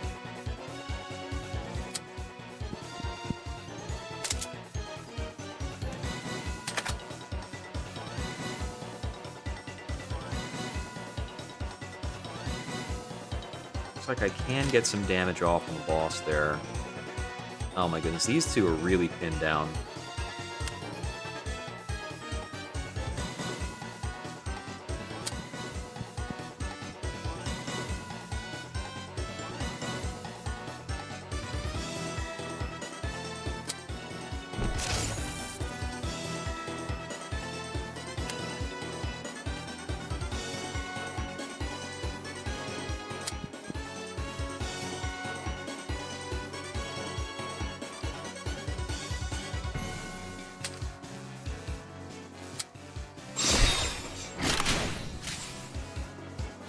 Sure we're doing useful stuff.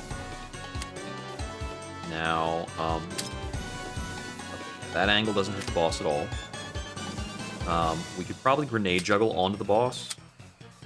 Yes, we can. This version of it won't trigger a sync or anything like that. Hold on. Okay. I was checking the bridge real quick, because that negative 1000 was making me worry that the bridge might have HP.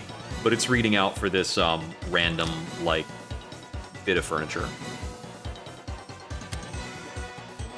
Okay, let's see.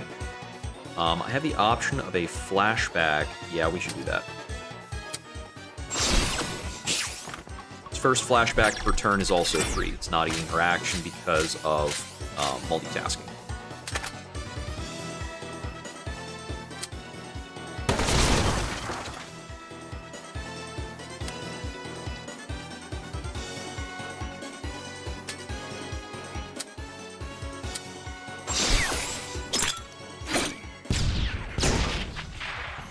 Trigger a sync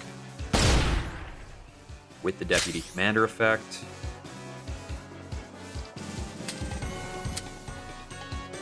It's another 6 damage.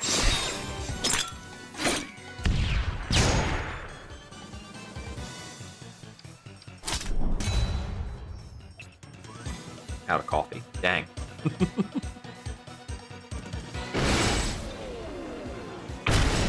Oh no!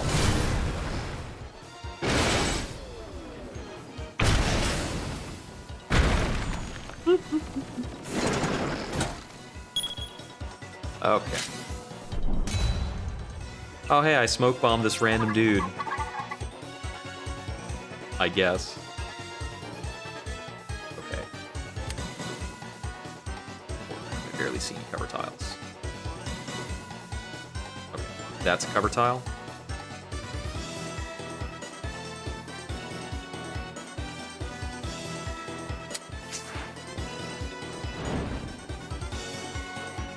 Adrenaline to work with. Okay, I can't ricochet up or down terrain. That's a lot less useful than grenades. Why can't everything be more grenades? Okay, let's see. How are we utilizing everybody here? I definitely need to get her to cover. She gets to cover or she gets a kill, basically.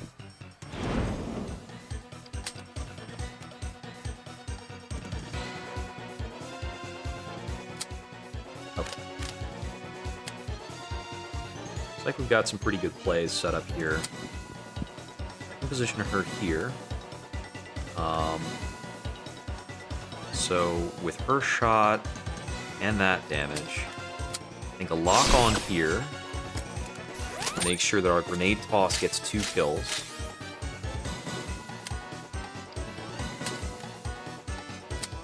He'll die, and he'll die.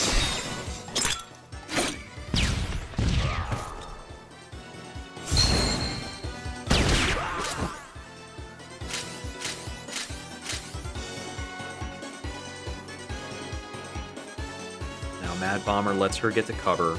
This Grenadier won't be able to hit her. This Spearman will. Spearman hits for 5, ignores cover bonuses. She's got 3 dodge. So she's expected to take 2 damage. And I don't think she takes any damage from the machine gun. As for you over here, we've got a free ricochet that is insufficient. She's got enthusiasm, but she can't get close enough for a sync shot, it looks like. I don't think. I'll put her here anyway. Yeah, she can't shoot down. You cannot shoot up or down in this game. She pulled up.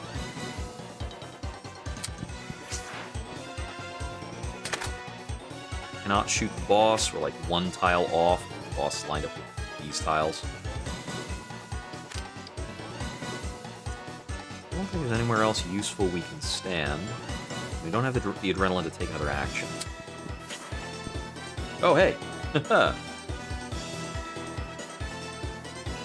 Oh, yeah. This is not a traditional Metal Slug. Yeah, this one's very much in the same vein as like Into the Breach or other tactics-style games. Go with the machine gun here. Looks like a distinct no. I will blow up my cover if I'm not careful, won't I? Tell the difference between the previews here. Definitely don't tactical strike my cover out of it. That's a bad idea. Let's see. Yeah, if I shoot this guy here, I'm doing damage to the cover. I don't think I want to do that. I probably just pass, actually. Maybe what I do is I apply salvo, and then I'll move her. Kinda, sorta. Well, like Fallout 1 or 2, you'd have action points. Here you have a single action, but you've got a lot of contextual ways of refreshing it. So in my top left here, every unit has movement and an action that are represented by, like, these 2 things. One of the coolest things about the game, my units are getting damage reduction based on cover, damage reduction based on how far they move. So the more you move your units around, the tougher they are. Attacks never miss. It's all deterministic.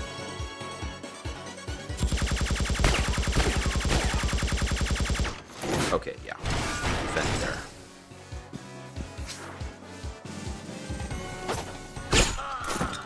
Oh, hey, he killed his friendly there. That's helpful for me.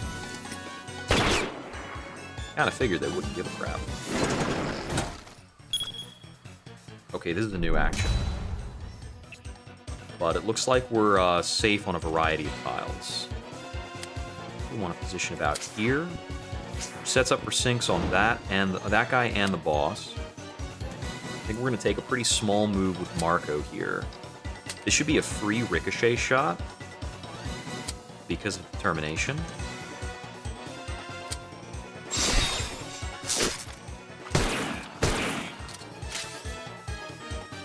Or because of efficiency, rather.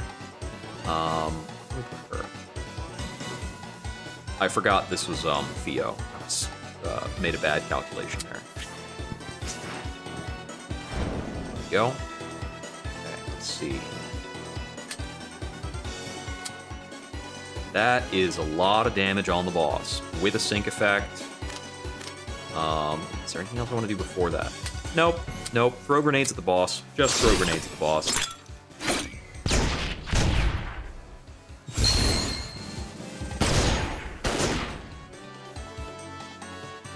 Yeah, the whole game is very, like, small numbers, but, like, these individual actions can be pretty impactful, and everything can kind of, like, roll out in a way that's really kind of crunchy.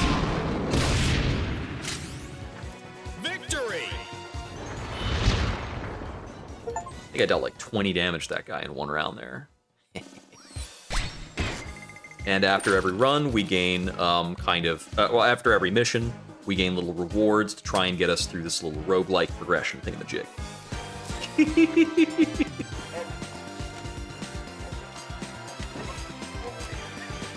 Let's see. Do I want to buy upgrades? I can buy Tactical Strike 3 for 12 HP of damage, Lock On 3. Ulysses. It's not actually. Oh boy. Okay. Okay, so Lock On 1 to Lock On 3 is just +1 range. I'm taking Tactical Strike 3 for sure. Right, over here, what is the All-In ability? If the unit has any movement available for attacking, +3 damage. Okay. That's pretty rad. I can get range +2 for the pistol. Swift modifier is a bonus move on kill. I can get flick for Theo's machine gun. That's only one projectile in the reverse, as opposed to mirror, which is the full attack in the reverse. I can get the weak effect on her grenade launcher. Looks like that's also applying a damage bonus. I can see there's a damage +2 there. Huh.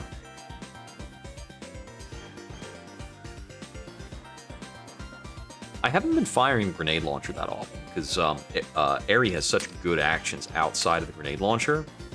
I should focus my upgrades on the weapons I'm using very often, which looks to me like I should be getting one of these upgrades for Theo, maybe 2 of them. I can only afford 1, okay. So flick on her machine gun, range on her pistol, swift on her pistol. I think I'd rather take flick on the machine gun. Actually, do we want to just reload? Yeah, there's a lot of machine gun ammo. 5 machine gun ammo. Let's go! I don't think they are made by the same company. I think like the older ones are all made by the same, but I don't know. I don't know who is the developer for this. That's a good question.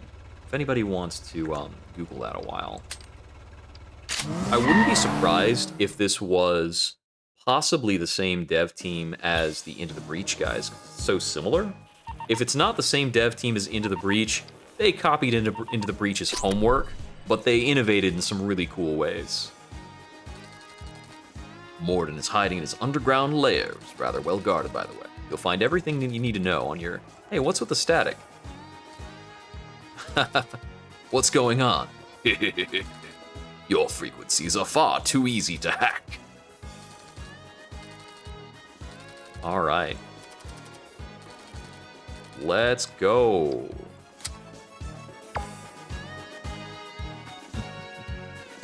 Oh yeah, I think it's pretty different. I think it's different companies. But yeah, the other older ones are such fantastic quarter eaters. They're just so bombastic. Great. I love it. Get ready! Okay, let's see. I see 1 captive.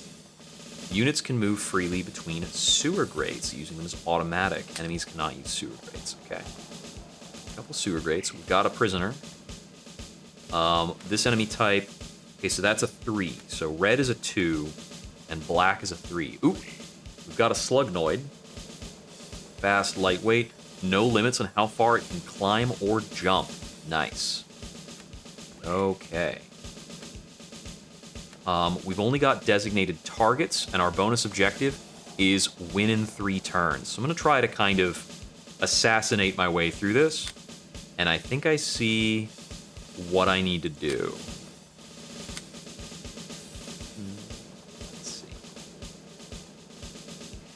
Need to make sure her movement can be optimized. That's really strong. let's try it like this. Mission. Start. Yeah. I think normal metal slugs go up to 6.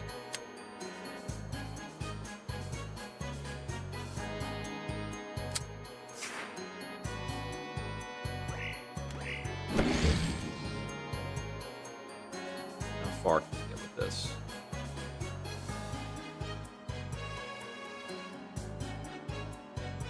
Get out to here. We've got 2 Vulcans.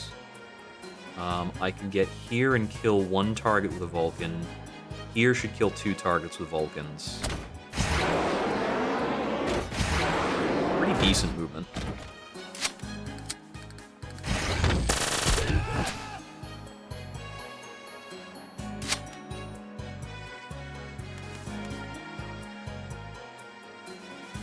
Why is it showing me that preview? It doesn't splash damage, right?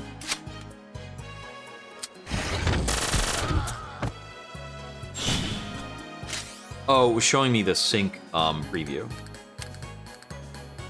Oh, let's see.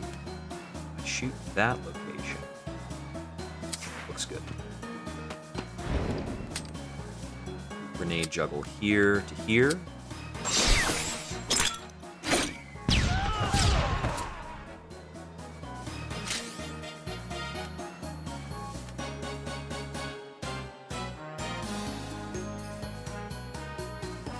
Behind that car for cover. Sewer movement. Let's see. So I've got 2 more designated targets, this guy and that guy. Oh, I can get behind him. Yeah, it looks like Sync probably kills this guy. Can I do that any better? Can I nudge into a better Sync attack? I think I see the way to do it.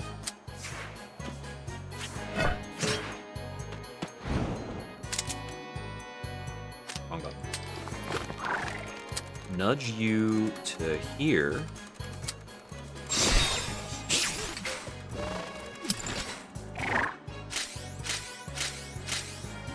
Oh, this shot won't actually trigger a sync. No, I mispositioned a little bit. Yeah, bummer. I needed him to be like here or here, and I needed myself to be a little differently for that, but I can move though. I can't move in a super useful way. By the looks of things. Let's see. I can get cover over here. But that doesn't give me a shot angle, right? No. He's on tile. He's on height 2. Could actually move over there, funnily enough. That's not great, though. Just take this guy out. He's still a target. Okay, I have movement left on her from getting a kill. Alright, I'm gonna take some hits. I did not try to focus on being defensive at all. Hey, yeah, have a good one. Thank you for stopping by.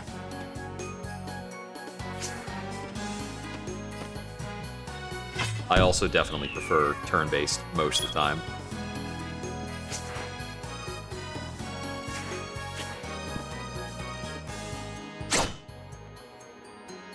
Got knifed. Okay. We've only got 1 designated target to go. This guy up here. Can't get up here from that. None of my current characters moving can get to him. I want to see if I can nudge him from, like, here, maybe.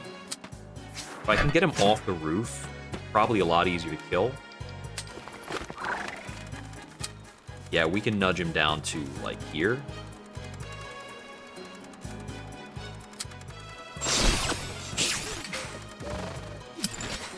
Probably a lot easier to deal with. He's got 6 health.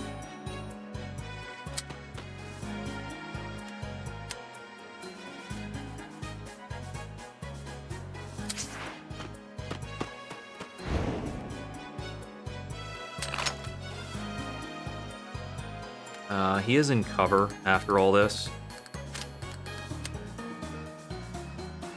Okay, yeah. This'll do it.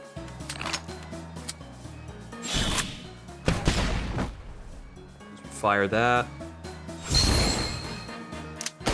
Get a sink.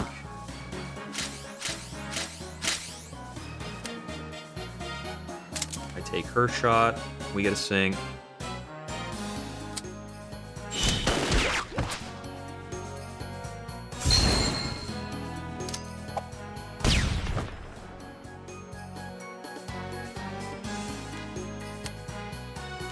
Then we move over here and finish him off with the ultimates.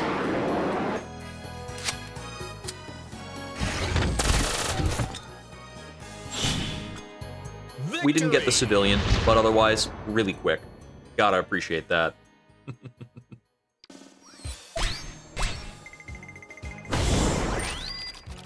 Level up.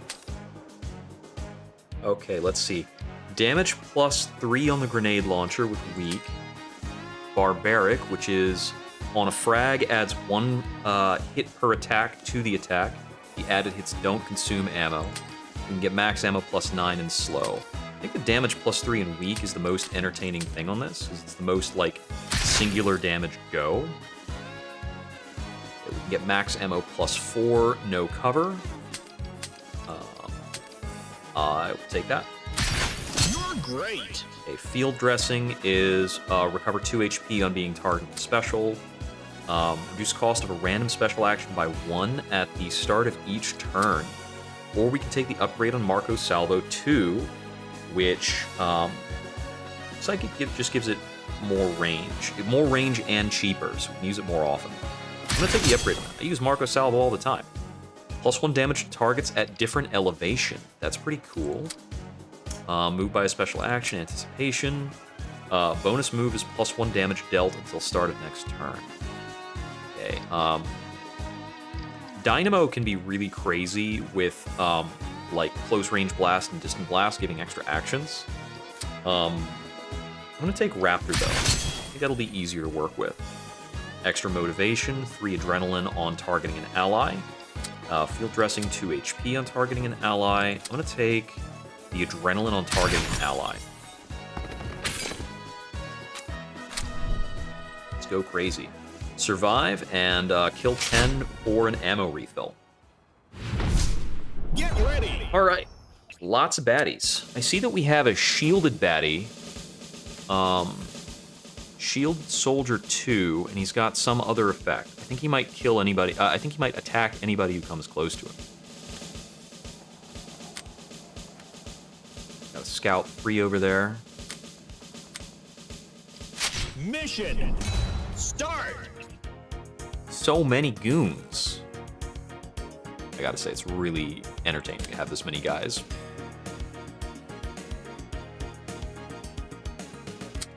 Get 6 adrenaline off this move.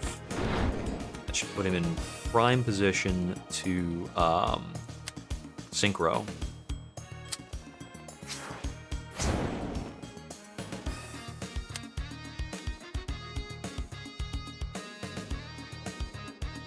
Let's see.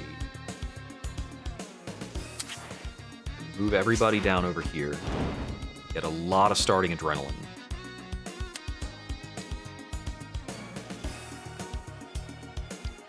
Okay, I know I'm going to grenade juggler. The question is what I'm going to do before grenade jugglering.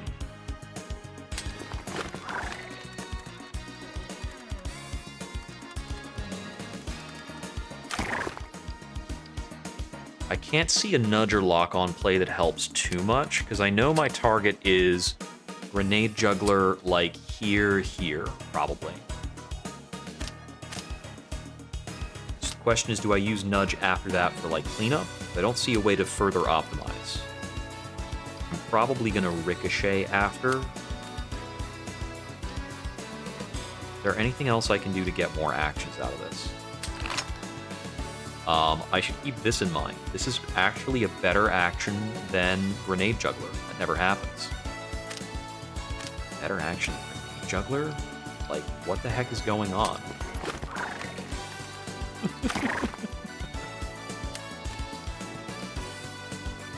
guess that's what happens when it has all these benefits. This will also give her brawn, so she's going to be almost invulnerable.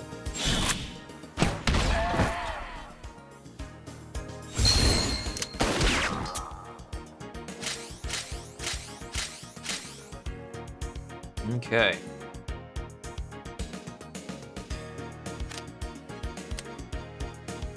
Access to nudge and lock on.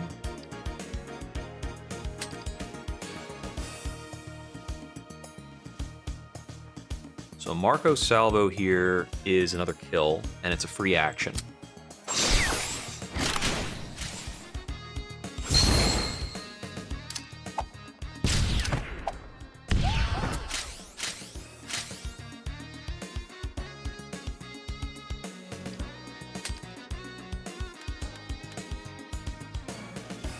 Okay, I think I'll tactical strike for this kill as well.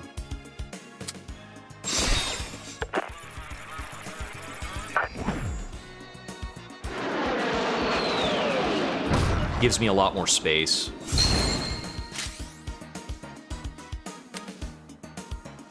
I still have her action available. And I've got movement on my other character.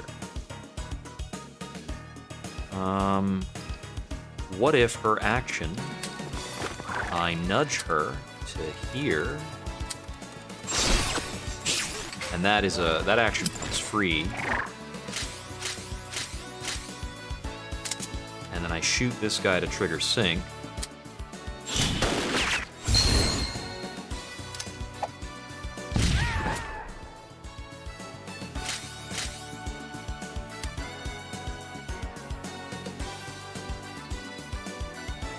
I don't need to move her. We're fine after that, right? Can't get to us, can't get to us, can't get to us, and that's that.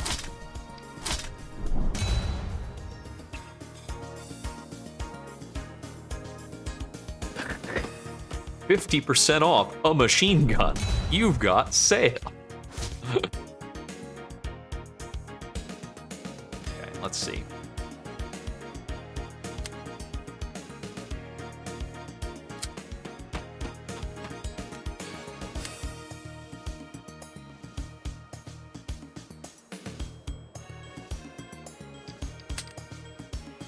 This is free.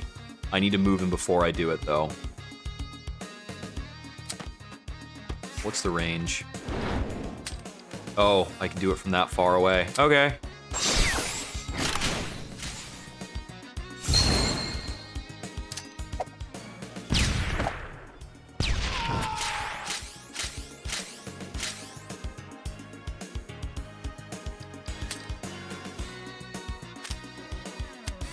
I'm really regretting that I did not take the, like, extra free movement with him. Okay, let's see. I think I want to move for a close-range blast.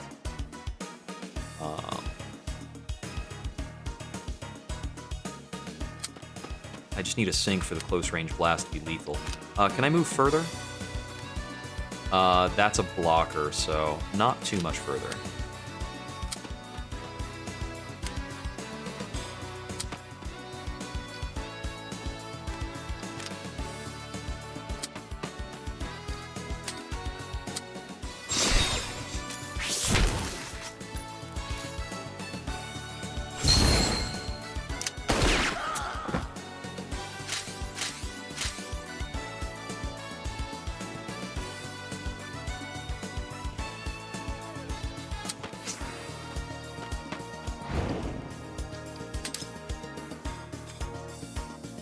Hit him and get a sync.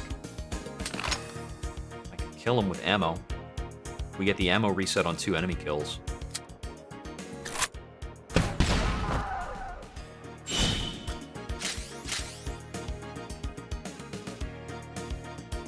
Okay, that unit's still not able to land a hit.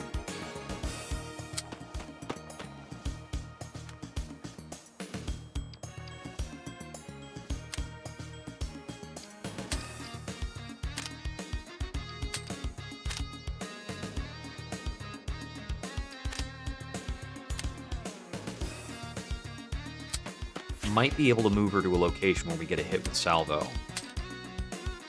No. Okay.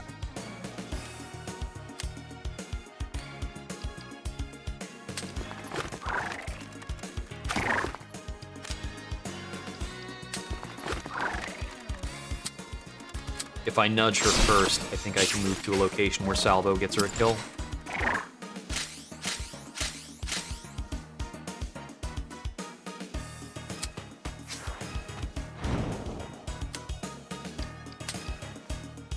No? Okay. What if I instead, what if I also nudge Marco? So that's the line.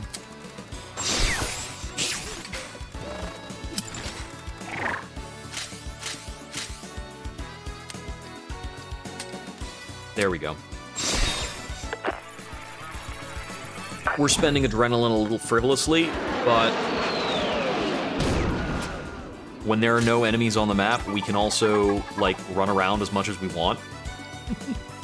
And he's still got adrenaline 8 anyway. So he can get back up to another tack strike by getting 2 adrenaline on a move.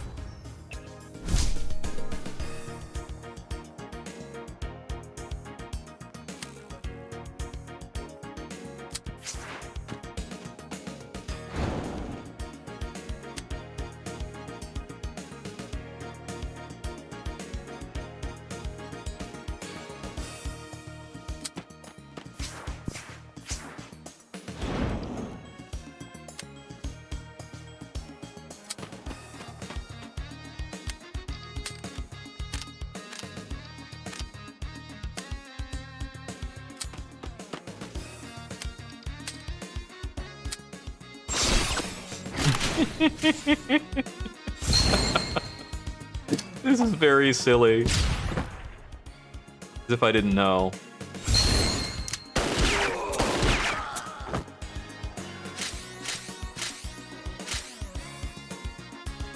Now that she's got Mad Bomber, I can, like, put her up here if I want to. Well, because Bounce lets her jump up 3 floors. Which is just kind of incidental, because I'm blowing this guy up like this.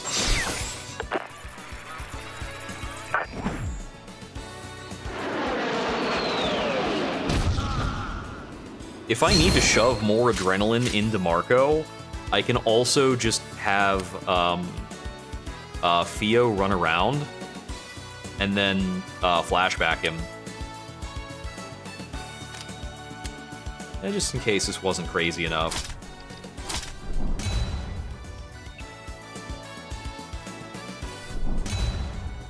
Yeah, we need a higher difficulty unlock pretty soon. Let's see.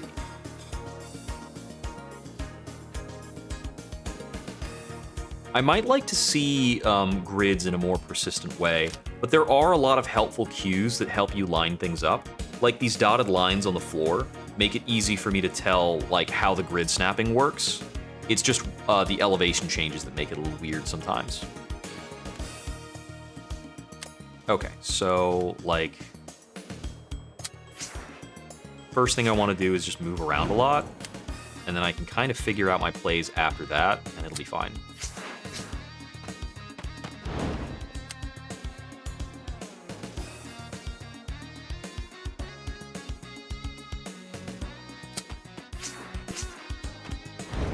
So I think what I'm going to do here is just flashback Marco.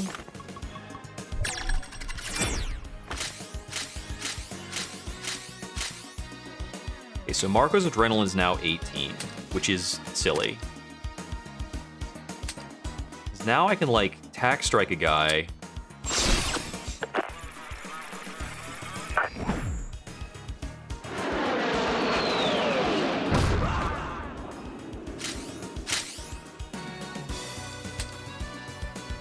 Marco salvo apparently kills this other guy.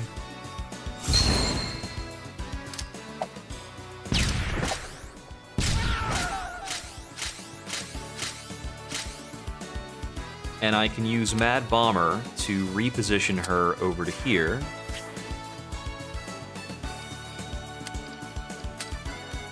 And now I can, like, pick my poison, because I think she can just attack. No, attacking doesn't get that kill.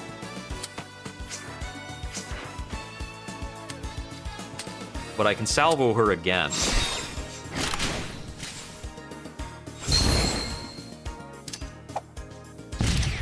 And I've still got a move and attack on Fio here, so I could have killed on that attack if I really wanted to.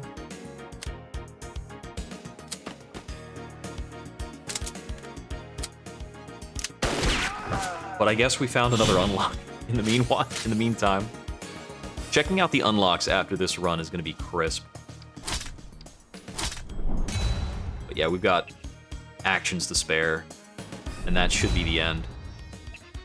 Victory! All right, let's take on the final boss. No, lights are the norm. All right. It feels dark when I look at the camera. Morden will be paying pensions for a whole lot. I don't think he's interested in doing that. Kind of a dictator, you know. Okay, let's see. I can get max ammo +6 and shred. What is the effect of shred? Ignores cover when dealing damage. That would be replacing... but it already has no cover. Oh, applies shred. So it applies a no cover effect to the target. Pinpoint is... range -1. Pinpoint is +1 damage targets like at the tip of the range. I'll take that. Supply drop! Got ammo recovery. Enemy sighted!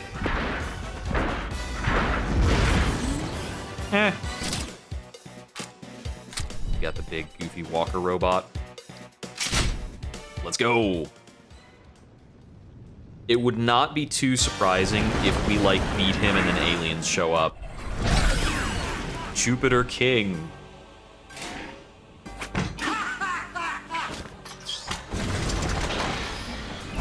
Get ready! Oh snap, he's got like mutated soldiers. Okay. I'm sure there's a lot more enemy variety that we haven't seen yet. Okay. I'm gonna start my units on opposite sides here so that we are not too troubled with regards to getting to cover. We very often need to get to cover for boss fights. Alright, almost got it.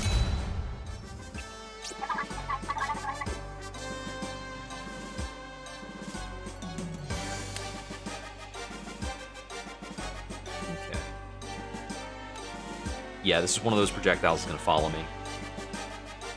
So my adrenaline is going to be a little restricted because this is about as good as I can get to. As for you, let's see. We're going to have to get a kill to get to a good spot. Not really different from the norm. I'm seeing a couple good options.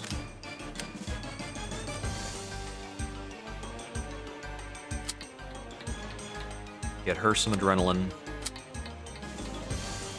You up. Use the adrenaline to pawn or to lock on. Like, let's see. 9 HP there, 6 HP there. Yeah, I think we take a nudge onto... I think this Acolyte's more dangerous.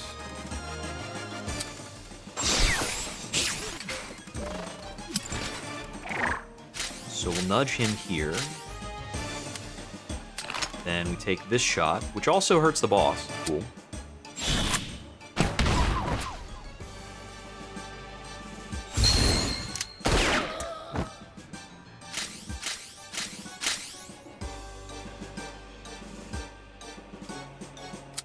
Then she can get over here to be behind cover, and she's got 5 damage reduction. As for her, she's got a move and a shoot. Both available, right? So we move up to here and shoot him. We can shoot the mutated soldier.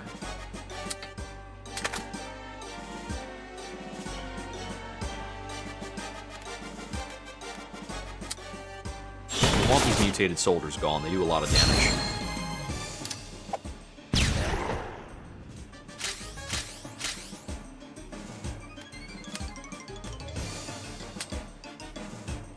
Not in range to salvo an ally, eh? That might be on me.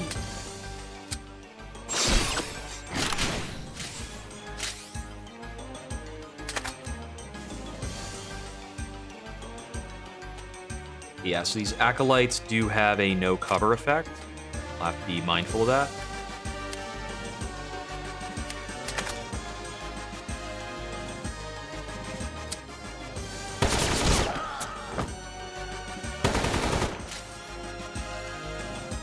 The acolytes have no cover. The mutated soldiers don't, but they do hit for 6. Pretty troublesome.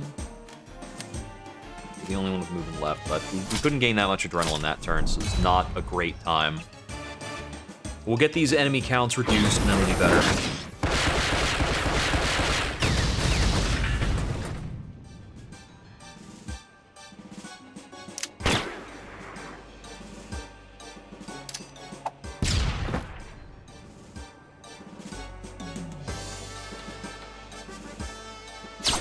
Yeah, it's pretty annoying amount of damage.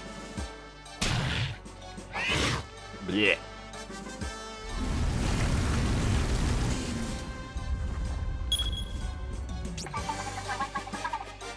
Okay, so we're losing some terrain.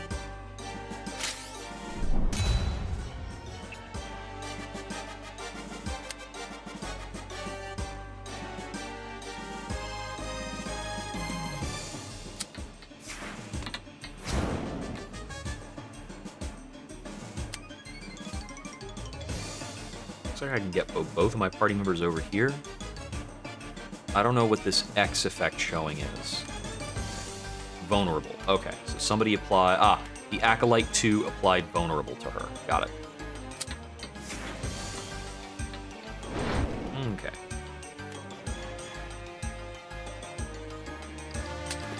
Can I nudge the mutated soldier into the death zone? Looks like the answer is yes.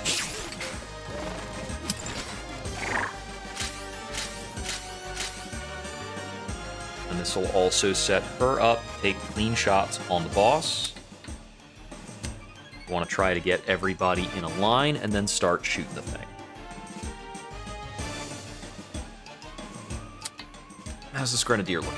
He's not going to hit us. Okay, we're good. Yeah. Looking pretty good.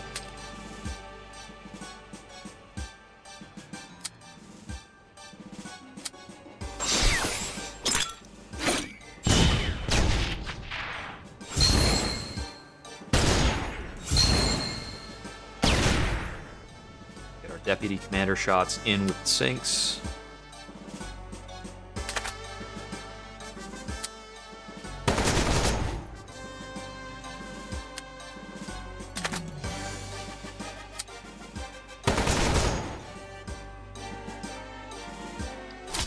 And we took him like almost half dead there.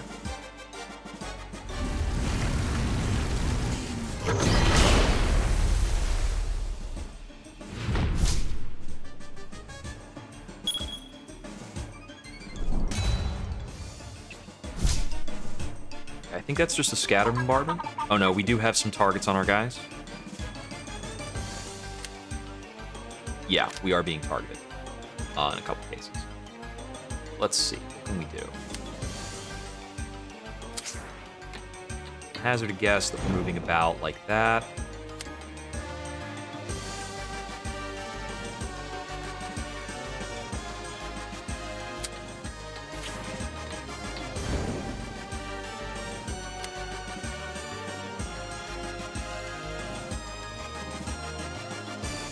This is the only case where we're being targeted. Alright, I do have a flashback option. We can grenade juggle, hitting our own people right now.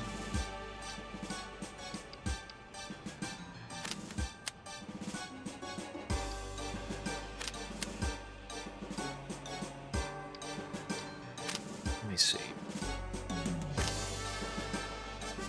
Do I want to set up that grenade juggle differently? I really don't have a good chance to. Actually, I totally do. I can just undermove him to here. And then... Wait, what was I thinking that was actually going to change? like I'm still looking at murdering him. Okay, let's see. If we move over to there, we're theoretically taking a hit, right? And then a bunch of other bullshit.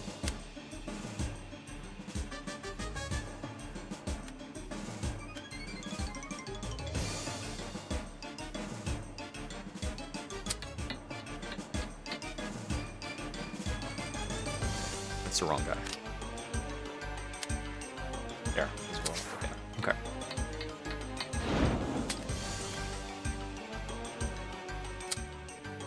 Maybe we're doing something more like this to get some net damage out there. In which case, I think we're probably...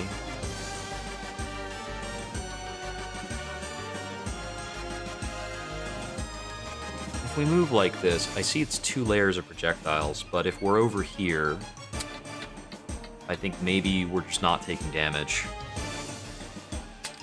Most importantly, I just want to get a flashback out, and I can move after that.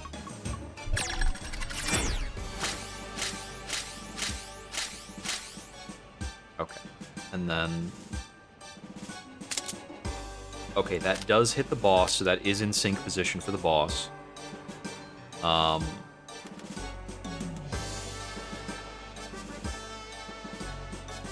Yeah, I think if I get Marco up to here, it's going to turn out okay. I'll put him there for now. We're doing a little juggling. Hit here and here.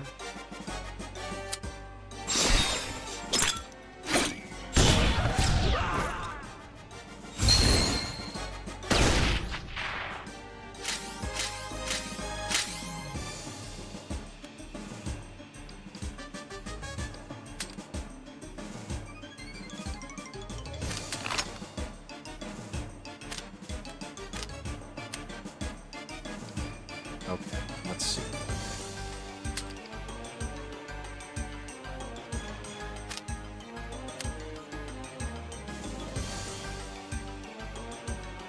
So if we move her there, and then tagged her with a salvo, what's she killing? Looks like she's doing a lot of damage, but not killing anything per se. It still looks really good.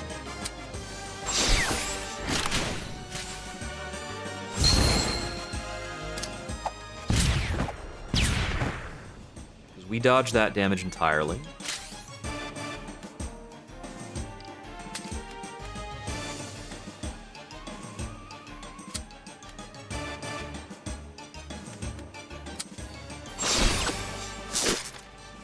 Then we do a free ricochet.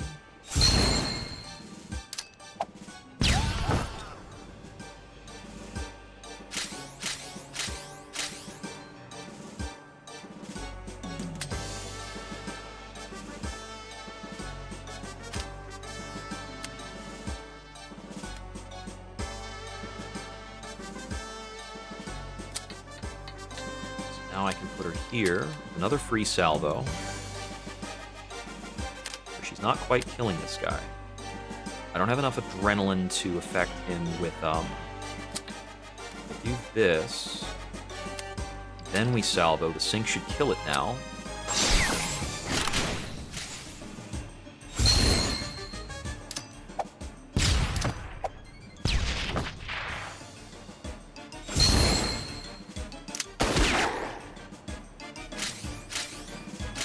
The trick about this is if I kill 2 things, salvo comes back. And if I take a free action, then we can just kind of clown on the game. So if I juggle here, that kills both of those guys, which gets me more free actions. This is a non-free action, but she does have movement afterwards. That is exhausting her movement. Okay. Now, though, this salvo is a free kill. And this tactical strike is free damage. I'm going to take the free damage, then the free kills, so I can start discounting the next salvo.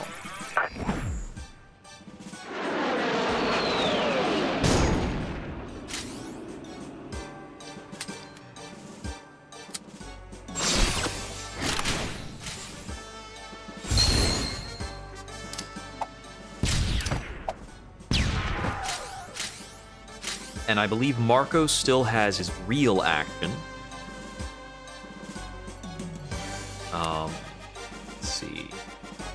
Her movement is spent. Okay, everybody's movement is spent, but I do have 2 actions left.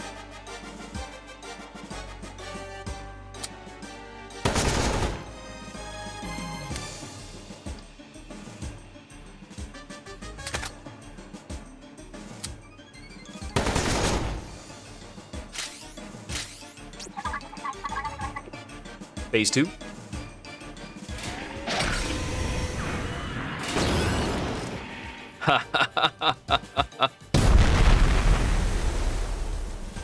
Sweet.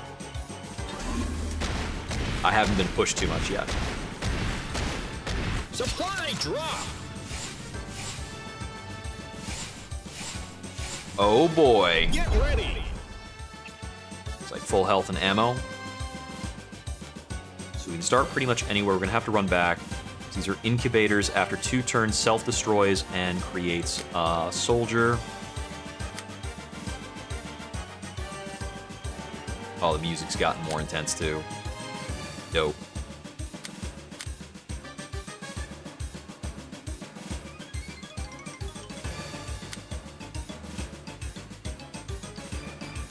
Mission. Start.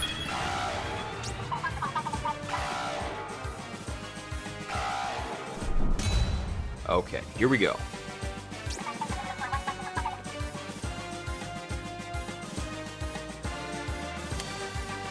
Alright, let's see. If I get a kill, it's a free salvo.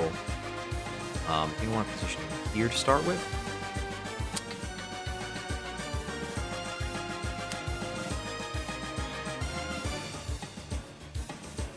That'll kill the incubator without me having to worry about it. So that's 3 damage.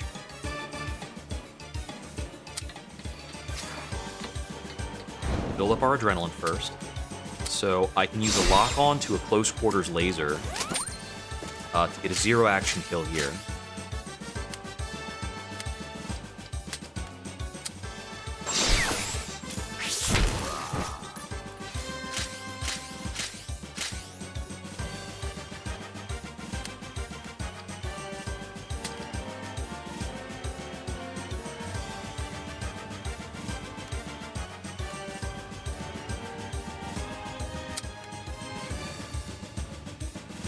Take him out with a ricochet, but before I do, it's better to trigger a salvo, or to add a salvo. Okay. I can add a salvo to Marco. Just to prep. Trigger efficiency. Ricochet here.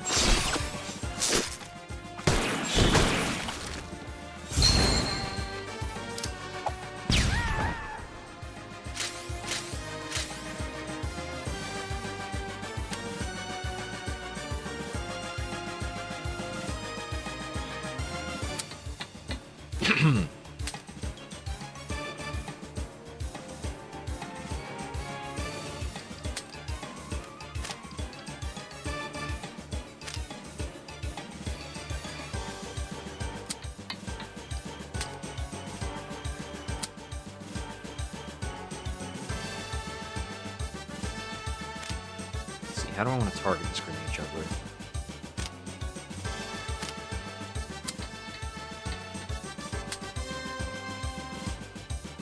Kind of like it like that. And I have movement here, so we move a little bit over, and then grenade juggler like this, and second shot doesn't matter much.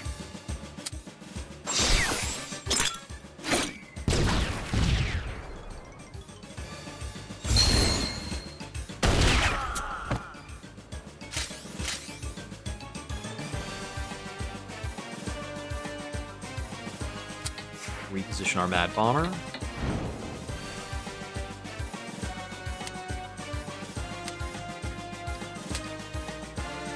I can't quite target her with salvo.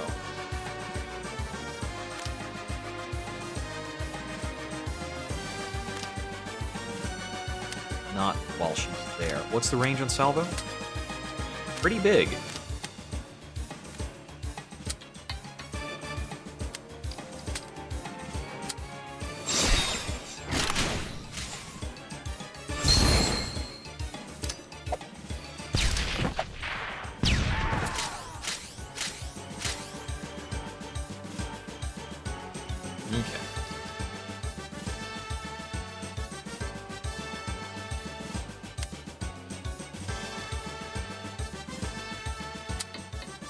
Put her in cover.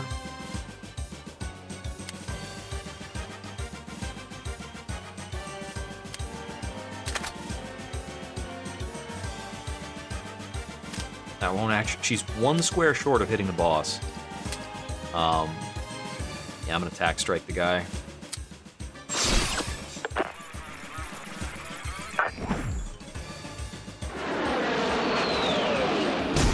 Got adrenaline to spare and then some, so we're gonna be going pretty hard on this. Let's see, I don't have much more, but I'll nudge this guy over here so he's dead. I don't have to worry about him doing damage to me. That's that. Oh, she can move as well. Might as well put her in cover.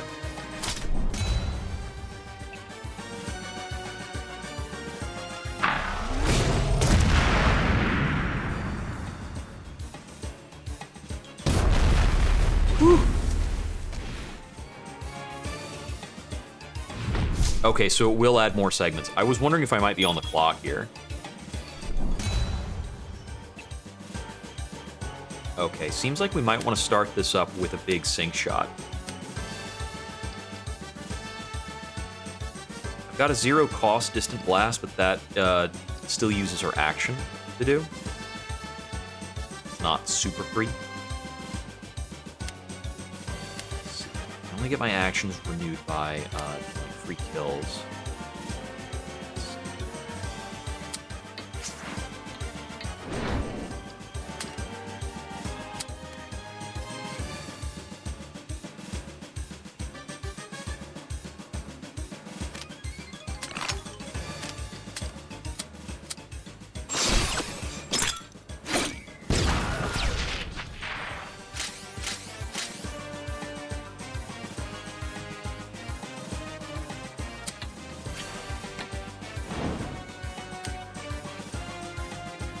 And to keep her moving around for adrenaline gains.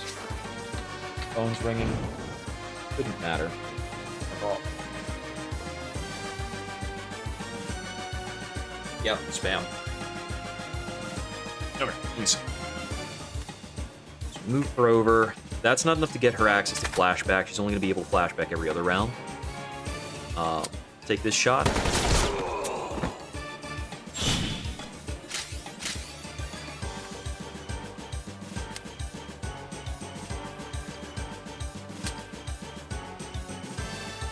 Salvo. Looks like it doesn't trigger the sink this time. That's okay. Oh, it did trigger the sink. Okay, yeah.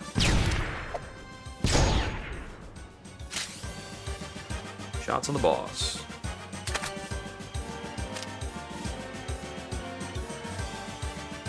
Oh, whoops. I didn't move Marco before using his salvo there. That's a mistake.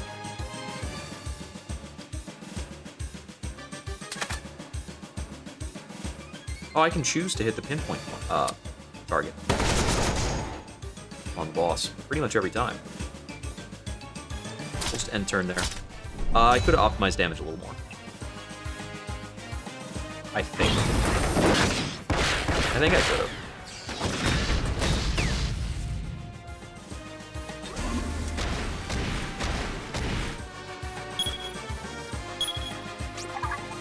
Yep, time to move back.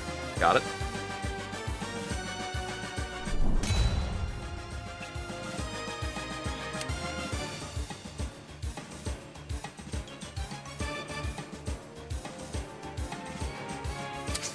This.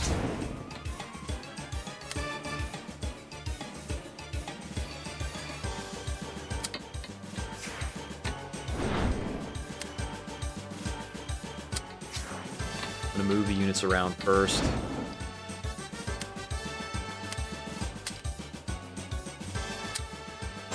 think I'm just gonna flashback Marco into dropping 2 airstrikes.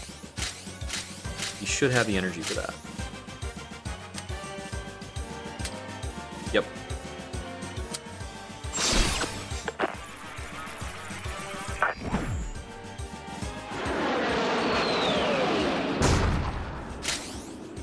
And I think we make these tactical strikes because they're pretty big. Theoretically, if I was closer in, I could do like ricochets that hit twice and things like that.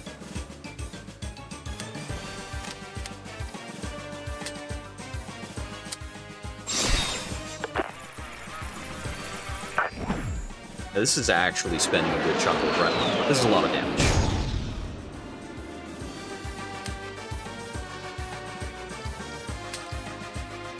Can't quite hit the boss with Distant Blast.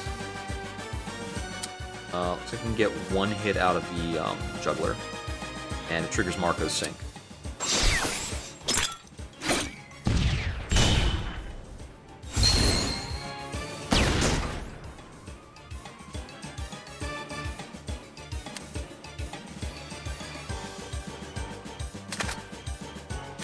Yeah, we've got no chance at making a shot. Move her up so that she can address whatever's spawning in. There's a distinct possibility, though, that my next action is just, oh boy, everything's on fire. I think we try to burn him down this round.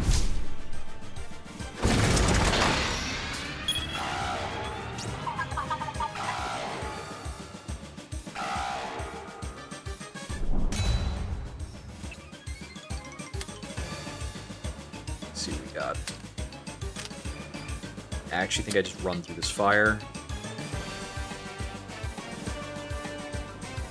Oh, it's starting a turn or ending a move in a tile with flames. Does the damage.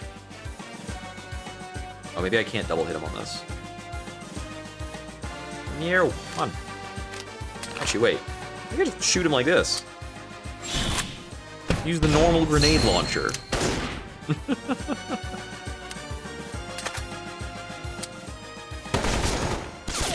Oh, whoops. Right, mirror. Forgot about that. Turned out okay. We got it.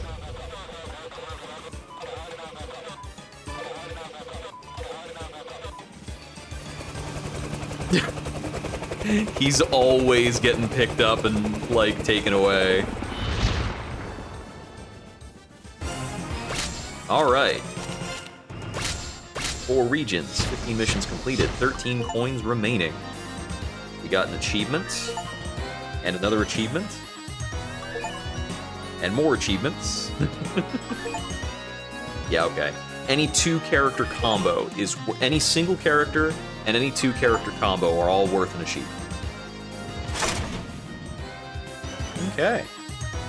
We got a listing of frags, a listing of sinks, and a listing of KOs. We only had 1 knockout. Marco went down at some point. Look at our different character sheets on the left there to see how they turned out. Got up to level 8 on everybody. 4 regions, 15 missions. So, are these credits used for, like, unlocks between runs? Tarma! Unlock Tarma. Ralph.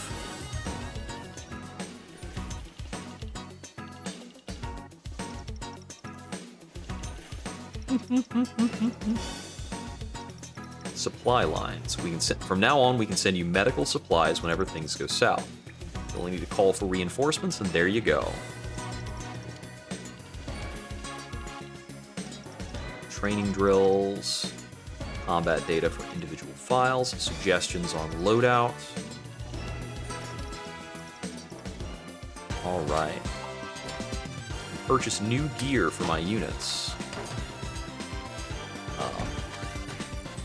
Yeah, so we got Marco, Eri, Theo, Tarma. Hey! Details on Tarma roving. Mechanic, bike, biker.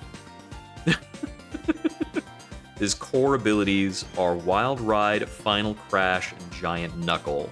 So you can charge people down on a bike, gain 1 dodge per target hit, 4 HP of damage, no cover. Final Crash, move to targeted tile. deals 3 HP of damage and causes provocation, which I haven't seen before. And Giant Knuckle moves a unit in range to a tile adjacent to Tarma, deals 3 HP of damage. If they die, it's a bonus action. Okay. Oh. And every unit, every one of these units has achievements that are specific to them. You unlock dialogues and special actions. So unlock special action Killer Pose, Mimic, Dopamine Rush. You can check out their skills, their special actions and passives. Some of them are used, sometimes you gotta pay to unlock them. And you've got different loadouts. Okay. Oh, and your different loadouts give you a different starting skill, too. Okay. We've got our 3 baseline characters that we started with. I see we have Marco Classic. We can take Exploding Leader. Got All Out Sinks and On the Edge. Facilitates and rewards well-timed sinks. None of these are replacing Efficiency. None of these are replacing Determination. But this one starts with Ricochet instead of Salvo. Alright.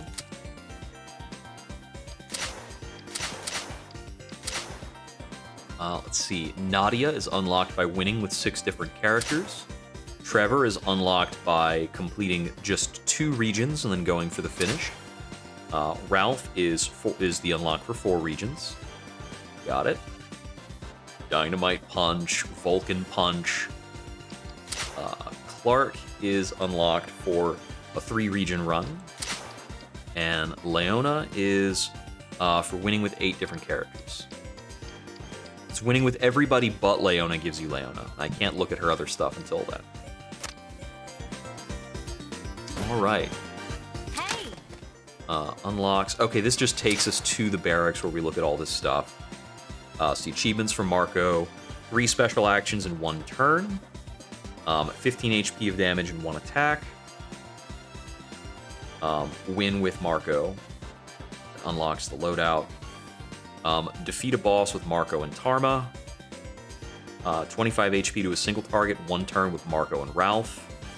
Marco and Fio use Overheating 3 times in 1 turn.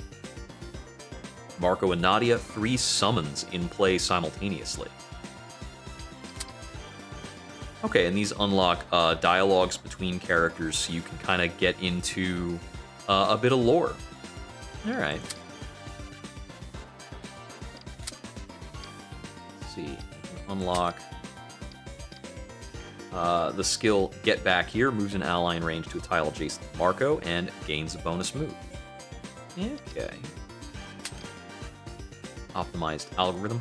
When the unit uses a special action with a reduced cost, that cost is only reset if it's at 0. Oh, so if you use a reduced cost action at even 1 cost, it stays at 1 cost. That's funny. That's really funny. Oh, this also starts you off with the double S, just super weird AoE AoE setup. Let's see, and that starts you with a grenade that hits a single tile, damage 3, range 4. This one is damage 3, range 6, but this has shelling. Alright. This primary weapon is called the Synchronizer. It's damage 2, range 4. It's got max sync, has at least 2 syncs. The user gains motivation. And motivation is reduce the cost by your stuff. So this one would reduce your costs twice as fast. Oh, and your primary also has max sync. So you can like reduce the cost of your abilities super fast and fire ricochets more often. And this looks fun as hell. I'm usually the kind of person who just unlocks stuff in order of like cheap to pricey. So it looks like I'll be unlocking loadouts before anything else. So we'll do a couple unlocks. This is really fun, and it looks like there's a lot more stuff to do here. But we've been live for about 5 hours at this point. We'll go ahead and cut the stream. I hope you all enjoyed taking a look at this game as much as I did. I am liable to give this some more playtime, both off stream and on stream as well. So if you are interested in that, please, give it a follow, like, subscribe, whatever platform you happen to be watching on, since we'll get this posted up to YouTube pretty soon. And yeah, hope we wander. This has been Jupiter Exile. Hope we wander again soon. Good night.